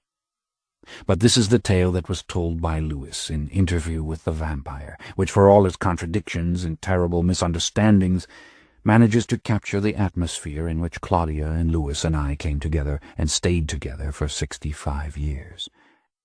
During that time we were nonpareils of our species, a silk and velvet-clad trio of deadly hunters, glorying in our secret and in the swelling city of New Orleans that harbored us in luxury and supplied us endlessly with fresh victims. And though Louis did not know it when he wrote his chronicle, 65 years is a phenomenal time for any bond in our world. As for the lies he told, the mistakes he made, well, I forgive him his excess of imagination, his bitterness, and his vanity, which was, after all, never very great. I never revealed to him half my powers, and with reason, because he shrank in guilt and self-loathing from using even half of his own. Even his unusual beauty and unfailing charm were something of a secret to him. When you read his statement that I made him a vampire because I coveted his plantation house, you can write that off to modesty more easily than stupidity, I suppose. As for his belief that I was a peasant, well, that was understandable. He was, after all, a discriminating and inhibited child of the middle class, aspiring, as all the colonial planters did, to be a genuine aristocrat, though he had never met one. And I came from a long line of feudal lords who licked their fingers and threw the bones over their shoulders to the dogs as they dined. When he says I played with innocent strangers, befriending them and then killing them, how was he to know that I hunted almost exclusively among the gamblers, the thieves, and the killers, being more faithful to my unspoken vow to kill the evildoer than even I had hoped I would be? The young Frenier, for example, a planter whom Louis romanticizes hopelessly in his text, was in fact a wanton killer and a cheater at cards on the verge of signing over his family's plantation for debt when I struck him down. The whores I feasted upon in front of Louis once to spite him had drugged and robbed many a seaman who was never seen alive again. But little things like this don't really matter. He told the tale as he believed it. And in a real way, Louis was always the sum of his flaws, the most beguilingly human fiend I have ever known. Even Marius could not have imagined such a compassionate and contemplative creature, always the gentleman, even teaching Claudia the proper use of table silver when she, bless her little black heart, had not the slightest need ever to touch a knife or a fork. His blindness to the motives or the suffering of others was as much a part of his charm as his soft, unkempt black hair or the eternally troubled expression in his green eyes. And why should I bother to tell of the times he came to me in wretched anxiety, begging me never to leave him, of the times we walked together and talked together, acted Shakespeare together for Claudia's amusement, or went arm in arm to hunt the riverfront taverns, or to waltz with the dark-skinned beauties of the celebrated quadroon balls? Read between the lines. I betrayed him when I created him. That is the significant thing. Just as I betrayed Claudia. And I forgive the nonsense he wrote because he told the truth about the eerie contentment he and Claudia and I shared, and had no right to share, in those long 19th century decades when the peacock colors of the ancient regime died out, and the lovely music of Mozart and Haydn gave way to the bombast of Beethoven, which could sound at times too remarkably like the clang of my imaginary hell's bells. I had what I wanted. But I had always wanted. I had them. And I could now and then forget Gabrielle, and forget Nicky, and even forget Marius, and the blank staring face of Akasha, or the icy touch of her hand, or the heat of her blood. But I had always wanted many things. What accounted for the duration of the life he described in Interview with the Vampire? Why did we last so long? All during the 19th century, vampires were discovered by the literary writers of Europe. Lord Ruthven, the creation of Dr. Polidori, gave way to Sir Francis Varney in The Penny Dreadfuls, and later came Sheridan Le Fanu's magnificent and sensuous Countess Carmilla Karnstein, and finally the big ape of the vampires, the hirsute Slav, Count Dracula, who, though he can turn himself into a bat or dematerialize at will, nevertheless crawls down the wall of his castle in the manner of a lizard, apparently for fun. All of these creations, and many like them, feeding the insatiable appetite for Gothic and fantastical tales. We were the essence of that 19th century conception, aristocratically aloof, unfailingly elegant, and invariably merciless, and cleaving to each other in a land ripe for, but untroubled by, others of our kind. Maybe we had found the perfect moment in history, the perfect balance between the monstrous and the human, the time when that vampiric romance, born in my imagination amid the colorful brocades of the ancient regime, should find its greatest enhancement in the flowing black cape, the black top hat, and the little girl's luminous curls spilling down from their violet ribbon to the puffed sleeves of her diaphanous silk dress. But what had I done to Claudia? And when would I have to pay for that? How long was she content to be the mystery that bound Louis and me so tightly together, the muse of our moonlit hours, the one object of devotion common to us both? Was it inevitable that she who would never have a woman's form would strike out at the demon father who condemned her to the body of a little china doll? I should have listened to Marius's warning. I should have stopped for one moment to reflect on it as I stood on the edge of that grand and intoxicating experiment, to make a vampire of the least of these. I should have taken a deep breath. But you know, it was like playing the violin for Akasha. I wanted to do it. I wanted to see what would happen. I mean, with a beautiful little girl like that. Oh, Lestat, you deserve everything that ever happened to you. You'd better not die. You might actually go to hell. But why was it that for purely selfish reasons I didn't listen to some of the advice given me? Why didn't I learn from any of them? Gabrielle, Armand, Marius. But then I have never listened to anyone, really. Somehow or other I never can. And I cannot say even now that I regret Claudia, that I wish I had never seen her, nor held her, nor whispered secrets to her, nor heard her laughter echoing through the shadowy, gas-lighted rooms of that all-too-human townhouse in which we moved amid the lacquered furniture and the darkening oil paintings and the brass flower-pots as living beings should. Claudia was my dark child, my love, evil of my evil. Claudia broke my heart. And on a warm, sultry night in the spring of the year 1860, she rose up to settle the score. She enticed me, she trapped me, and she plunged a knife over and over again into my drugged and poisoned body until almost every drop of the vampiric blood gushed out of me before my wounds had the precious few seconds in which to heal. I don't blame her. It was the sort of thing I might have done myself. And those delirious moments will never be forgotten by me, never consigned to some unexplored compartment of the mind. It was her cunning and her will that laid me low as surely as the blade that slashed my throat and divided my heart. I will think on those moments every night for as long as I go on, and of the chasm that opened under me, the plunge into mortal death that was nearly mine. Claudia gave me that, but as the blood flowed, taking with it all power to see or hear or move finally, my thoughts traveled back and back, way beyond the creation of the doomed vampire family in their paradise of wallpaper and lace curtains, to the dimly envisioned groves of mythical lands where the old Dionysian god of the wood had felt again and again his flesh torn, his blood spilled. If there was not meaning, at least there was the luster of congruence, the stunning repetition of the same old theme. And the god dies, and the god rises. But this time no one is redeemed.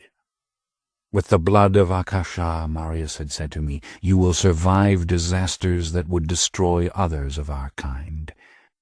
Later, abandoned in the stench and darkness of the swamp, I felt the thirst define my proportions. I felt the thirst propel me. I felt my jaws open in the rank water, and my fangs seek the warm-blooded things that could put my feet on the long road back.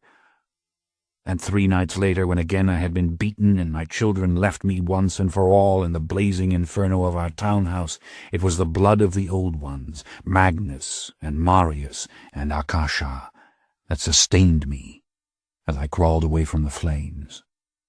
But without more of that healing blood, without a fresh infusion, I was left at the mercy of time to heal my wounds. And what Lewis could not describe in his story is what happened to me after. How for years I hunted on the edge of the human herd, a hideous and crippled monster who could strike down only the very young or infirm. In constant danger from my victims, I became the very antithesis of the romantic demon, bringing terror rather than rapture, resembling nothing so much as the old revenants of Les Innocents in their filth and rags. The wounds I'd suffered affected my very spirit, my capacity to reason. And what I saw in the mirror every time I dared look further shriveled my soul. Yet not once, in all this time, did I call out to Marius. Did I try to reach him over the miles? I could not beg for his healing blood. Better suffer purgatory for a century than Marius's condemnation. Better suffer the worst loneliness, the worst anguish, than discover that he knew everything I'd done and had long ago turned his back on me. As for Gabrielle, who would have forgiven me anything, whose blood was powerful enough at least to hasten my recovery, I did not know even where to look. When I had recovered sufficiently to make the long voyage to Europe, I turned to the only one that I could turn to, Armand. Armand, who lived still on the land I'd given him in the very tower where I'd been made by Magnus. Armand, who still commanded the thriving coven of the Theatre of the Vampires in the Boulevard du Temple, which still belonged to me. After all, I owed Armand no explanations. And did he not owe something to me? It was a shock to see him when he came to answer the knock on his door. He looked like a young man out of the novels of Dickens in his sombre and sleekly tailored black frock coat, all the Renaissance curls clipped away. His eternally youthful face was stamped with the innocence of a David Copperfield and the pride of a Steerforth. Anything but the true nature of the spirit within. For one moment a brilliant light burned in him as he looked at me. Then he stared slowly at the scars that covered my face and hands, and he said softly and almost compassionately, "Come in, Lestat." He took my hand. and we walked together through the house he had built at the foot of Magnus's tower, a dark and dreary place, fit for all the Byronic horrors of this strange age. "You know the rumor is that you met the End, somewhere in Egypt or the Far East," he said quickly in everyday French, with an animation I'd never seen in him before. He was skilled now at pretending to be a living being. "You went with the old century, and no one has heard of you since." "And Gabrielle?" I demanded immediately, wondering that I had not blurted it out at the door. "No one has ever seen her or heard of her since you left Paris," he said. Once again his eyes moved over me caressingly, and there was thinly veiled excitement in him, a fever that I could feel like the warmth of the nearby fire. I knew he was trying to read my thoughts. "What's happened to you?" he asked. My scars were puzzling him. They were too numerous, too intricate, scars of an attack that should have meant death. I felt a sudden panic that in my confusion I'd reveal everything to him, the things that Marius had long ago forbidden me to tell. But it was the story of Louis and Claudia that came rushing out, in stammering and half-truth, sans one salient fact, that Claudia had been only a child. I told briefly of the years in Louisiana, of how they had finally risen against me, just as he had predicted my children might. I conceded everything to him without guile or pride, explaining that it was his blood I needed now. Pain and pain and pain to lay it out for him, to feel him considering it, to say, "Yes, you were right. It isn't the whole story, but in the main you were right." Was it sadness I saw in his face then?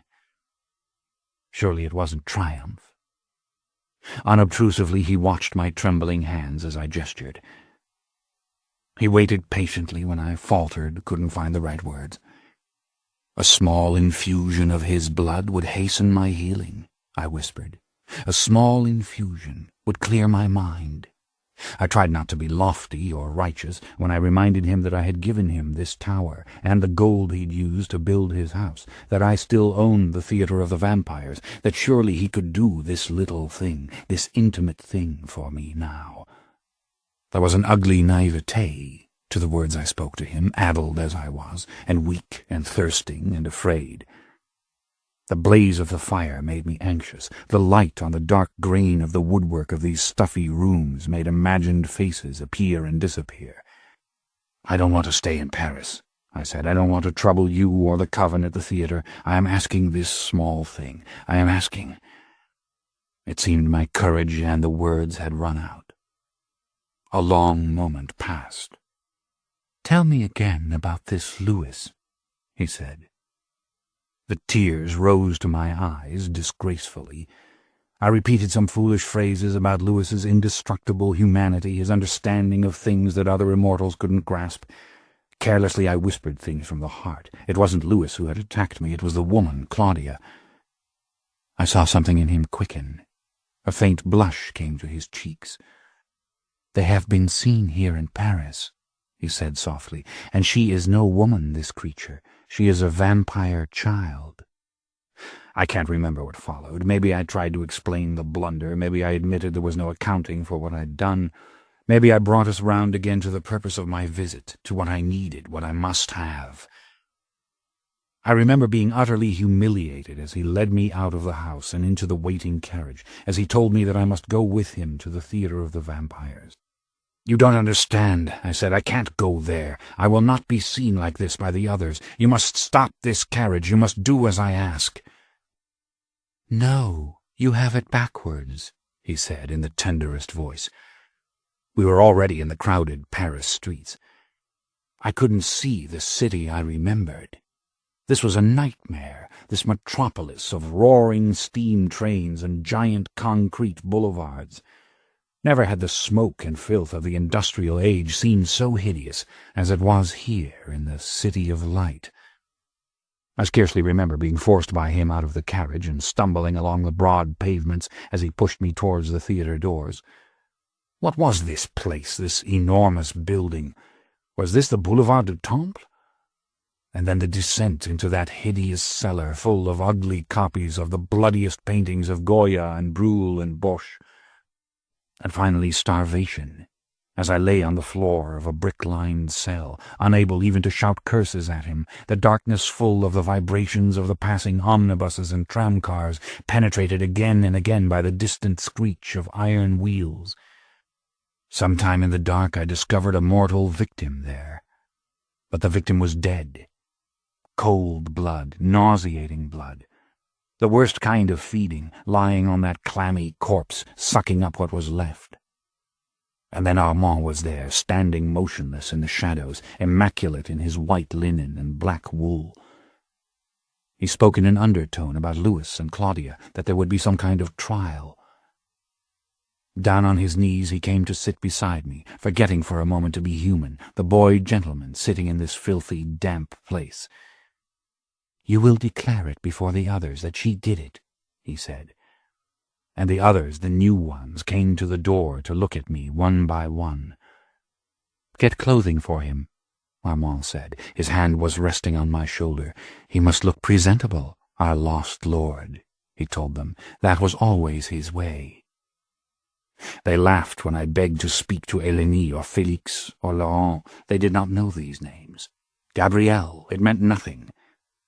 And where was Marius? How many countries, rivers, mountains lay between us? Could he hear and see these things? High above in the theatre, a mortal audience, herded like sheep into a corral, thundered on the wooden staircases, the wooden floors. I dreamed of getting away from here, getting back to Louisiana, letting time do its inevitable work. I dreamed of the earth again, its cool depths which I'd known so briefly in Cairo. I dreamed of Louis and Claudia, and that we were together. Claudia had grown miraculously into a beautiful woman, and she said, laughing, "You see, this is what I came to Europe to discover, how to do this." And I feared that I was never to be allowed out of here, that I was to be entombed as those starving ones had been under Les Innocents, that I had made a fatal mistake. I was stuttering and crying and trying to talk to Armand, and then I realized Armand was not even there. If he had come, he had gone as quickly. I was having delusions. And the victim, the warm victim, "Give it to me, I beg you," and Armand saying, "You will say what I have told you to say." It was a mob tribunal of monsters, white-faced demons shouting accusations, Louis pleading desperately, Claudia staring at me mute, and my saying yes, she was the one who did it, yes, and then cursing Armand as he shoved me back into the shadows, his innocent face radiant as ever. "But you have done well, Lestat. You have done well." What had I done? Borne testimony against them that they had broken the old rules, they'd risen against the coven master. What did they know of the old rules? I was screaming for Louis, and then I was drinking blood in the darkness, living blood from another victim, and it wasn't the healing blood, it was just blood. We were in the carriage again, and it was raining. We were riding through the country. And then we went up and up through the old tower to the roof. I had Claudia's bloody yellow dress in my hands. I had seen her in a narrow, wet place where she had been burnt by the sun. "Scatter the ashes," I had said. Yet no one moved to do it. The torn, bloody yellow dress lay on the cellar floor. Now I held it in my hands. "They will scatter the ashes, won't they?" I said. "Didn't you want justice?" Armand asked, his black wool cape close around him in the wind, his face dark with the power of the recent kill. What did it have to do with justice? Why did I hold this thing, this little dress? I looked out from Magnus's battlements, and I saw the city had come to get me. It had reached out its long arms to embrace the tower, and the air stank of factory smoke. Armand stood still at the stone railing watching me, and he seemed suddenly as young as Claudia had seemed. "And make sure they have had some lifetime before you make them, and never, never make one as young as Armand." In death she said nothing. She had looked at those around her as if they were giants jabbering in an alien tongue. Armand's eyes were red. "Louis, where is he?" I asked. "They didn't kill him. I saw him. He went out into the rain." "They have gone after him. He is already destroyed." Liar, with the face of a choir boy. "Stop them! You have to, if there's still time." He shook his head. "Why can't you stop them? Why did you do it, the trial, all of it? What do you care what they did to me?" "It's finished." Under the roar of the winds came the scream of a steam whistle.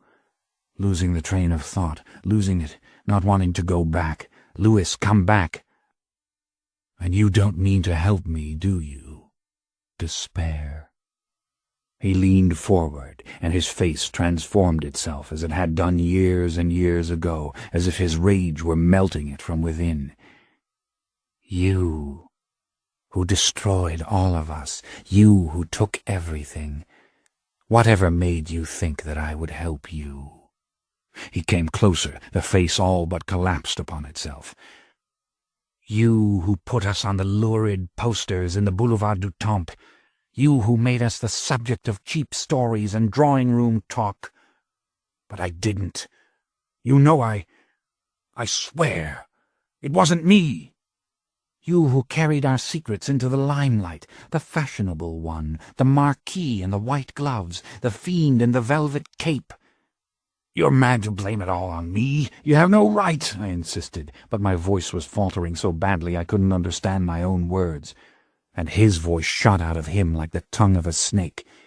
"We had our Eden under that ancient cemetery," he hissed.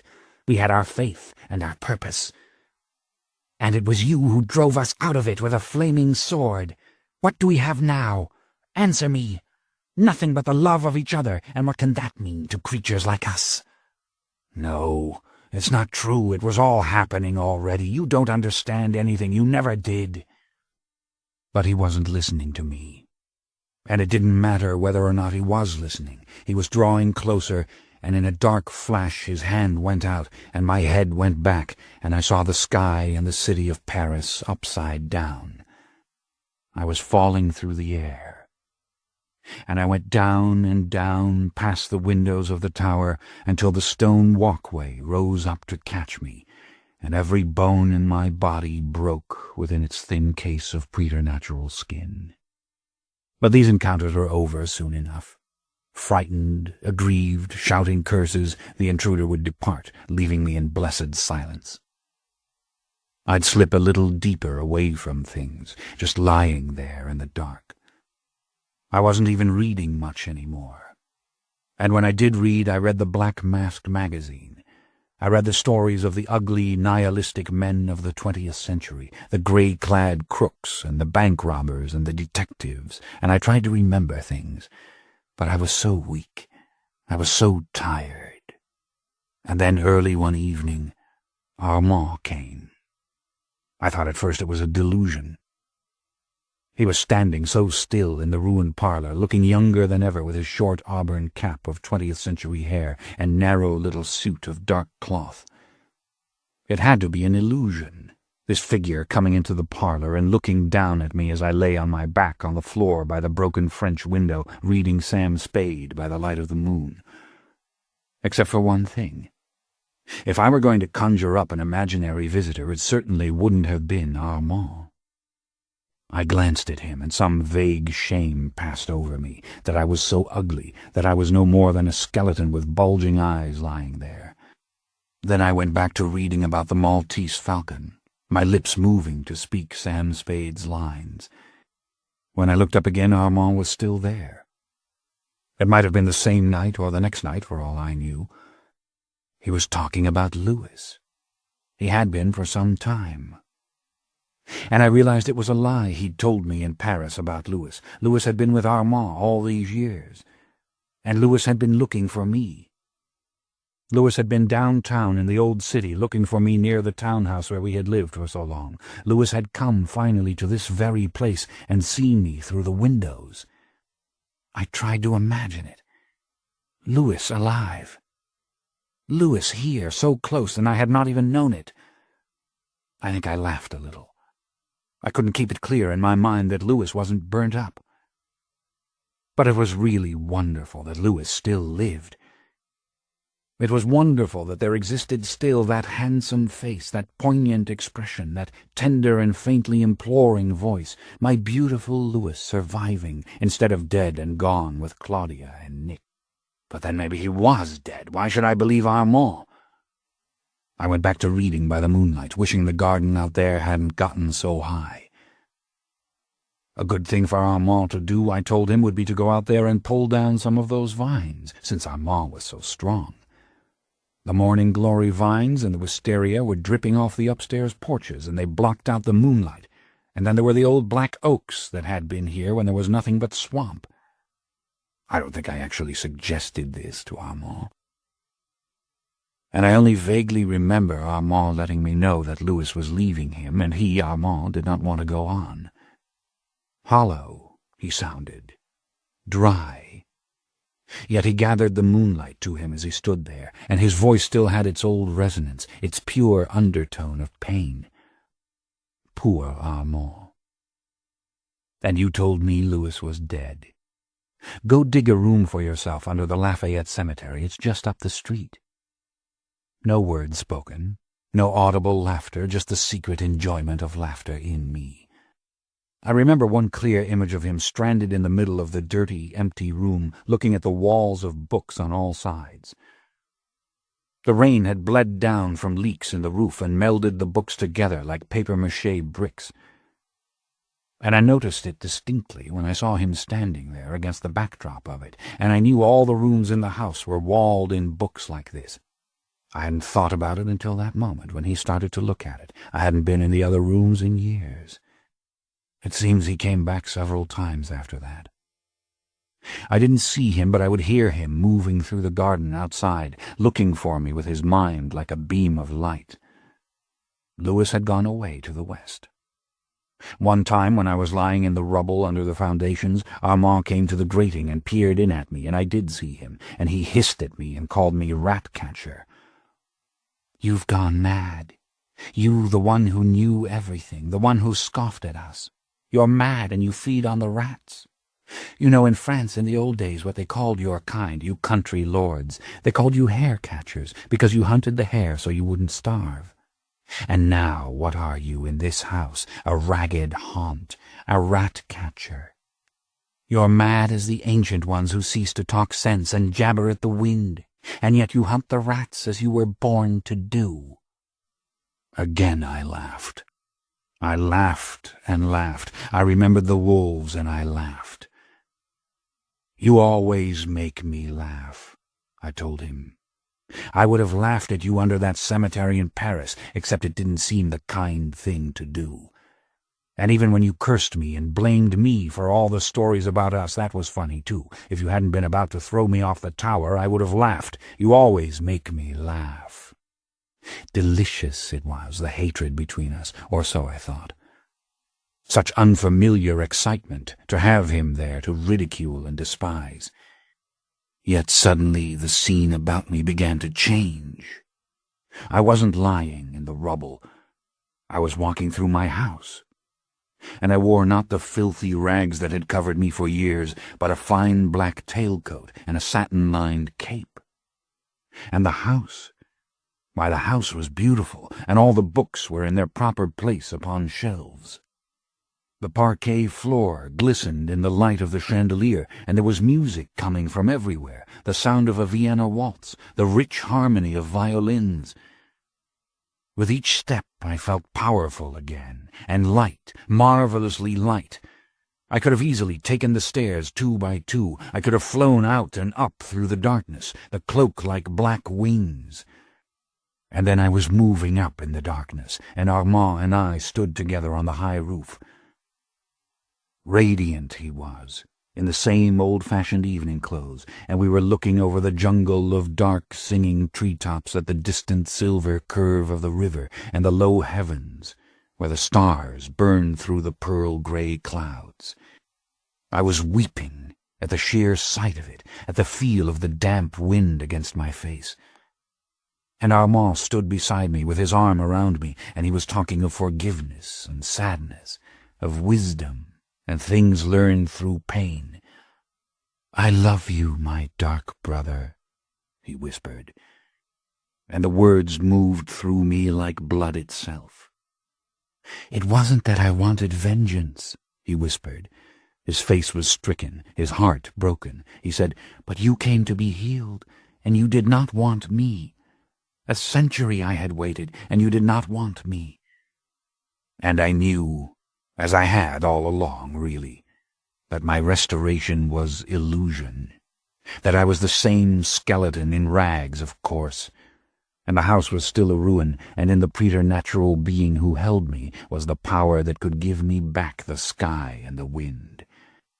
"Love me, and the blood is yours," he said, "this blood that I have never given to another." I felt his lips against my face. "I can't deceive you," I answered. "I can't love you. What are you to me that I should love you? A dead thing that hungers for the power and the passion of others, the embodiment of thirst itself."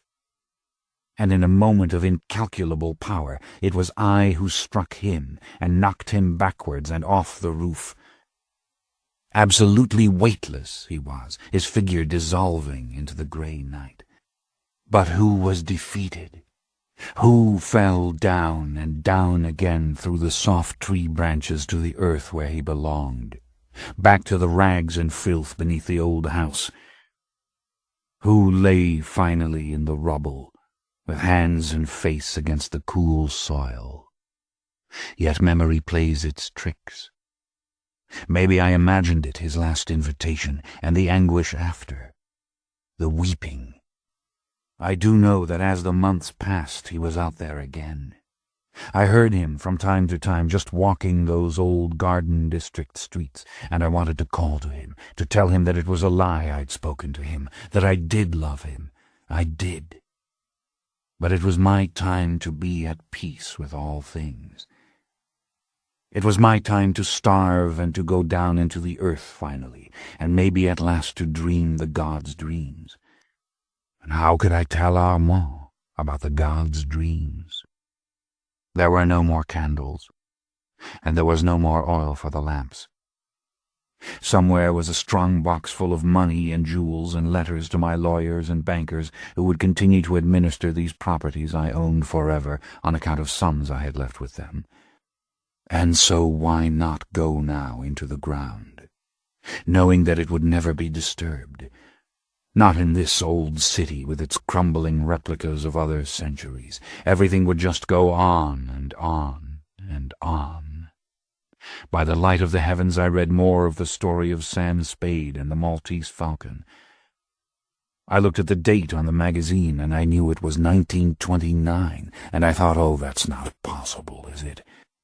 And I drank enough from the rats to have the strength to dig really deep.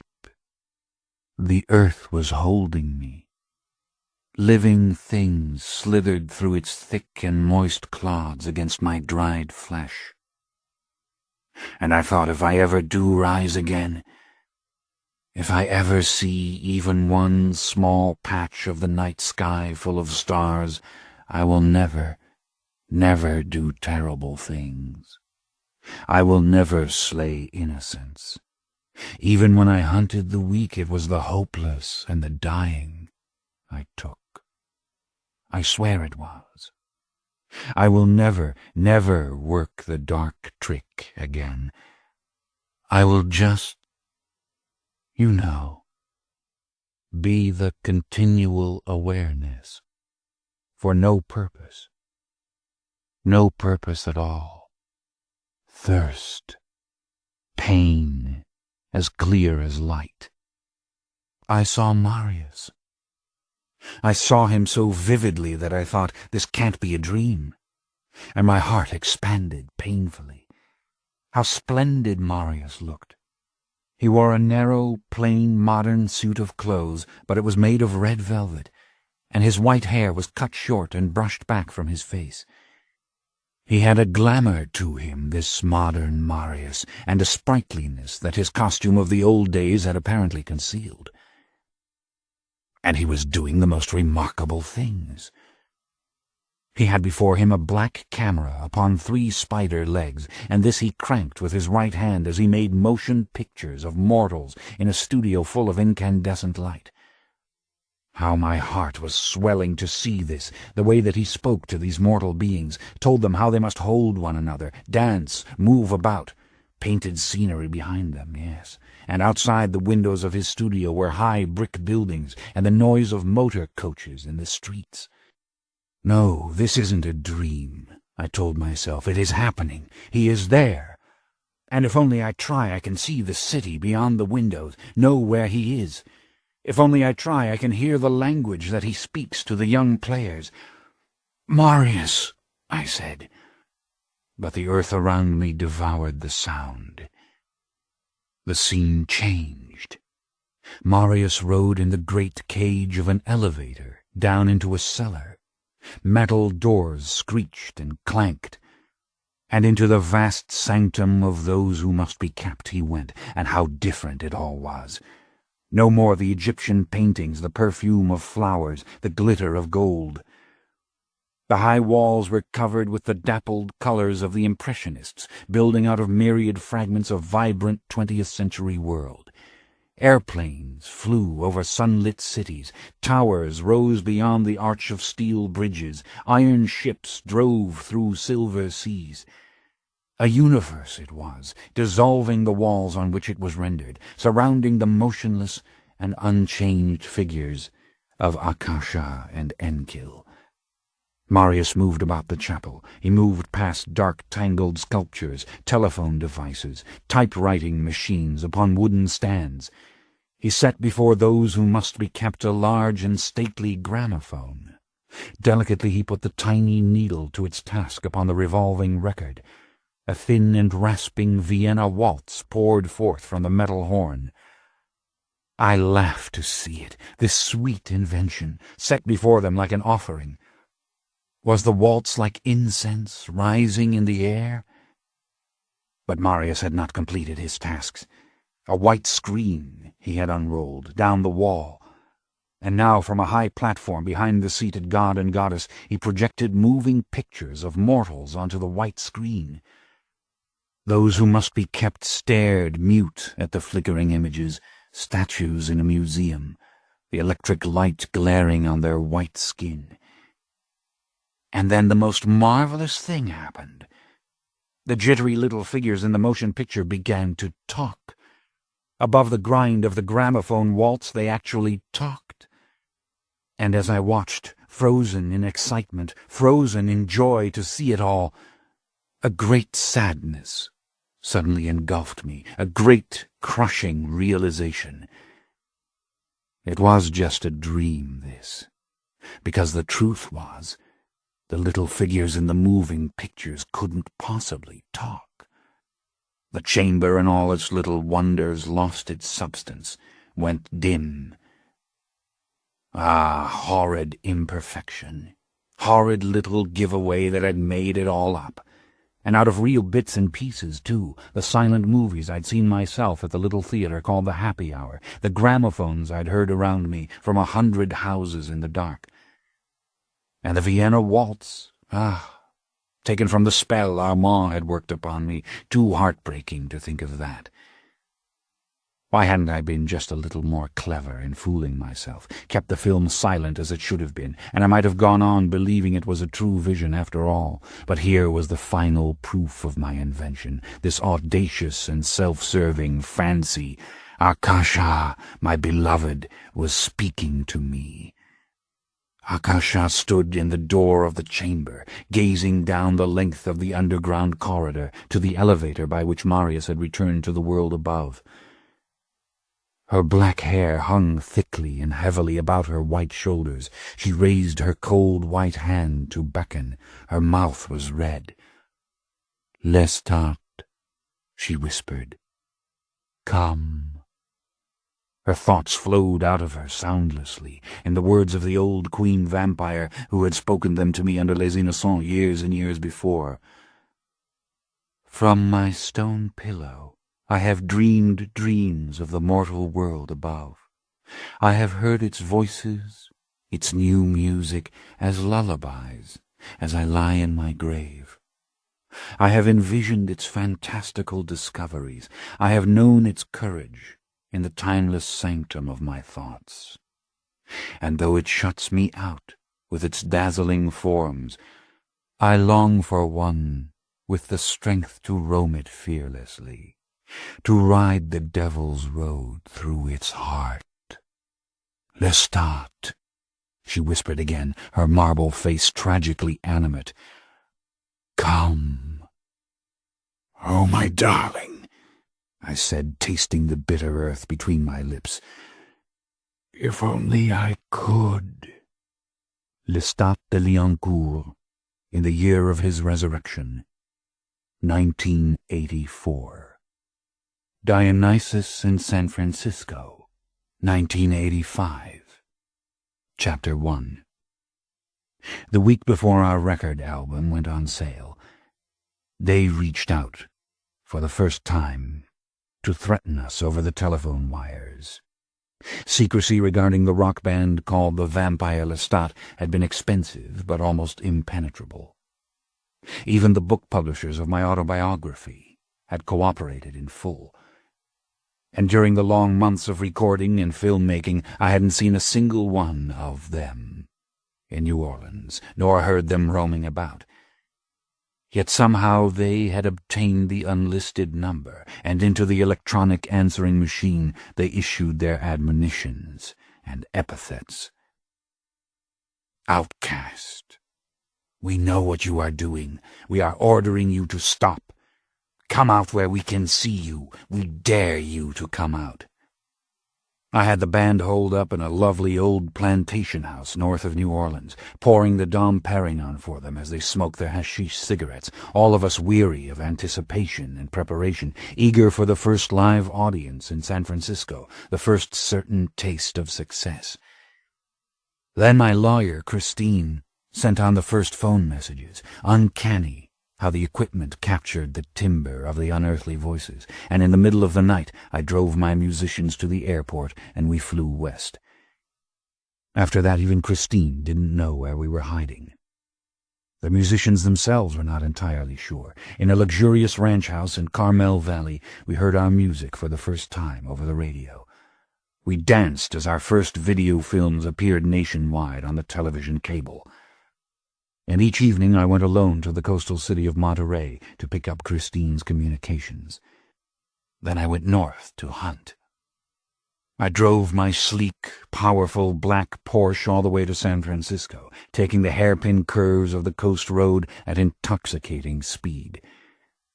And in the immaculate yellow gloom of the big city Skid Row, I stalked my killers a little more cruelly and slowly than before.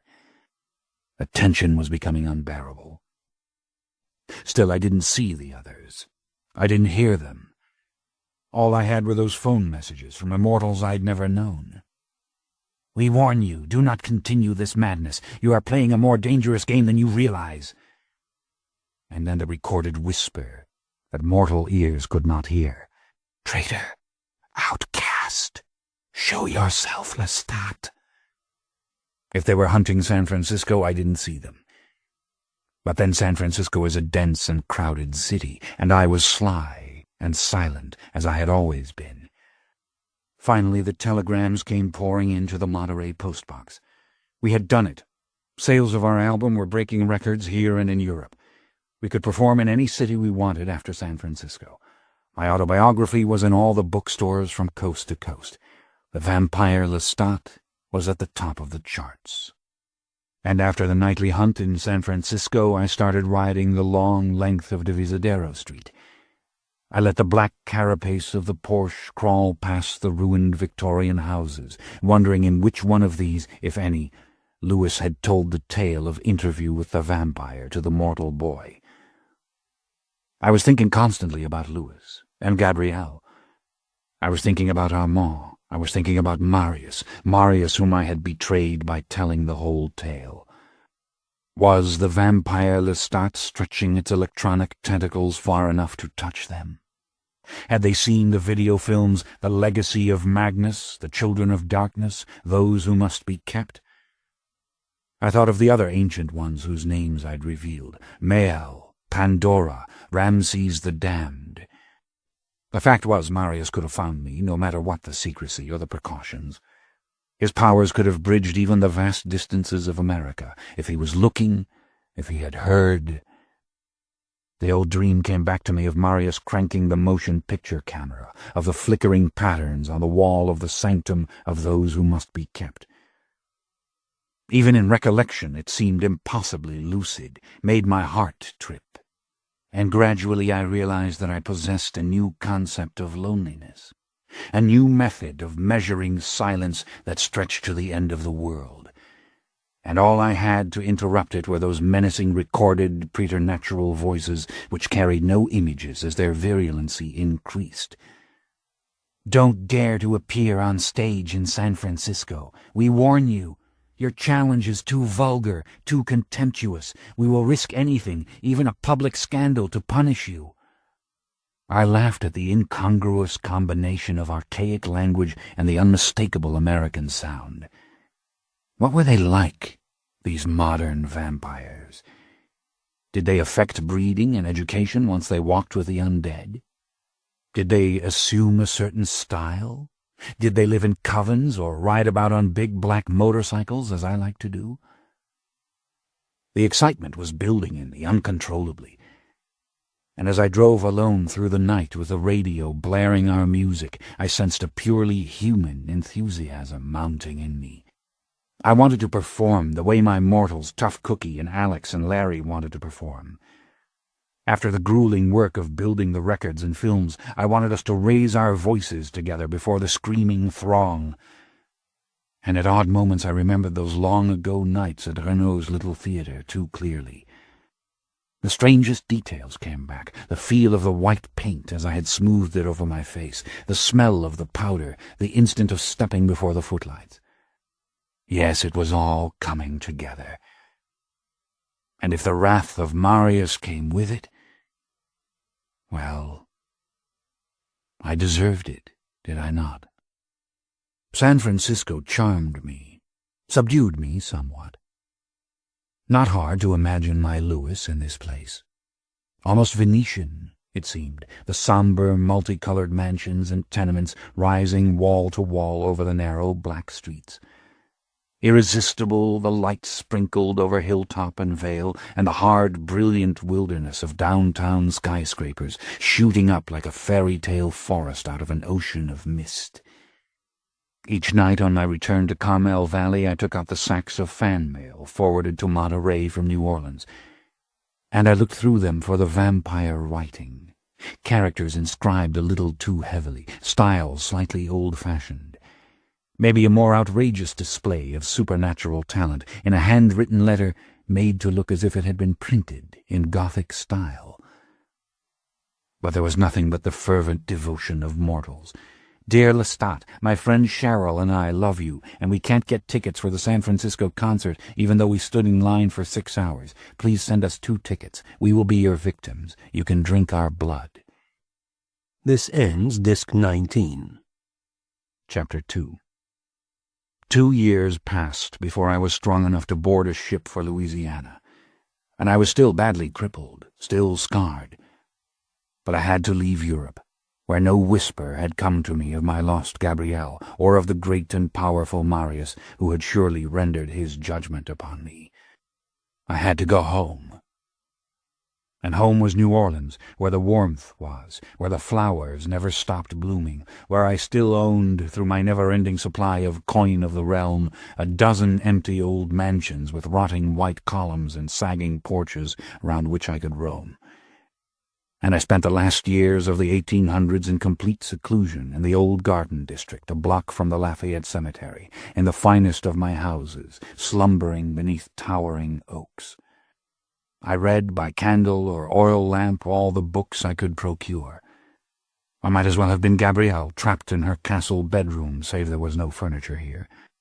And the stacks of books reached to the ceiling in one room after another as I went on to the next. Now and then I mustered enough stamina to break into a library or an old bookstore for new volumes, but less and less I went out. I wrote off for periodicals. I hoarded candles and bottles and tin cans of oil. I do not remember when it became the 20th century, only that everything was uglier and darker, and the beauty I'd known in the old 18th century days seemed more than ever some kind of fanciful idea. The bourgeois ran the world now upon dreary principles and with a distrust of the sensuality and the excess that the ancient regime had so loved. But my vision and thoughts were getting ever more clouded. I no longer hunted humans, and a vampire cannot thrive without human blood, human death. I survived by luring the garden animals of the old neighborhood, the pampered dogs and cats. And when they couldn't be got easily, well, then there was always the vermin that I could call to me like the Pied Piper, fat, long-tailed gray rats. One night I forced myself to make the long trek through the quiet streets to a shabby little theater called the Happy Hour near the waterfront slums. I wanted to see the new silent moving pictures. I was wrapped in a greatcoat with a muffler hiding my gaunt face. I wore gloves to hide my skeletal hands. The sight of the daytime sky, even in this imperfect film, terrified me. But it seemed the dreary tones of black and white were perfect for a colorless age. I did not think about other immortals. Yet now and then a vampire would appear, some orphaned fledgling who had stumbled on my lair, or a wanderer come in search of the legendary Lestat, begging for secrets, power. Horrid, these intrusions. Even the timbre of the supernatural voice shattered my nerves, drove me into the farthest corner, yet no matter how great the pain, I scanned each new mind for knowledge of my Gabrielle. I never discovered any. Nothing to do after that but ignore the poor human victims the fiend would bring in the vain hope of restoring me. The Vampire Lestat, Disc 20. 3 o'clock in the morning on the night before the San Francisco concert. The cool green paradise of Carmel Valley was asleep. I was dozing in the giant den before the glass wall that faced the mountains. I was dreaming off and on of Marius. Marius said in my dream, "Why did you risk my vengeance?" And I said, "You turned your back on me." "That is not the reason," he said. "You act on impulse. You want to throw all the pieces in the air." "I want to affect things, to make something happen," I said. In the dream I shouted, and I felt suddenly the presence of the Carmel Valley house around me. Just a dream, a thin, mortal dream. Yet something else. A sudden transmission, like a vagrant radio wave intruding upon the wrong frequency, a voice saying, "Danger, danger to us all."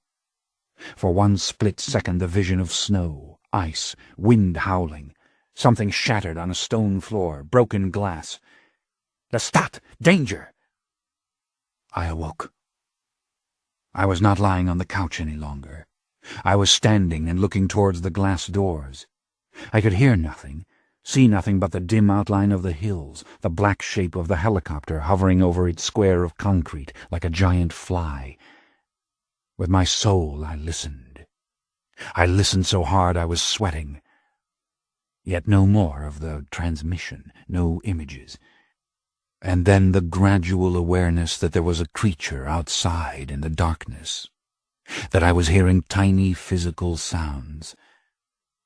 Someone out there walking in the stillness. No human scent. One of them was out there. One of them had penetrated the secrecy and was approaching beyond the distant skeletal silhouette of the helicopter, through the open field of high grass. Again I listened. No, not a shimmer to reinforce the message of danger. In fact, the mind of the being was locked to me. I was getting only the inevitable signals of a creature passing through space. The rambling low-roofed house slumbered around me, a giant aquarium, it seemed, with its barren white walls and the blue flickering light of the silent television set. Tough Cookie and Alex in each other's arms on the rug before the empty fireplace. Larry asleep in the cell-like bedroom with the carnally indefatigable groupie called Salamander, whom they had picked up in New Orleans before we came west. Sleeping bodyguards in the other low-ceilinged modern chambers, and in the bunkhouse beyond the great blue oyster-shell swimming pool. And out there, under the clear black sky, this creature coming, moving towards us from the highway on foot. This thing that I sensed now was completely alone. Beat of a supernatural heart in the thin darkness. Yes, I can hear it very distinctly. The hills were like ghosts in the distance, the yellow blossoms of the acacias gleaming white under the stars. Not afraid of anything, it seemed. Just coming. And the thoughts absolutely impenetrable. That could mean one of the old ones, the very skilled ones, except the skilled ones would never crush the grass underfoot. This thing moved almost like a human. This vampire had been made by me. My heart was skipping. I glanced at the tiny lights of the alarm box, half concealed by the gathered drapery in the corner, promise of sirens if anything mortal or immortal tried to penetrate this house. On the edge of the white concrete he appeared. Tall, slender figure, short, dark hair. And then he paused as if he could see me in the electric blue haze behind the glass veil. Yes, he saw me, and he moved towards me, towards the light. Agile, traveling just a little too lightly for a mortal. Black hair, green eyes, and the limbs shifting silkily under the neglected garments, a frayed black sweater that hung shapelessly from his shoulders, legs like long black spokes. I felt the lump come up in my throat. I was trembling. I tried to remember what was important, even in this moment, that I must scan the night for others, must be careful, danger. But none of that mattered now, I knew. I shut my eyes for a second. It did not help anything, make anything easier. Then my hand went out to the alarm buttons, and I turned them off. I opened the giant glass doors, and the cold, fresh air moved past me into the room. He was past the helicopter, turning and stepping away like a dancer to look up at it, his head back, his thumbs hooked very casually in the pockets of his black jeans. When he looked at me again, I saw his face distinctly, and he smiled. Even our memories can fail us. He was proof of that, delicate and blinding as a laser as he came closer, all the old images blown away like dust. I flicked on the alarm system again, closed the doors on my mortals, and turned the key in the lock. For a second I thought, I cannot stand this. And this is only the beginning. And if he is here, only a few steps away from me now, then surely the others too will come. They will all come. I turned and went towards him, and for a silent moment I just studied him and the blue light falling through the glass. My voice was tight when I spoke. Where's the black cape, and the finely tailored black coat, and the silk tie, and all that foolishness? I asked. Eyes locked on each other. Then he broke the stillness and laughed, without making a sound. But he went on studying me with a rapt expression that gave me a secret joy, and with the boldness of a child he reached out and ran his fingers down the lapel of my grey velvet coat. "Can't always be the living legend," he said. The voice was like a whisper that wasn't a whisper, and I could hear his French accent so clearly, though I had never been able to hear my own. I could scarcely bear the sound of the syllables, the complete familiarity of it. And I forgot all the stiff, surly things I had planned to say. And I just took him in my arms. We embraced the way we never had in the past. We held each other the way Gabrielle and I used to do, and then I ran my hands over his hair and his face, just letting myself really see him, as if he belonged to me. And he did the same. Seems we were talking and not talking. True silent voices that didn't have any words, nodding a little. And I could feel him brimming with affection and a feverish satisfaction that seemed almost as strong as my own. But he was quiet suddenly. and his face became a little drawn. "I thought you were dead and gone, you know," he said. It was barely audible. "How did you find me here?" I asked. "You wanted me to," he answered. Flash of innocent confusion. He gave a slow shrug of the shoulders. Everything he did was magnetizing me, just the way it had over a century ago. Fingers so long and delicate, yet hands so strong. "You let me see you and you let me follow you," he said. "You drove up and down Divisadero Street looking for me. And you were still there."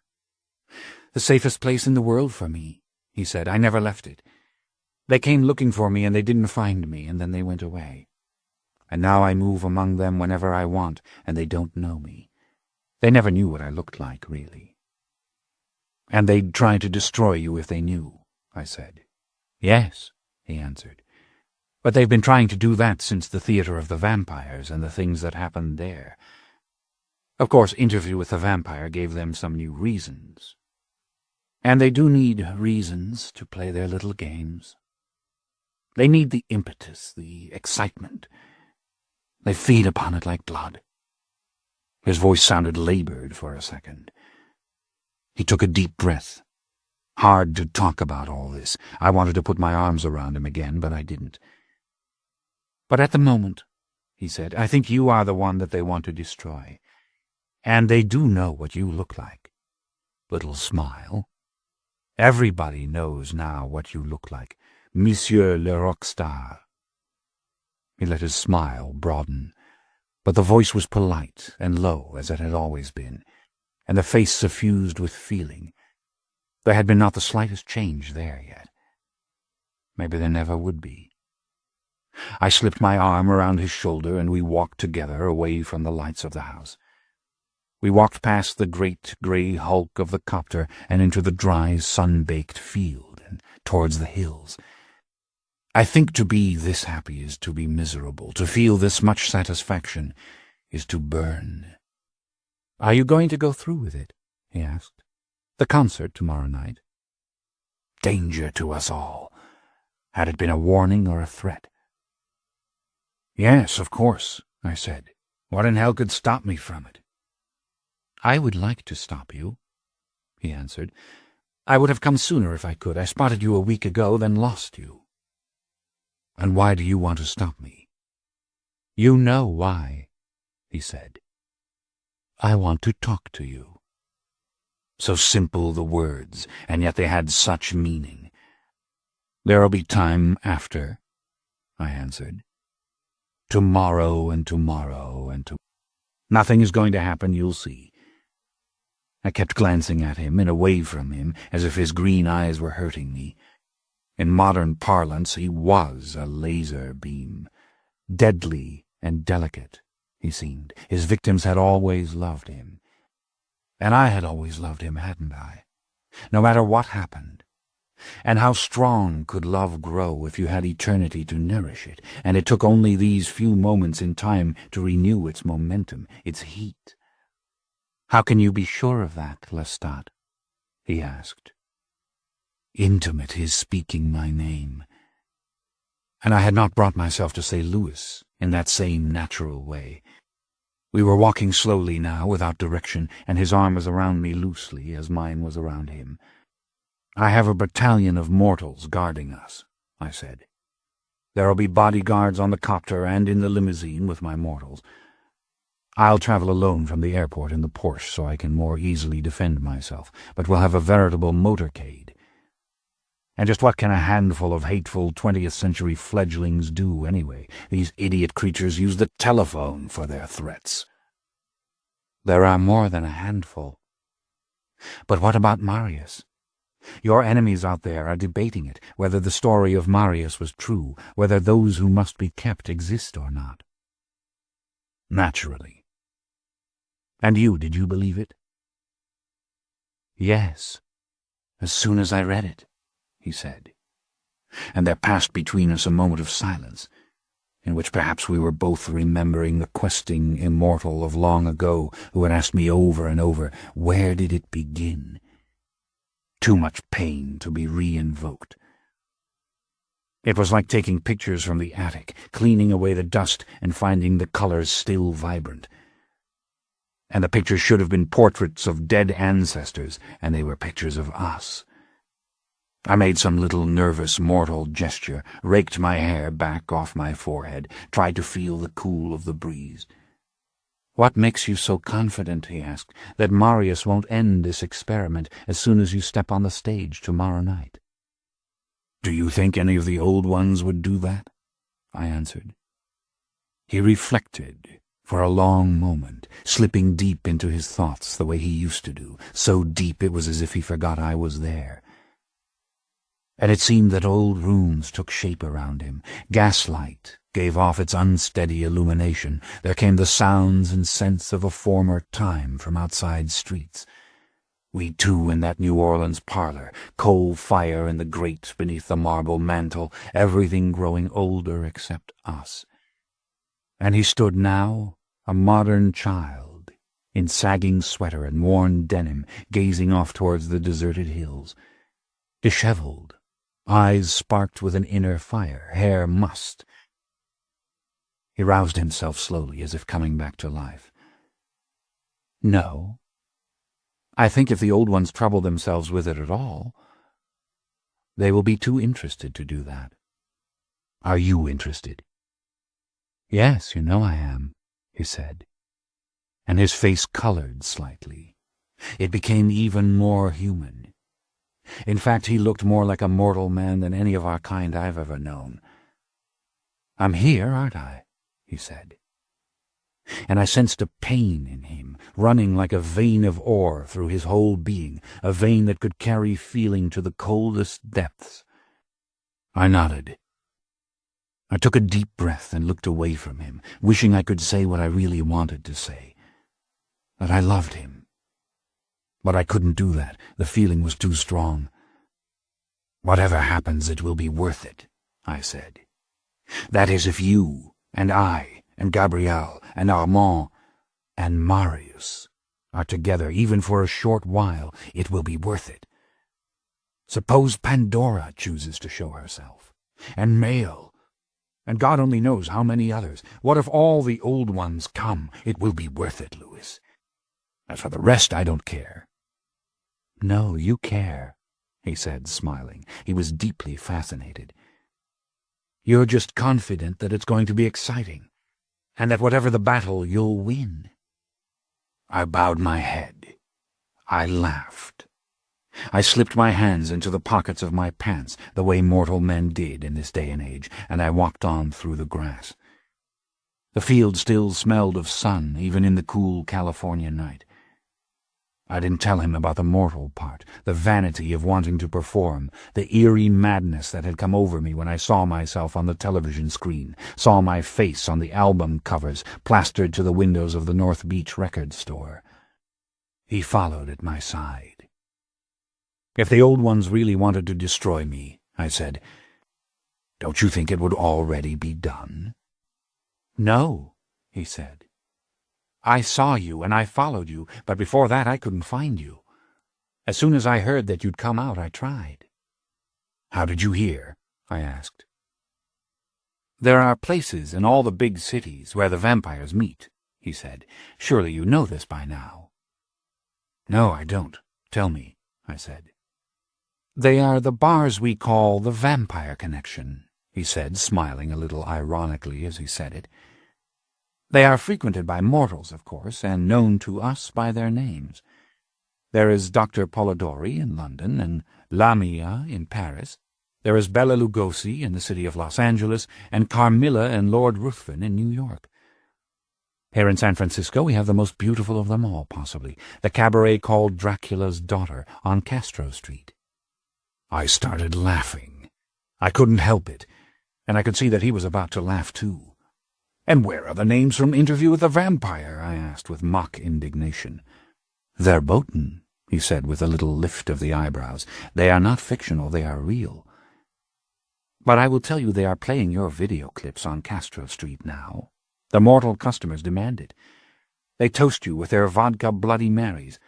The dance of Les Innocents is pounding through the walls. A real laughing fit was definitely coming. I tried to stop it. I shook my head. "But you've effected something of a revolution in speech in the back room as well," he continued in the same mock-sober fashion, unable to keep his face entirely straight. "What do you mean?" "Dark trick, dark gift, devil's road, they're all bantering those words about. The crudest fledglings who never even styled themselves vampires. They're imitating the book, even though they condemn it utterly. They are loading themselves down with Egyptian jewelry. Black velvet is once again de rigueur." "Too perfect.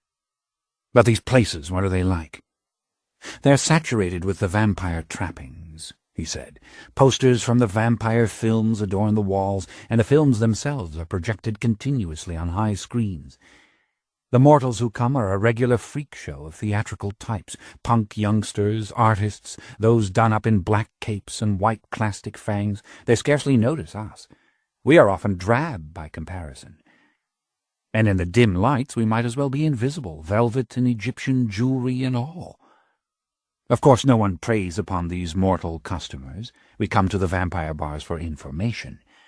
The vampire bar is the safest place for a mortal in all Christendom. You cannot kill in the vampire bar." "Wonder somebody didn't think of it before," I said. "They did think of it," he said. "In Paris it was the Théâtre des Vampires." "Of course," I admitted. He went on.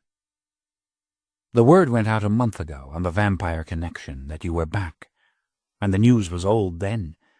They said you were hunting New Orleans. And then they learned what you meant to do. They had early copies of your autobiography. There was endless talk about the video films." "And why didn't I see them in New Orleans?" I asked. "Because New Orleans has been for half a century Armand's territory. No one dares to hunt New Orleans. They learn through mortal sources of information, out of Los Angeles and New York." "I didn't see Armand in New Orleans," I said. "I know," he answered. He looked troubled, confused for a moment. I felt a little tightening in the region of the heart. "No one knows where Armand is," he said a little dully. "But when he was there, he killed the young ones. They left New Orleans to him. They say that many of the old ones do that, kill the young ones. They say it of me, but it isn't so. I haunt San Francisco like a ghost. I do not trouble anyone save my unfortunate mortal victims." All this didn't surprise me much. "There are too many of us," he said, "as there always have been, and there is much warring. And a coven in any given city is only a means by which 3 or more powerful ones agree not to destroy each other and to share the territory according to the rules." "The rules, always the rules," I said. "They are different now, and more stringent. Absolutely no evidence of the kill must ever be left about. Not a single corpse must be left for mortals to investigate." "Of course." "And there must be no exposure whatsoever in the world of close-up photography and zoom lenses, of freeze-frame video examination. No risk that could lead to capture, incarceration, and scientific verification by the mortal world." I nodded, but my pulse was racing. I loved being the outlaw, the one who had already broken every single law. And so they were imitating my book, were they? Oh, it was started already, wheels set into motion. "Lestat, you think you understand," he said patiently. "But do you? Let the world have but one tiny fragment of our tissue for their microscopes, and there will be no arguments any more about legend or superstition. The proof will be there." "I don't agree with you, Louis," I said. "It isn't that simple." "They have the means to identify and classify us, to galvanize the human race against us." "No, Louis. Scientists in this day and age are witch doctors, perpetually at war. They quarrel over the most rudimentary questions. You would have to spread that supernatural tissue to every microscope in the world, and even then the public might not believe a word of it." He reflected for a moment. "One capture, then," he said. "One living specimen in their hands." "Even that wouldn't do it," I said. And how could they ever hold me? But it was too lovely to contemplate. The chase, the intrigue, the possible capture and escape. I loved it. He was smiling now in a strange way, full of disapproval and delight. "You are madder than you ever were," he said under his breath. "Madder than when you used to go about New Orleans deliberately scaring people in the old days." I laughed and laughed, but then I got quiet. We didn't have that much time before morning, and I could laugh all the way into San Francisco tomorrow night. "Louis, I've thought this over from every angle," I said. "It will be harder to start a real war with mortals than you think. And you're bound and determined to start it, aren't you? You want everyone, mortal or immortal, to come after you. Why not? Let it begin. And let them try to destroy us the way they have destroyed their other devils. Let them try to wipe us out." He was watching me with that old expression of awe and incredulity that I had seen 1,000 times on his face. I was a fool for it, as the expression goes. But the sky was paling overhead, the stars drifting steadily away. Only precious moments we had together before the early spring morning. "And so you really mean for it to happen?" he said earnestly, his tone gentler than before. "Louis, I mean for something and everything to happen," I said. "I mean for all that we have been to change. What are we but leeches now, loathsome, secretive, without justification? The old romance is gone. So let us take on a new meaning. I crave the bright lights as I crave blood. I crave the divine visibility. I crave war. The new evil, to use your old words," he said. "And this time it is the 20th century evil." "Precisely. But again I thought of the purely mortal impulse, the vain impulse for worldly fame, acknowledgment, faint blush of shame. It was all going to be such a pleasure." "But why, Lestat?" he asked a little suspiciously. "Why the danger, the risk? After all, you have done it. You have come back. You're stronger than ever. You have the old fire as if it had never been lost, and you know how precious this is, this will simply to go on. Why risk it immediately? Have you forgotten what it was like when we had the world all around us, and no one could hurt us except ourselves? Is this an offer, Louis? Have you come back to me, as lovers say?" His eyes darkened, and he looked away from me. "I'm not mocking you, Louis," I said. "You've come back to me, Lestat," he said evenly, looking at me again. "When I heard the first whispers of you at Dracula's Daughter, I felt something that I thought was gone forever." He paused. But I knew what he was talking about. He had already said it, and I had understood it centuries ago when I felt Armand's despair after the death of the old coven. Excitement, the desire to continue, these things were priceless to us.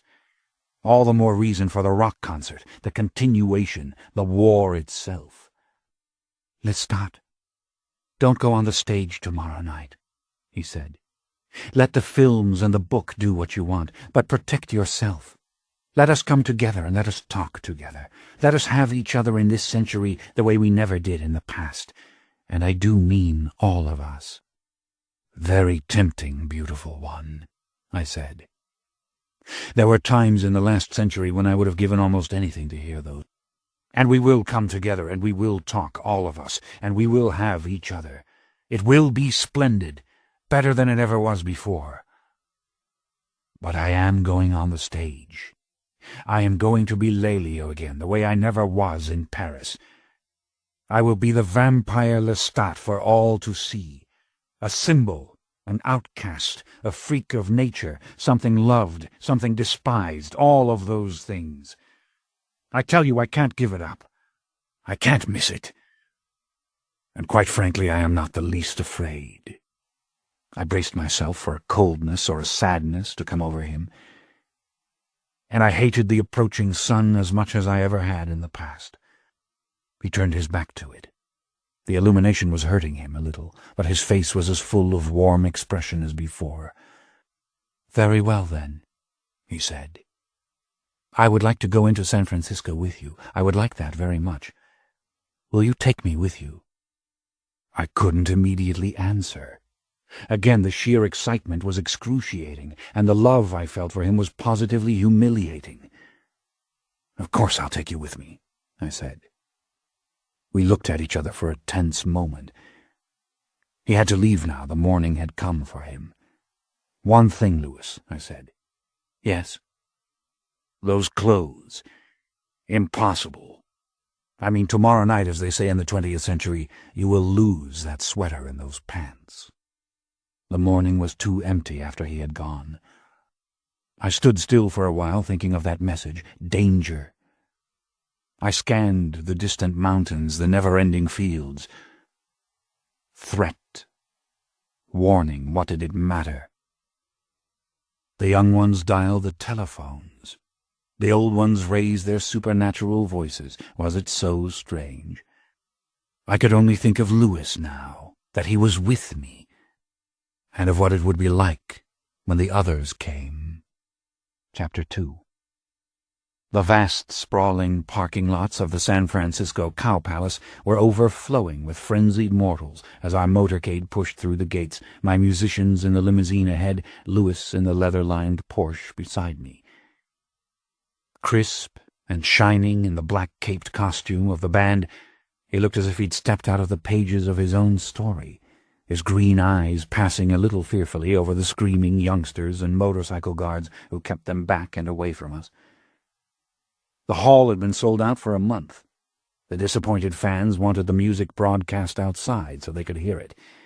Beer cans littered the ground. Teenagers sat atop car roofs and on trunks and hoods, radios blaring the vampire Lestat at appalling volume. Alongside my window, our manager ran on foot, explaining that we would have the outside video screens and speakers. The San Francisco police had given the go-ahead to prevent a riot. I could feel Louis's mounting anxiety. A pack of youngsters broke through the police lines and pressed themselves against his window as the motorcade made its sharp turn and plowed on towards the long, ugly, tube-shaped hall. I was positively enthralled with what was happening, and the recklessness in me was cresting. Again and again the fans surrounded the car before they were swept back, and I was beginning to understand how woefully I had underestimated this entire experience. The filmed rock shows I'd watched hadn't prepared me for the crude electricity that was already coursing through me, the way the music was already surging in my head, the way the shame for my mortal vanity was evaporating. It was mayhem getting into the hall. Through a crush of guards, we ran into the heavily secured backstage area, Tough Cookie holding tight to me, Alex pushing Larry ahead of him. The fans tore at our hair, our capes. I reached back and gathered Louis under my wing and brought him through the doors with us. And then in the curtained dressing rooms I heard it for the first time, the bestial sound of the crowd, 15,000 souls chanting and screaming under one roof. No, I did not have this under control, this fierce glee that made my entire body shudder. When had this ever happened to me before, this near hilarity? I pushed up to the front and looked through the peephole into the auditorium, mortals on both sides of the long oval, up to the very rafters. And in the vast open center a mob of thousands, dancing, caressing, pumping fists into the smoky haze, vying to get close to the stage platform. Hashish, beer, human blood smell swirled on the ventilation currents. The engineers were shouting that we were set. Face paint had been retouched, black velvet capes brushed, black ties straightened. No good to keep this crowd waiting a moment longer. The word was given to kill the house lights, and a great, inhuman cry swelled in the darkness, rolling up the walls. I could feel it in the floor beneath me. It grew stronger as a grinding electronic buzz announced the connection of the equipment. The vibration went through my temples. A layer of skin was being peeled off. I clasped Louis's arm, gave him a lingering kiss, and then felt him release me. Everywhere beyond the curtain, people snapped on their little chemical cigarette lighters until thousands and thousands of tiny flames trembled in the gloom. Rhythmic clapping erupted, died out, the general roar rolling up and down, pierced by random shrieks. My head was teeming. And yet I thought of Renault's so long ago. I positively saw it. But this place was like the Roman Colosseum. And making the tapes, the films, it had been so controlled, so cold. It had given no taste of this. The engineer gave the signal, and we shot through the curtain, the mortals fumbling because they couldn't see as I maneuvered effortlessly over the cables and wires. I was at the lip of the stage, right over the heads of the swaying, shouting crowd. Alex was at the drums. Tough Cookie had her flat, shimmering electric guitar in hand. Larry was at the huge circular keyboard of the synthesizer. I turned around and glanced up at the giant video screens which would magnify our images for the scrutiny of every pair of eyes in the house, then back at the sea of screaming youngsters. Waves and waves of noise inundated us from the darkness. I could smell the heat and the blood. Then the immense bank of overhead lights went on. Violent beams of silver, blue, red, crisscrossed as they caught us, and the screaming reached an unbelievable pitch. The entire hall was on its feet. I could feel the light crawling on my white skin, exploding in my yellow hair. I glanced around to see my mortals glorified and frenzied already as they perched amid the endless wires and silver scaffolding. The sweat broke out on my forehead as I saw the fists raised everywhere in salute. And scattered all through the hall were youngsters in their Halloween vampire clothes, faces gleaming with artificial blood, some wearing floppy yellow wigs, some with black rings about their eyes to make them all the more innocent and ghastly. Catcalls and hoots and raucous cries rose above the general din. No, this was not like making the little films. This was nothing like singing in the air-cooled, cork-lined chambers of the studio. This was a human experience made vampiric, as the music itself was vampiric, as the images of the video film were the images of the blood swoon. I was shuddering with pure exhilaration, and the red-tinged sweat was pouring down my face. The spotlight swept the audience, leaving us bathed in a mercuric twilight, and everywhere the light hit, the crowd went into convulsions, redoubling their cries. What was it about this sound? It signaled man turned into mob, the crowd surrounding the guillotine, the ancient Romans screaming for Christian blood. And the Keltoi gathered in the grove awaiting Marius the god. I could see the grove as I had when Marius told the tale. Had the torches been any more lurid than these colored beams? Had the horrific wicker giants been larger than these steel ladders that held the banks of speakers and incandescent spotlights on either side of us? But there was no violence here. There was no death. Only this childish exuberance pouring forth from young mouths and young bodies, an energy focused and contained as naturally as it was cut loose. Another wave of hashish from the front ranks. Long-haired, leather-clad bikers with spiked leather bracelets, clapping their hands above their heads. Ghosts of the Keltoi, they seemed, barbarian locks streaming. And from all corners of this long, hollow, smoky place, an uninhibited wash of something that felt like love. The lights were flashing on and off so that the movement of the crowd seemed fragmented, to be happening in fits and jerks. They were chanting in unison, now the volume swelling. What was it? Lestat, Lestat, Lestat. Oh, this is too divine. What mortal could withstand this indulgence, this worship? I clasped the ends of my black cloak, which was the signal. I shook up my hair to its fullest, and these gestures sent a current of renewed screaming to the very back of the hall. The lights converged on the stage. I raised my cloak on either side like bat wings. The screams fused into a great monolithic roar. "I am the vampire Lestat," I shouted at the top of my lungs as I stepped way back from the microphone, and the sound was almost visible as it arched over the length of the oval theater, and the voice of the crowd rose even higher, louder, as if to devour the ringing sound. "Come on! Let me hear you! You love me!" I shouted suddenly, without deciding to do it. Everywhere people were stomping. They were stomping not only on the concrete floors, but on the wooden seats. "How many of you would be vampires?" The roar became a thunder. Several people were trying to scramble up onto the front of the stage, the bodyguards pulling them off. One of the big, dark, shaggy-haired bikers was jumping straight up and down, a beer can in each hand. The lights went brighter, like the glare of an explosion, and there rose from the speakers and equipment behind me the full-throated engine of a locomotive at stultifying volume, as if the train were racing onto the stage.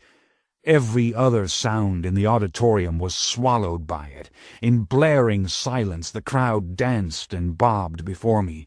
Then came the piercing, twanging fury of the electrical guitar. The drums boomed into a marching cadence, and the grinding locomotive sound of the synthesizer crested, then broke into a bubbling cauldron of noise in time with the march. It was time to begin the chant in the minor key, its puerile lyrics leaping over the accompaniment. "I am the vampire Lestat. You are here for the grand sabbat, but I pity you your lot." I grabbed the microphone from the stand and ran to one side of the stage and then to the other, the cape flaring out behind me. "You can't resist the lords of night. They have no mercy on your plight. In your fear they take delight." They were reaching out for my ankles, throwing kisses, girls lifted by their male companions to touch my cape as it swirled over their heads. "Yet in love we will take you, and in rapture we'll break you, and in death we'll release you. No one can say you were not warned." Tough Cookie, strumming furiously, danced up beside me, gyrating wildly, the music peaking in a shrill glissando, drums and cymbals crashing, the bubbling cauldron of the synthesizer rising again. I felt the music come up into my bones. Not even at the old Roman sabbat had it taken hold of me like this. I pitched myself into the dance, swinging my hips elastically, then pumping them as the two of us moved towards the edge of the stage. We were performing the free and erotic contortions of Punchinello and Harlequin and all the old commedia players, improvising now as they had done, the instruments cutting loose from the thin melody, then finding it again, as we urged each other on with our dancing, nothing rehearsed, everything within character, everything utterly new. The guards shoved people back roughly as they tried to join us, yet we danced over the edge of the platform as if taunting them, whipping our hair around our faces, turning round to see ourselves above in an impossible hallucination on the giant screens. The sound travelled up through my body as I turned back to the crowd. It travelled like a steel ball, finding one pocket after another in my hips, my shoulders, until I knew I was rising off the floor in a great slow leap, and then descending silently again, the black cape flaring, my mouth open to reveal the fanged teeth. Euphoria, deafening applause. And everywhere I saw pale, mortal throats bared, boys and girls shoving their collars down and stretching their necks, and some had made red lipstick marks like wounds on their necks, and they were gesturing to me to come and take them, inviting me and begging me, and some of the girls were crying. The blood scent was thick as the smoke in the air, flesh and flesh and flesh. And yet everywhere the canny innocence, the unfathomable trust that it was art, nothing but art. No one would be hurt. It was safe, this splendid hysteria. When I screamed, they thought it was the sound system. When I leapt, they thought it was a trick. And why not, when magic was blaring at them from all sides, and they could forsake our flesh and blood for the great glowing giants on the screens above us? Marius, I wish you could behold this. Gabrielle, where are you?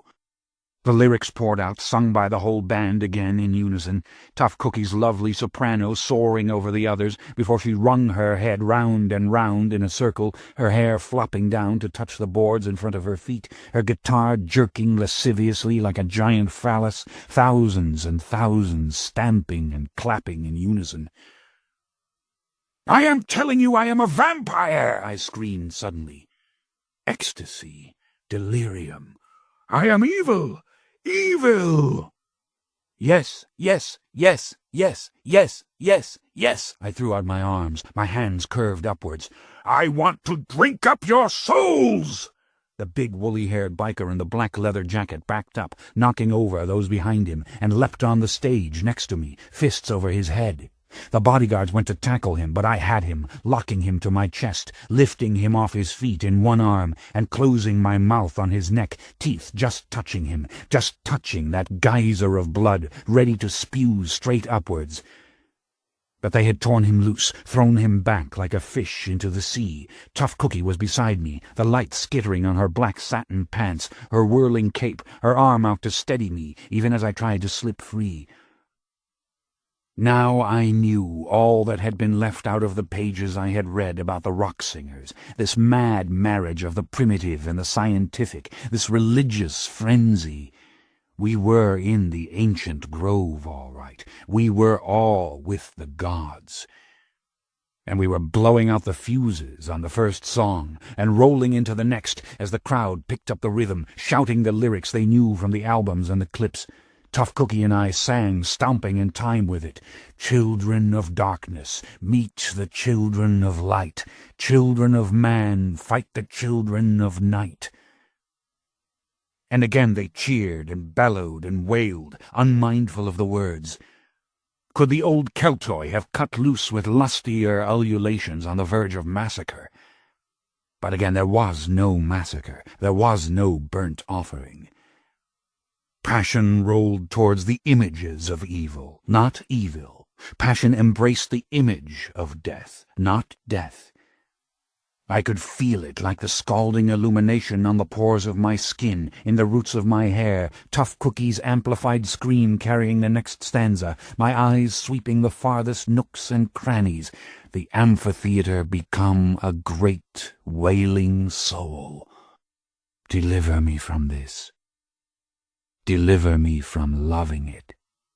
Deliver me from forgetting everything else and sacrificing all purpose, all resolve to it.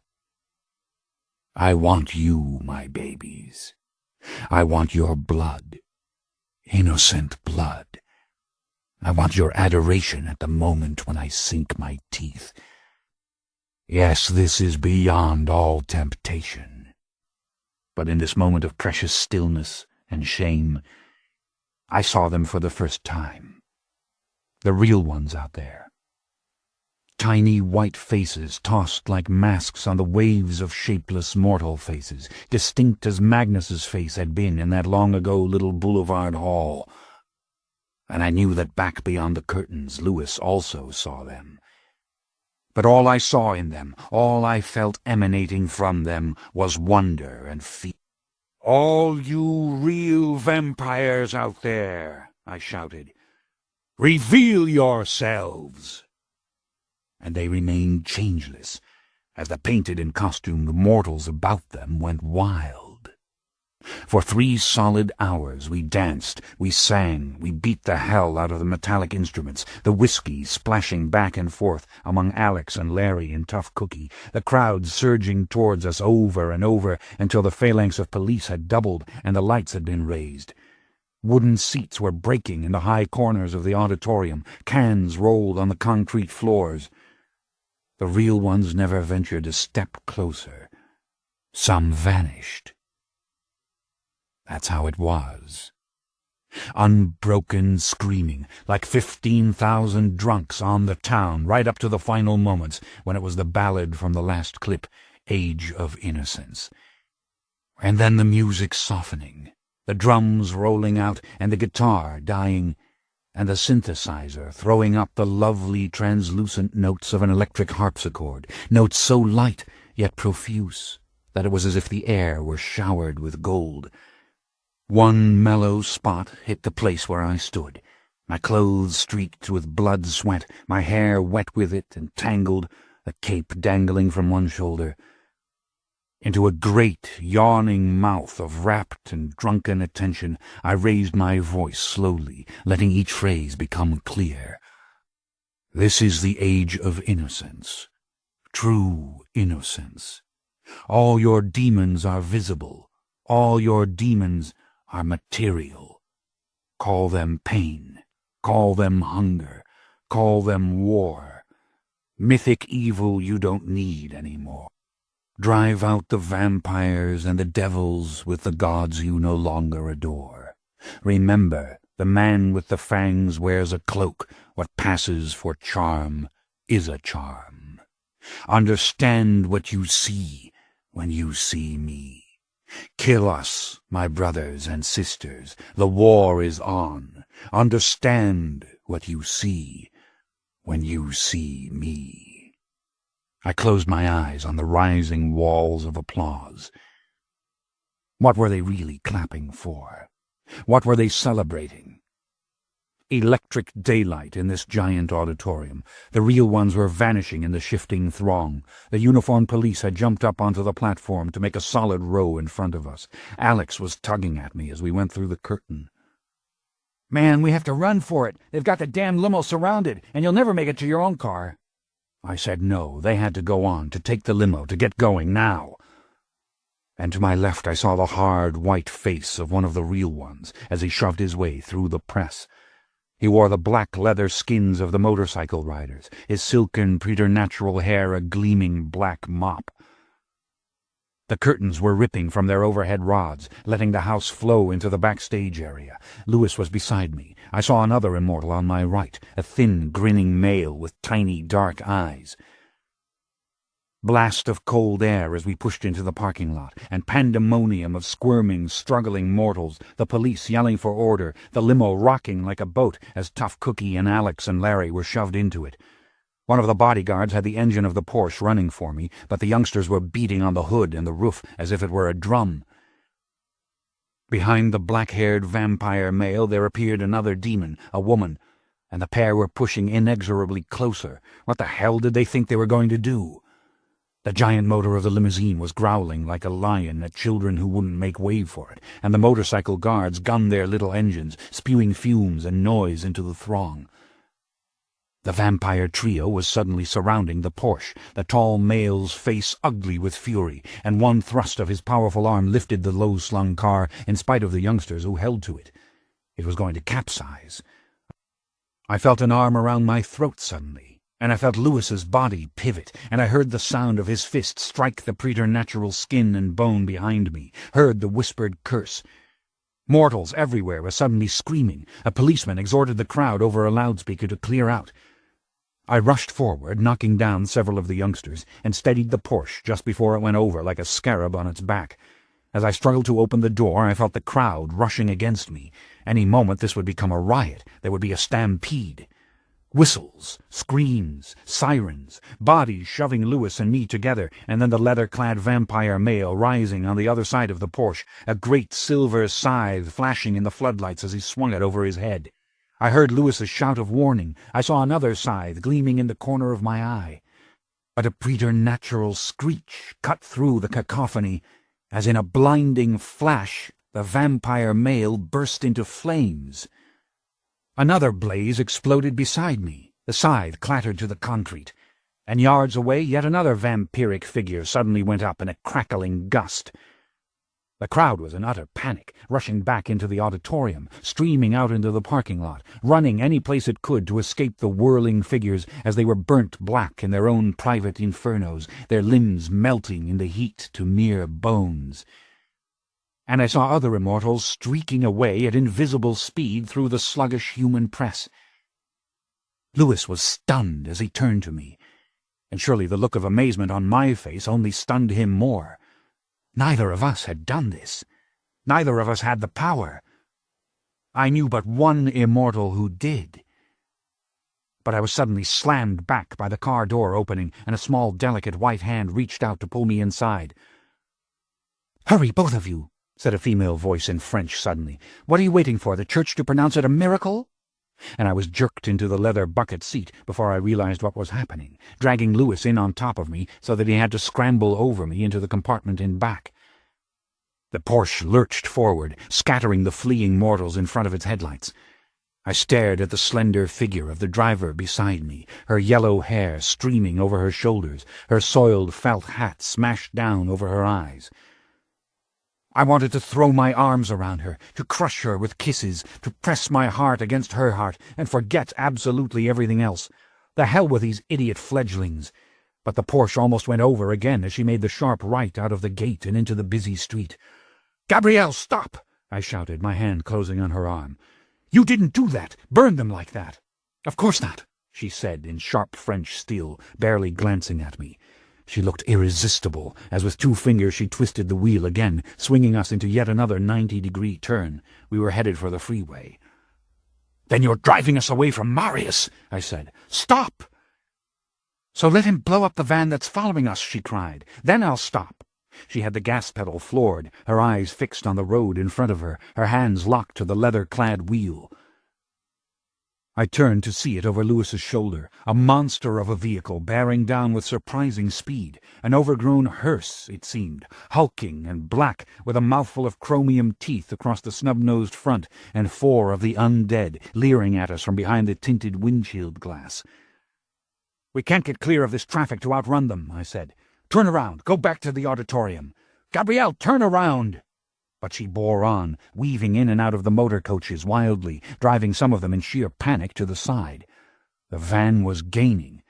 "It's a war machine, that's what it is," Lewis said. "They've rigged it with an iron bumper. They're going to try to ram us, the little monsters." Oh, I had played this one wrong. I had underestimated. I had envisioned my own resources in this modern age, but not theirs. And we were moving farther and farther away from the one immortal who could blow them to kingdom come. Well, I would handle them with pleasure. I'd smash their windshield to pieces for starters, then tear off their heads one by one. I opened the window, climbing halfway up and out of it, the wind whipping my hair as I glared at them, their ugly white faces behind the glass. As we shot up the freeway ramp, they were almost on top of us. Good. Just a little closer and I would spring. But our car was skidding to a halt. Gabrielle couldn't clear the path ahead. "Hold on, it's coming!" she screamed. "Like hell it is!" I shouted, and in an instant I would have jumped off the roof and gone into them like a battering ram. But I didn't have that instant. They had struck us full force, and my body flew up in the air, diving over the side of the freeway as the Porsche shot out in front of me, sailing into space. I saw Gabrielle break through the side door before the car hit the ground, and she and I were both rolling over on the grassy slope as the car capsized and exploded with a deafening roar. "Lewis!" I shouted. I scrambled towards the blaze. I would have gone right into it after him, but the glass of the back portal splintered as he came through it. He hit the embankment just as I reached him, and with my cape I beat at his smoking garments, Gabrielle ripping off her jacket to do the same. The van had stopped at the freeway railing high above. The creatures were dropping over the edge like big white insects and landing on their feet on the slope. And I was ready for them. But again, as the first one skidded down towards us, scythe raised, there came that ghastly preternatural scream again, and the blinding combustion, the creature's face a black mask in a riot of orange flame, the body convulsed in a horrid dance. The others turned and ran under the freeway. I started after them, but Gabrielle had her arms around me and wouldn't let me go. Her strength maddened and amazed me. "Stop, damn it," she said. "Lewis, help me." "Let me loose," I said furiously. "I want one of them, just one of them. I can get the hindmost in the pack." But she wouldn't release me, and I certainly wasn't going to fight her, and Lewis had joined with her in her angry and desperate entreaties. "Lestat, don't go after them," he said, his polite manner strained to the fullest. "We've had quite enough. We must leave here now." "All right," I said, giving it up resentfully. Besides, it was too late. The burnt one had expired in smoke and sputtering flames, and the others were gone into silence and darkness without a trace. The night around us was suddenly empty, except for the thunder of the freeway traffic high above, and there we were, the 3 of us, standing together in the lurid glare of the blazing car. Lewis wiped the soot from his face wearily, his stiff white shirt front smudged, his long velvet opera cape burnt and torn. And there was Gabrielle, the waif, just as she'd been so long ago, the dusty, ragged boy in frayed khaki jungle jacket and pants, the squashed brown felt hat askew on her lovely head. Out of the cacophony of city noises we heard the thin whine of sirens approaching. Yet we stood motionless, The three of us, waiting, glancing to one another, and I knew we were all scanning for Marius. Surely it was Marius. It had to be. And he was with us, not against us, and he would answer us now. I said his name aloud, softly. I peered into the dark under the freeway and out over the endless army of little houses that crowded the surrounding slopes. But all I could hear were the sirens growing louder and the murmur of human voices as mortals began the long climb from the boulevard below. I saw fear in Gabrielle's face. I reached out for her, went towards her, in spite of all the hideous confusion, the mortals coming nearer and nearer, the vehicles stopped on the freeway above. Her embrace was sudden, warm. But she gestured for me to hurry. "We're in danger, all of us," she whispered. "Terrible danger. Come." Chapter 3. It was 5 o'clock in the morning, and I stood alone at the glass doors of the Carmel Valley ranch house. Gabrielle and Louis had gone into the hills together to find their rest. A phone call north had told me that my mortal musicians were safe in the new Sonoma hideaway, partying madly behind electric fences and gates. As for the police and the press and all their inevitable questions, well, that would have to wait. And now I waited alone for the morning light, as I'd always done, wondering why Marius hadn't shown himself, why he had saved us only to vanish without a word. "And suppose it wasn't Marius," Gabrielle had said anxiously as she paced the floor afterwards. "I tell you, I felt an overwhelming sense of menace. I felt danger to us as well as to them. I felt it outside the auditorium when I drove away. I felt it when we stood by the burning car. Something about it. It wasn't Marius, I'm convinced." "Something almost barbaric about it," Louis had said. "Almost, but not quite." "Yes, almost savage," she had answered, glancing to him in acknowledgement.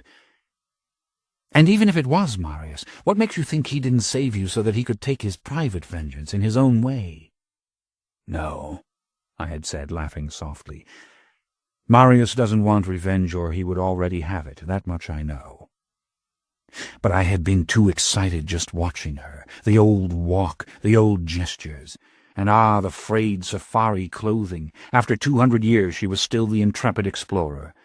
She straddled the chair like a cowboy when she sat down, resting her chin on her hands on the high back.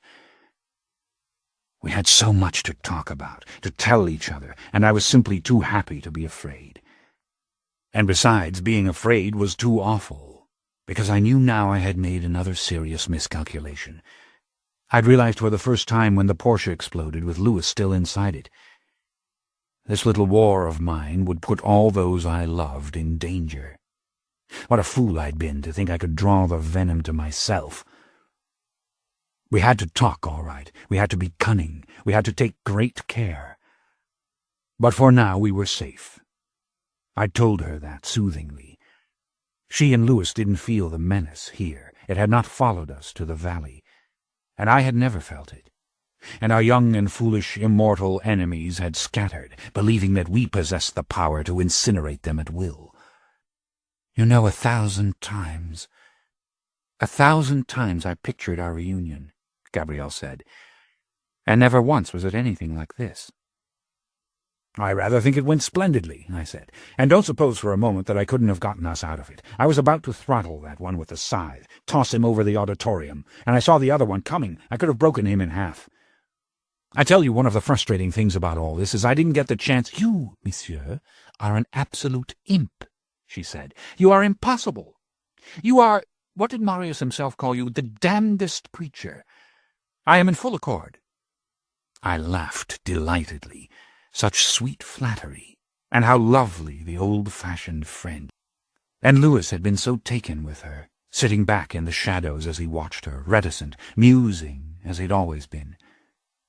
Immaculate he was again, as if his garments were entirely at his command, and we'd just come from the last act of La Traviata to watch the mortals drink their champagne at the marble-top cafe tables as the fashionable carriages clattered past. Feeling of the new coven formed, magnificent energy, the denial of the human reality, the three of us together against all tribes, all worlds. and a profound feeling of safety, of unstoppable momentum. How to explain that to them? "Mother, stop worrying," I had said finally, hoping to settle it all, to create a moment of pure equanimity. "It's pointless. A creature powerful enough to burn his enemies can find us any time that he chooses, do exactly what he likes." "And this should stop me from worrying?" she said. I saw Louis shake his head. "I don't have your powers," he said unobtrusively. "Nevertheless, I felt this thing. And I tell you it was alien, utterly uncivilized, for want of a better word." "Ah, you've hit it again," Gabrielle interjected. "It was completely foreign, as if coming from a being so removed." "And your Marius is too civilized," Louis insisted, "too burdened with philosophy. That's why you know he doesn't want revenge." "Alien? Uncivilized?" I glanced at both of them. "Why didn't I feel this menace?" I asked. "Mon Dieu, it could have been anything," Gabrielle had said finally. "That music of yours could wake the dead." I had thought of last night's enigmatic message, Lestat, danger, but it had been too close to dawn for me to worry them with it. And besides, it explained nothing. It was merely another fragment of the puzzle, and one perhaps that did not belong at all. And now they were gone together, and I was standing alone before the glass doors, watching the gleam of light grow brighter and brighter over the Santa Lucia mountains, thinking, "Where are you, Marius? Why the hell don't you reveal yourself?" It could damn well be true, everything that Gabrielle said. Is it a gain to you? And was it a gain to me that I didn't really call out to him? I mean, raise my secret voice with its full power, as he had told me 2 centuries ago that I might do. Through all my struggles it had become such a matter of pride not to call to him. But what did that pride matter now? Maybe it was the call he required of me. Maybe he was demanding that call. All the old bitterness and stubbornness were gone from me now. Why not make that effort, at least? And closing my eyes, I did what I had not done since those old 18th century nights when I'd talked to him aloud in the streets of Cairo or Rome. Silently, I called, and I felt the voiceless cry rising out of me and traveling into oblivion. I could almost feel it traverse the world of visible proportions, feel it grow fainter and fainter, feel it burn out. And there it was again for a split second. The distant, unrecognizable place I had glimpsed last night. Snow, endless snow, and some sort of stone dwelling, windows encrusted with ice. And on a high promontory a curious modern apparatus, a great grey metal dish turning on an axis to draw to itself the invisible waves that crisscross the earth's skies. Television antenna. Reaching from this snowy waste to the satellite, that's what it was. And the broken glass on the floor was the glass of a television screen. I saw it. Stone bench, a broken television screen, noise, fading. Marius. Danger, Lestat. All of us in danger. She has. I cannot.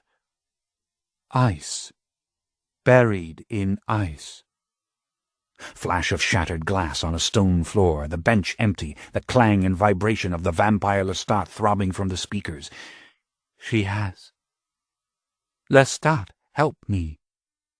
All of us. Danger. She has. Silence, the connection broken. Marius! Something but too faint. For all its intensity, simply too faint. Marius! I was leaning against the window, staring right into the morning light as it grew brighter, my eyes watering, the tips of my fingers almost burning on the hot glass. Answer me. Is it Akasha? Are you telling me that it is Akasha, that she is the one, that it was she? But the sun was rising over the mountains. The lethal rays were spilling down into the valley, ranging across the valley floor. I ran out of the house, across the field and towards the hills, my arm up to shield my eyes. And within moments I had reached my hidden underground crypt, pulled back the stone, and I went down the crudely dug little stairs. One more turn, and then another, and I was in cold and safe blackness, earth smell. And I lay on the mud floor of the tiny chamber, my heart thudding, my lips trembling. Akasha, that music of yours could wake the dead. Television set in the chamber, of course. Marius had given them that, and the broadcasts right off the satellite.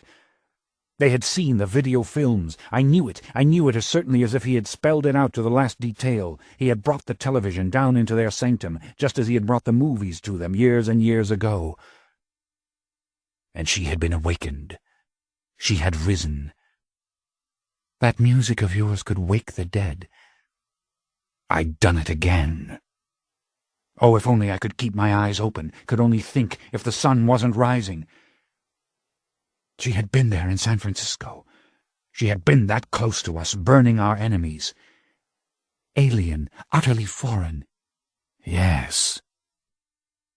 But not uncivilized.